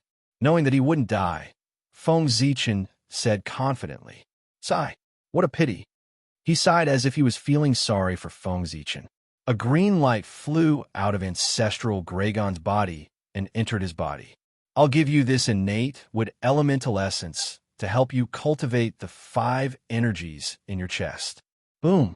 As soon as the azure light entered his body, Feng Zichin's body emitted a dazzling azure light. Dense innate Iwood Chi burst out and surged in all directions. At his liver area, a wisp of green chi appeared. It was extremely condensed and occasionally transformed into a green dragon. It was very lifelike, as if it was real. This was the innate wood elemental chi. At this point, the wood elemental chi in his chest had been completely perfected. Zichin will never forget Your Majesty's kindness. Feng Zichin thanked the ancestral dragon emotionally after calming down the restlessness in his body. Refining this innate wood elemental essence had saved him another 100,000 years of cultivation. He was one step closer to the Daluo Jingxian. I see that you have reached the level of the Daluo Jingxian. It's just that the essence is too shallow to support your breakthrough. This innate wood elemental essence can increase your Dharma power by 100,000 years and greatly shorten the time you need to break through to the Daluo Jingxian. The ancestral dragon nodded slightly and said, "In Your Majesty's opinion, how many thousands of years of accumulation would it take for me to break through to the Daluo Jingxian?" Feng Zichin asked the ancestral dragon. Over the years, Feng Zichin felt that his body was like a big black hole. No matter how much innate essence he poured into it, it couldn't be filled up. He couldn't see any hope of breaking through to the Daluo Jingxian. Even with his state of mind, he couldn't help but feel anxious. Now that the ancestral dragon was in front of him, he should be able to see the problem with his strength. You've only accumulated for 300,000 years. If you want to break through to the Daluo Jinxian, you'll need at least 1,000,000 years of accumulation. It's still early for you to break through, the ancestral dragon said with a smile after staring at Feng Zichen for a while. 700,000 years. So long. Hearing the ancestral dragon's words, Feng Zichen was shocked. Normally, 700,000 years wouldn't be too long. But now, Tom didn't wait for him. He didn't have 700,000 years to accumulate essence. Your Majesty, can you teach me how to quickly accumulate essence? Judging from the current situation, the human tribe can't wait for 700,000 years. Feng Zichen asked the ancestral dragon anxiously. Having an elder in the family was like having a treasure. In the untainted land, this was not just a saying. They were extremely powerful and had lived long enough. Naturally, they knew some secrets that the later generations didn't know. In this aspect, Feng Zichen was lacking. Although he seemed to know everything, in fact, he didn't even know a lot of common sense. That's true. The ancestral dragon nodded and said, "You were born less than 100,000 years ago, but you've accumulated for 200,000 years. It can be seen that you've refined a lot of innate essence. Although this method is good, it's a bit of putting the cart before the horse. In the cultivation of Tai Jingxian, apart from comprehending the great Tao, the most important thing is to cultivate the 5 Qis in the chest. Only when the 5 Qis are perfected and reach the realm of 5 Qis collecting in mind can one be promoted to the Daluo Jingxian. Like you, no matter how much innate essence you've refined, the 5 Qis in the chest can't be perfected. How can you break through to the Daluo Jingxian?" The ancestral dragon's words hit the nail on the head and pointed out Feng Zichen's shortcomings. It was obvious that he had put the cart before the horse. If this continued, it would be impossible for him to become a Daluo. 5 Qis collecting in mind? Thinking of this, Feng Zichen bowed to the ancestral dragon and thanked him. "Thank you for your explanation, Your Majesty." Zichen understands. Having found a direction to move forward, Feng Zichen was undoubtedly relieved. He started by relying on the innate 5 elements Qi. It was not difficult for him to reach the realm of 5 Qis collecting in mind.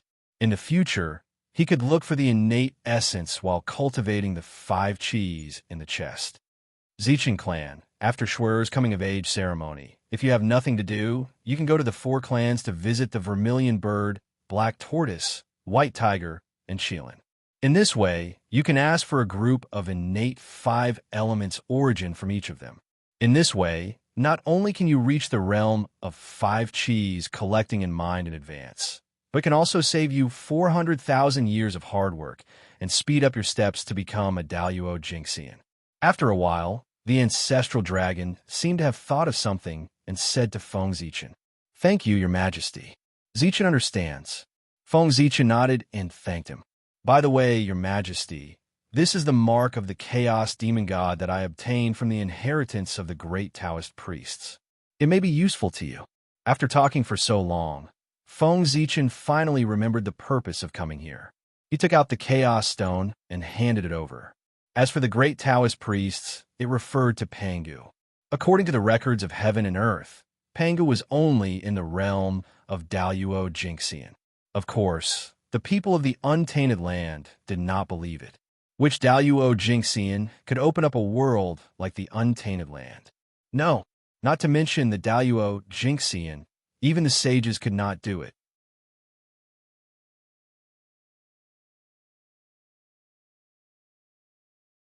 Chapter 142. However, that was how the world recorded it. Everyone had no choice but to call him the great Taoist priest to show the difference between Pangu and the other Taoist priests. Great meant great, number 1, indescribable, unexplainable. The great Taoist priests refer to the great Taoist priests. This honorific meant that all Taoist priests were inferior to Pangu. Not bad. You're thoughtful, Ancestral Graygon said to Feng Zichen. His expression changed slightly as he took the primal chaos origin stone. Boom! Just as Feng Zichen was about to say goodbye, a buzzing sound came from the heavens and earth. Then, a loud voice, accompanied by shocking killing intent, resounded through the entire eldritch wilderness. In the name of the heavenly way, the Poor Way's master of the Blood Sea, Mingi Taoist, feels that the Ashura tribe's cultivation is not easy and does not understand the heavenly way. He specially established a sect called Ashura. In the Ashura tribe, the men often stir up trouble and are brave and ruthless. The women often confuse the masses and make it difficult for them to cultivate. The Poor Way established the Ashura sect, enlightening them and teaching them the Tao of massacre. They will dominate the killing intent of the heavens and earth. They will kill with killing and bring peace to the eldritch wilderness. All members of the Ashura tribe can join the sect. With the innate spiritual treasure grade 12 red karmic fire lotus, the heavenly way as the witness, the Ashura sect is established. Rumble. Suddenly, golden flowers fell from the sky and golden lotuses bloomed from the ground within the blood sea. Sacred chi filled the air and suppressed the evil blood chi that had gathered in the blood sea for countless years, causing the blood sea to have a hint of auspicious chi. In the sky above the sea of blood, auspicious clouds stretched for thousands of miles. Golden light shone brightly, and there was the aura of black and yellow merit rolling over. However, compared to the merit of a saint, it was much less. It was only 20%. The chi of merit chi lingered in the air for a while before falling and entering Mingi Taoist's body. The Poor Way's Tao has been established. Mingi Taoist's aura rose as he laughed. The 3 flowers above his head shook and the 5 chi in his chest moved. In the blink of an eye, he had reached another level. Mingi, can we succeed this time? Swish, terrifying gazes appeared and looked at the nether blood sea with anticipation. They were just waiting for the moment Taoist Mingi succeeded. Then they would immediately prepare to establish their sect. Naive, without the Hongmeng purple chi, how can you become a saint? On Mount Kunlun, in the Jade Palace, the heavenly lord of the origin glanced at the Mingi Taoist and then looked away, no longer paying attention to him. Obviously, he thought that Taoist Mingi was destined to fail this time. Niwa, the Grand Pure One, and the Grand Pure One were the same. Only the 2 saints, Zhu and Ti, looked deeply at the 12th grade negative karma, fire red lotus, and pondered. No one knew what they were thinking. Mingi Taoist suddenly spat out a word. The power of the way of the heavens descended, forming a Tao severing blade that slashed at him. The blade light fell. In an instant, an illusory figure walked out of Mingi Taoist's body and merged with the 12th grade negative karma, fire red lotus, turning into a Taoist in a blood-red robe. With the help of the chi of merit, Mingi Taoist was completely immersed in the way of the heavens. He completely understood himself and created the 3rd corpse, self-corpse. At the same time, the chi of merit that poured into his body slowly disappeared. It was not enough for him to enter a higher level. The way of the heavens is unfair. Teacher is unfair.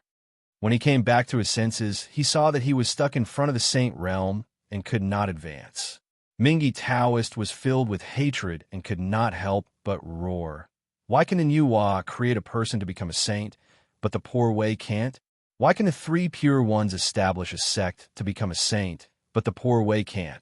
Why can the likes of Zhu and Ti become a saint, but the Poor Way can't? Bastard Mingi, how dare you? Hearing Mingi Taoist curses on Mount Meru, Taoist Zhu and Ti jumped up. He could not wait to run to the nether blood sea and tear Mingi apart. If Zhu and Ti had not pulled him back, he would have already appeared beside Mingi. Senior brother, why did you stop the Poor Way? Zhu and Ti looked at Zhu and Ti beside him and asked indignantly. Junior brother, Mingi has spoken rudely and has his own retribution. However, he has established the Ashura sect and wants to glorify the way of slaughter. It can be said that he has gathered the killing fate of the world. If we attack him now, I'm afraid it will damage the fate of the Western sect. Let's wait for his fate to fade, and then we will give him retribution, Zhu and Ti said as he let go of Zhu and Ti's hand. Senior brother, you have considered everything. Now that the Western sect has just been established, we have gathered some fate with great difficulty. However, we can't withstand the slightest torment. The poor Wei was reckless. After hearing Zhuan Ti's explanation, Taoist Zhuan Ti calmed down. It's okay. Mingyi cursed the way of heaven. I think he will suffer a little. He can help us vent our anger, Zhuan Ti said as he pointed to the sky. Indeed, as soon as Zhuan Ti finished speaking, a bolt of divine thunder of destruction suddenly descended from the sky and struck Taoist Mingyi. Although it did not cause him much harm, it struck him until his entire body was black and he lost a lot of face. Oomph. Taoist Mingyi snorted coldly and called back his self-corpse. He turned around and returned to the depths of the blood sea, disappearing. Is it really impossible to become a saint without the Hongmeng purple qi? Seeing that the Nether River had failed to prove his Tao again, the hearts of many mighty figures could not help but sink. Could it be that their future was really cut off? At the same time, they felt that Mingyi's words made sense. The three pure ones were formed by Pangu's essence soul and were heavenly Tao saints. Everyone had nothing to say. Niwa had great merit. No one in the primordial world could compare to her Tao of creation. Everyone had nothing to say about her becoming a saint. However, what right did the two from the Western sect have? In terms of aptitude, the two of them were only first-rate, inferior to Tai, the three pure ones, and the others. In terms of strength, the two of them were only mid-tier, inferior to top-notch Khanate saints. In terms of opportunities, the two of them were far inferior. Moreover, the two of them came from the barren land in the west. The Khanate god-fiends from the east despised them. Therefore, how could everyone be convinced that the two of them had become saints?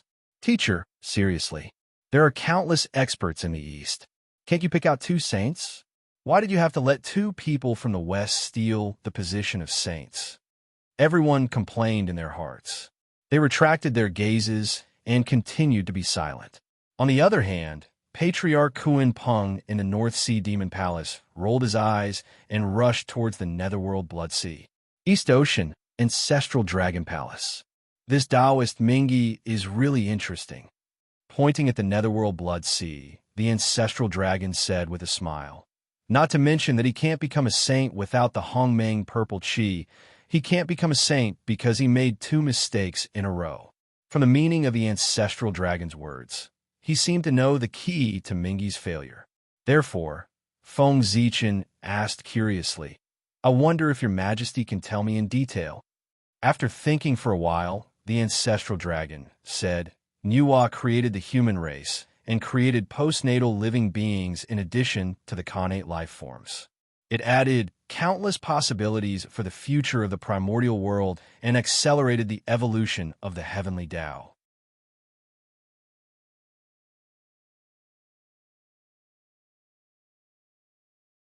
Chapter 143. Such a meritorious act made the way of heaven bestow boundless merit to help Niwa become a saint. Seeing that Niwa became a saint by creating humans, Mingyi didn't know the truth and thought that the stronger the race he created, the better. So, he created the Azura race, a congenital race that was stronger than the human race. He thought that he could become a saint with this. But he didn't think that the human race was completely different from the congenital living beings. They were born weak, which formed a sharp contrast with the congenital living beings. The cycle of life, old age, sickness, and death that it possesses allows the heavenly Tao to constantly perfect itself. It could be said that the appearance of the human race had an epic-making significance. And the Azura race, other than replenishing the vitality of the Blood Sea, what benefits did it bring to the way of heaven? With this, what could Mingyi do to gather enough merit to become a saint? Today, he established the Azura sect, which is even more laughable. The three pure ones established the sect to educate all living beings in the untainted land, but they couldn't gather enough merit to become a saint. They still relied on the congenital merit in their bodies to become a saint. Ti had to make 48 great wishes in order to accumulate enough merit to become a saint. Mingi established the Azura sect just to educate the Azura race and treat all living beings in the untainted land as nothing. So, how could he become a saint? If he could gather enough merit to become a saint, wouldn't the three pure ones and Jundi become a joke? Speaking of this, Ancestral Gragon's tone suddenly changed. He praised Mingi Taoist. However, after doing these two deeds of great merit, Mingi's strength has greatly improved. There are not many below the Sage Realm who could defeat him.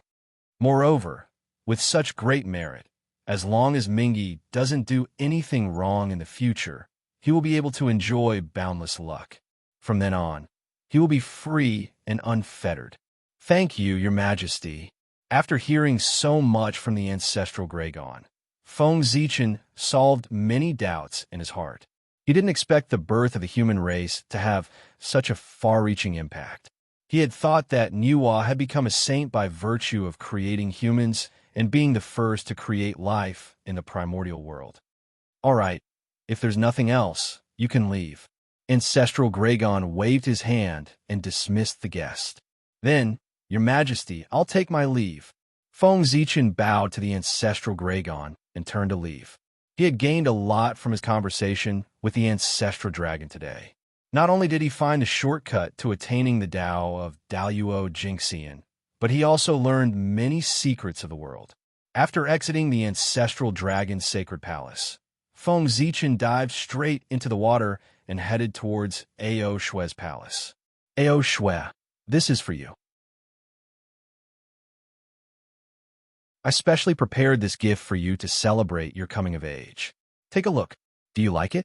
Taking out the cleansing lotus seed, Feng Zichen said to the peerless beauty before him. This person's shoulders seemed to have been cut, and his waist seemed to have been cut. She stretched her neck, revealing her white skin. Her robe was dazzling, and her jade-green jade was magnificent. Her jewelry was adorned with pearls to illuminate her body. She was Ao Shue. She was no longer the little girl from back then. She had completely grown up. She was devastatingly beautiful with her bright eyes and white teeth. Feng Zichen couldn't help but feel dazzled. This is?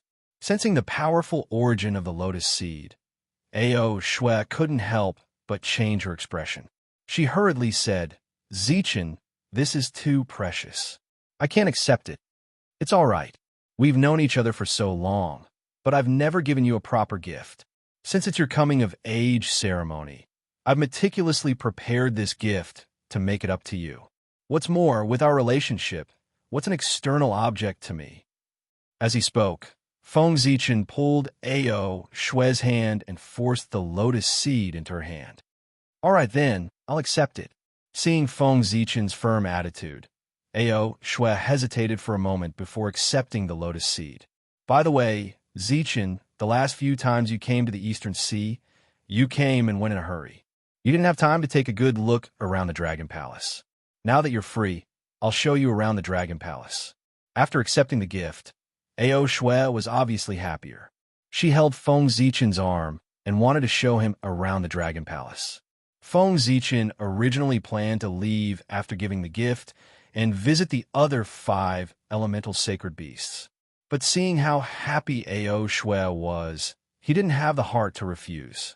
After thinking about it, he indeed hadn't spoken to Ao Shue for a long time. Touring the Dragon Palace with her would only delay him for a few hundred years. No matter how anxious Daluo was to prove his Tao, a few hundred years wouldn't make a difference. Thus, he smiled and said, all right, I've been to the Eastern Sea so many times, but I've never walked around the Dragon Palace. You have to show me around. All right, then I'll take you to my palace. Nodding happily, Ao Shue held Feng Zichen's arm and flew towards a group of palaces. Just like that, Feng Zichen accompanied Ao Shue around the Eastern Sea for 300 years. Today, they arrived near the 7 Luminaries state. You humans are really strange. You're so weak, but you have such incredible creativity. You can create all kinds of tools. Looking at the people below using all kinds of tools to hunt, Ao Shue sighed. It's because you're weak that sparks of wisdom are born under the pressure of survival. If humans were as strong as the dragon race, it wouldn't be so troublesome. We have to rely on all kinds of tools to catch a prey. As the saying goes, poverty leads to change, and change leads to success. Under the pressure of extreme environments, the races that didn't change had all died out. Although humans were weak, they had adapted to all kinds of harsh environments with their strong adaptability. Gradually, they stood out in the wilderness. That's true. The dragon race is naturally strong. If they want to hunt, they can just kill them directly. They don't need any tools. Thinking about the dragon race's situation, A.O. Shui agreed. Freeze! After looking around the 7 luminary state, Feng Zichen waved his sleeve. Majestic magic power surged out and froze the space-time within a radius of millions of miles. Then, he moved 5 giant islands from other parts of the Eastern Sea. The size of each island was bigger than any other state in the 7 luminary state. Rumble. The 5 giant islands suddenly landed on the sea. The area within a radius of millions of miles shook violently, setting off boundless waves. The sound of the waves was deafening. Fortunately, the living beings here had been protected in advance by Feng Zichen. Otherwise, who knew how many living beings would have died after this? What's going on? Who's so bold to cause trouble in the Eastern Sea? Such a big commotion instantly attracted the attention of many dragon race experts. They all looked toward the 7 luminary state. So it's him, the Zichen clan of the human race. When they saw Feng Zichen, they knew that he was favored by the ancestral dragon. He could be considered half a member of the dragon race. He wasn't an outsider who had come to cause trouble. They nodded to acknowledge him. Then, they all looked away and no longer paid attention to this place, allowing him to do whatever he wanted.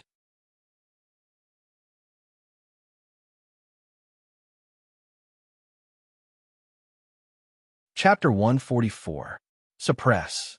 Feng Zichen made a hand seal and activated the earth veins in the deep sea, connecting them to the 12 giant islands on the surface of the sea. Rumble. Turbid chi from the ground gushed out as the essences of the 12 islands joined together, forming a single entity.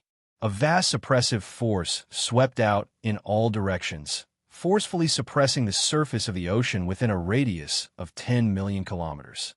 In an instant, the waves stopped and the surface of the sea regained its calm. Then, Feng Zichen took out the chaos bead and pointed at the new 7 Lights province.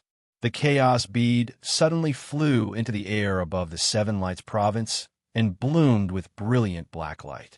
Inside the chaos bead, under the world tree, the colorful lake suddenly rippled and surged upward. It rushed out of the chaos bead and into the outside world, turning into a rainbow-colored rain of light that rained down on the 7 Lights province. Rumble. White lightning flashed in Feng Zichen's hand and struck toward the 7 Lights province as he moved. It wasn't the myriad thunder, but the creation thunder from the depths of the thunder lock that could create all things.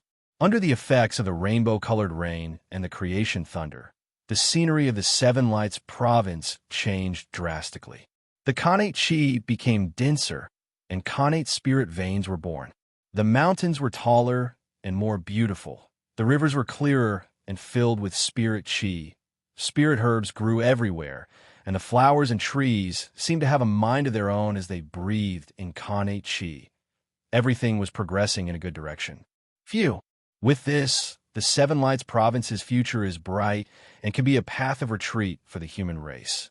Even with Feng Zichen's current strength, he couldn't help but gasp for breath after doing all this. Well, what's going on? Why did the 7 Lights province change in the blink of an eye?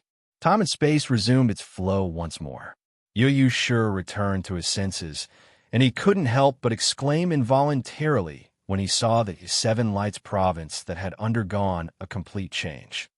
Elder Yu, there's no need to be surprised. I did it. Feng Zichen explained to Yu at this time. It's the clan leader. I knew it. Why would the powerful dragons suddenly punish those playful young dragons? So it's because of you, clan leader. Yu sure muttered to himself and flew into the sky. This time, Feng Zichen came to the Eastern Sea to deal with some personal matters. Therefore, other than his 3 disciples, no one knew that he had left the human race, including the Yoyu clan. Elder Yoyu, I can see that the Seven Lights province is lacking in resources. I think that it is insufficient for everyone to use. Therefore, I refined it again to strengthen its origin and provide a better cultivation environment for my clansmen. Take a look and see if there's anything you're not satisfied with. Hurry up and tell me before I leave, and I'll change it for you. Smiling, Feng Zichen said to Yoyu Shi, who came to him. Satisfied, extremely satisfied. The current 7 planets prefecture is over 100 times better than before. With that being the case, how could I possibly be dissatisfied? However, looking at the 12 giant islands in front of him, Yoyu Shi said hesitantly, now that there are 12 islands, it's not appropriate to call it the 7 planets prefecture. It's fine, whether it's 12 giant islands or 120 giant islands. This place will still be called the 7 planets prefecture. Waving his hand, Feng Zichen explained, the 7 planets prefecture has been called this for so many years. It has long been connected to the fate of the human race. It can't be changed just because you want to. Moreover, the 7 planets prefecture is the first human force to walk out of the ancestral land. It has epoch-making significance and can't be changed easily. Clan leader is right. Yoyu Shi didn't care about changing the name. He just felt that the 7 planets prefecture's current situation didn't live up to its name. However, Feng Zichen was right, so he naturally wouldn't insist. Since you're satisfied, I'll take my leave. If you have any difficulties in the future, you can go to the Water Dragon Hall to find the Water Dragon Sovereign. He is my good friend and can help you. With that, Feng Zichen cupped his hands at Yoyu Shi and left with Ao Shui. Ao Shui, it's time for me to go. Feng Zichen said to Ao Shui after traveling in the East Sea for another 3 years. Okay, be careful, Ao Shui said after staring at him for a while. Don't worry, I'm just going to visit Zhu Huang. Nothing will happen. Feng Zichen smiled and slowly disappeared as he rushed toward the southern part of the wilderness. Since the end of the ancient era, the Phoenix race had lived in seclusion in the undying volcano range in the south. There were volcanoes everywhere in that area, and it was where the fire veins of the wilderness gathered. Before the Phoenix race came, this place was a dangerous place in the wilderness. The undying volcano range would erupt from time to time, causing the entire southern part of the wilderness to be filled with connate fiery chi. Countless living beings suffered unspeakably. It was only when the Phoenix race came that they suppressed the undying volcano range with their own talent and power that the connate fiery chi, that the southern part of the wilderness was reborn and became the holy land of the fire path.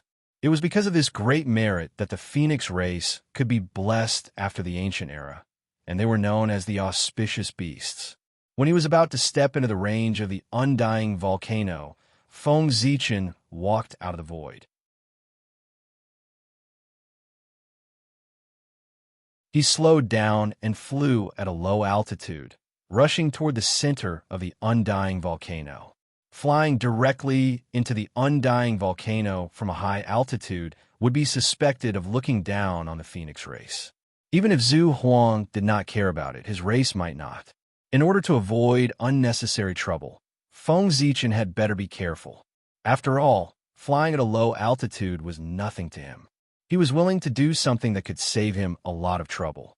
The closer he got to the center of the undying volcano, the higher the temperature around him. Waves of heat hit him, causing Feng Zichen to frown. According to his estimation, even an ordinary golden immortal would not be able to bear the heat. If he walked for a few more days, even an ordinary Tai Jinxian would not be able to bear it. They are indeed the fire elves. The Phoenix race's talent in the fire path is unparalleled in the undying world, except for the Wu tribe of the Zhurong tribe. The terrible environment of the undying volcano made Feng Zichen speechless. Caw! Caw! Not long after he walked further in, he heard the sharp and pleasant chirping of birds. They were the rare prehistoric divine birds that appeared in front of him one after another. There was a divine bird that looked like a crane, but had only one leg. Its body was blue with red spots, and its beak was white. It was the divine bird by Fong. Strange flames appeared wherever it went. There was a divine bird that looked like a peacock, but its body was like a chicken. Its feathers were gorgeous, and there were many reddish-yellow and white eye-shaped stripes on its wings. It was the divine bird Qingwan. In addition, there was the four-eyed bird that was born with two pupils, the Xian bird that looked like a wild goose, and so on. Most of the famous divine birds in the undying world could be found here. After all, the phoenix race was the leader of the bird race. It was not strange that so many divine birds gathered here. Just like the goal of the scale race was to turn into a dragon, the goal of the bird race was to turn into a phoenix.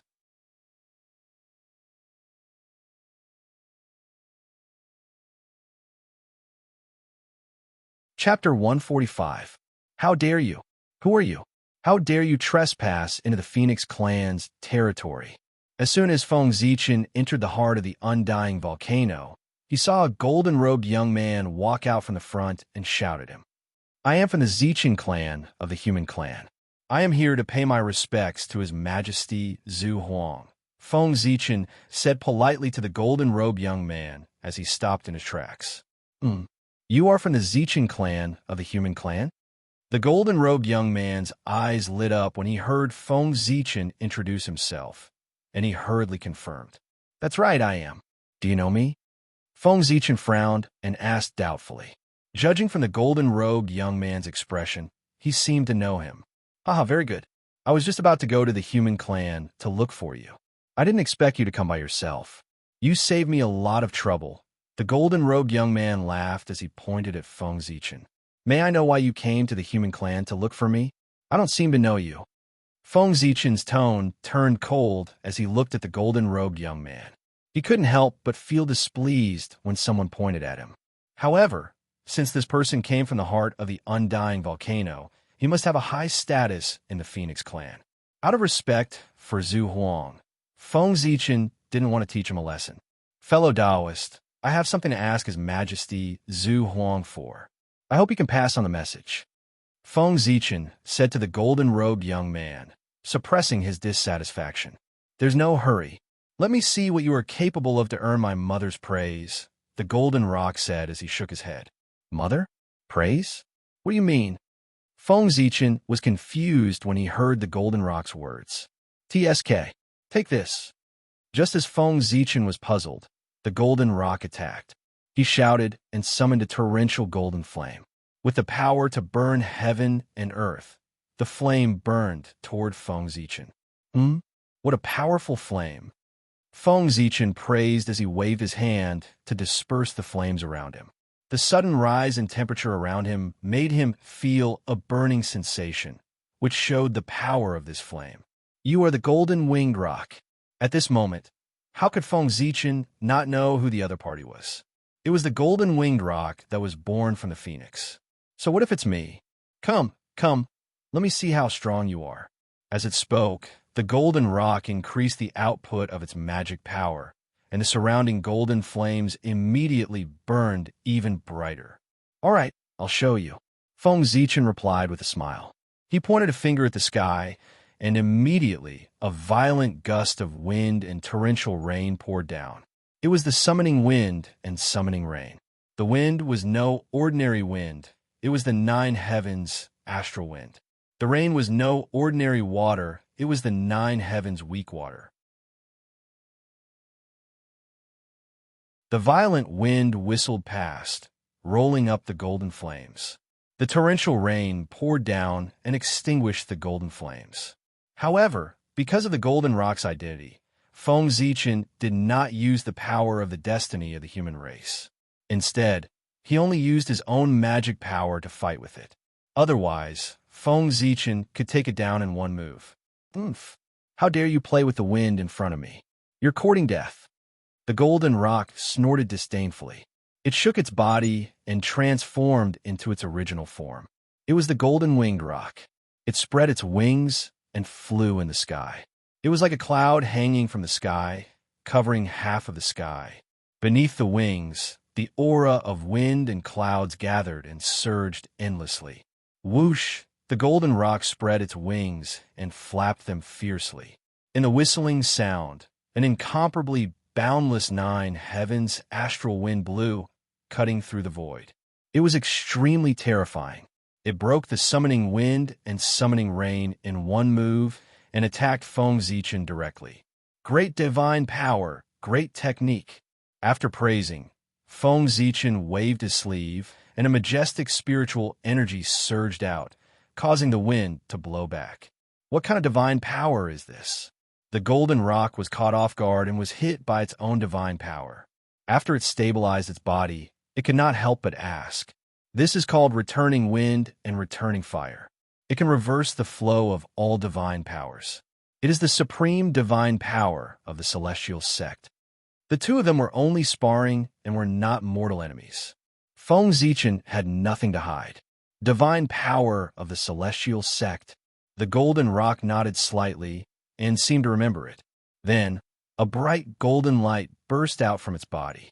The golden feathers all over its body stood up and shot out a golden sword light toward Feng Zichen. Boring.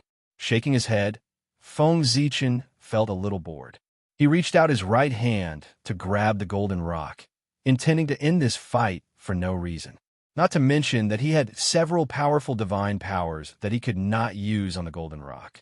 The golden rock was only in the late stage of Tai Jingxian. How could it be a match for him? One had to know that even without the blessing of the human race, he was still a half-step Daoyuo Jingxian. He was about to prove his Dao. How could the golden rock compare to him? Feng Zichen's right hand was not big. Compared to the golden rock's body, it was like the difference between heaven and earth. However, under his grasp, it was as if the whole world was in his hand. One could see that the golden rock's body was shrinking and flying toward Feng Zichen's hand. It was not his body that was shrinking, but the void where he was in was caught by Feng Zichen. Damn it! Khanate Yin-Yang Divine Light, break! Unable to break free, the golden rock was furious. It could not help but curse and use its strength. Black and white divine light emerged from its body. It was mysterious and unpredictable. It shattered the void and escaped from Feng Zichen's hand. Oh, Khanate Yin-Yang Divine Light, I have underestimated you. Seeing the black and white divine light, Feng Zichen said in surprise. It made sense. Zhu Huang had been born for so long. How could he allow the golden rock to fool around and refine the Khanate Yin-Yang Divine Qi into a broken bottle? Huh, do you think you can escape? Feng Zichen chuckled. 5 Qi gathered in his chest and turned into the great palm of 5 emperors. He continued to grab the golden rock. The 5 elements cycled and contained everything in the world. The yin-yang divine qi flowed endlessly and gave birth to everything in the world. The two collided. In the end, Feng Zichen had the upper hand. The great palm of 5 emperors crushed the Khanate yin-yang divine light and caught the golden rock in its hand. Suddenly, a handsome young man appeared and shouted at him, "Don't hurt my brother!" Feng Zichen turned around and saw 5 divine lights rise from the young man's body. They were green, yellow, red, black, and white. With a whoosh, they swept toward him. Khanate 5-colored divine light. You are Kong Xian. Feng Zichen only had time to say this before his vision blurred, and he was taken away by Kong Xian. Caught off guard, Feng Zichen was sucked into the world of 5 elements. He was not in a hurry. He stood there and looked around. At the same time, the Khanate Yang divine light flickered on his body and dispelled the dizziness. The Khanate 5-color divine light is indeed extraordinary. After a while, Feng Zichen found the difference between him and Kong Xian. Kong Xian's Khanate 5-color divine light was formed when the Khanate chaotic qi split into the 5 elements. Anything within the 5 elements would be restrained by it. Therefore, it could destroy anything within the 5 elements. You're tuning into the Warrior Lore YouTube channel. Don't forget to subscribe and join us on this journey to catch the most captivating stories.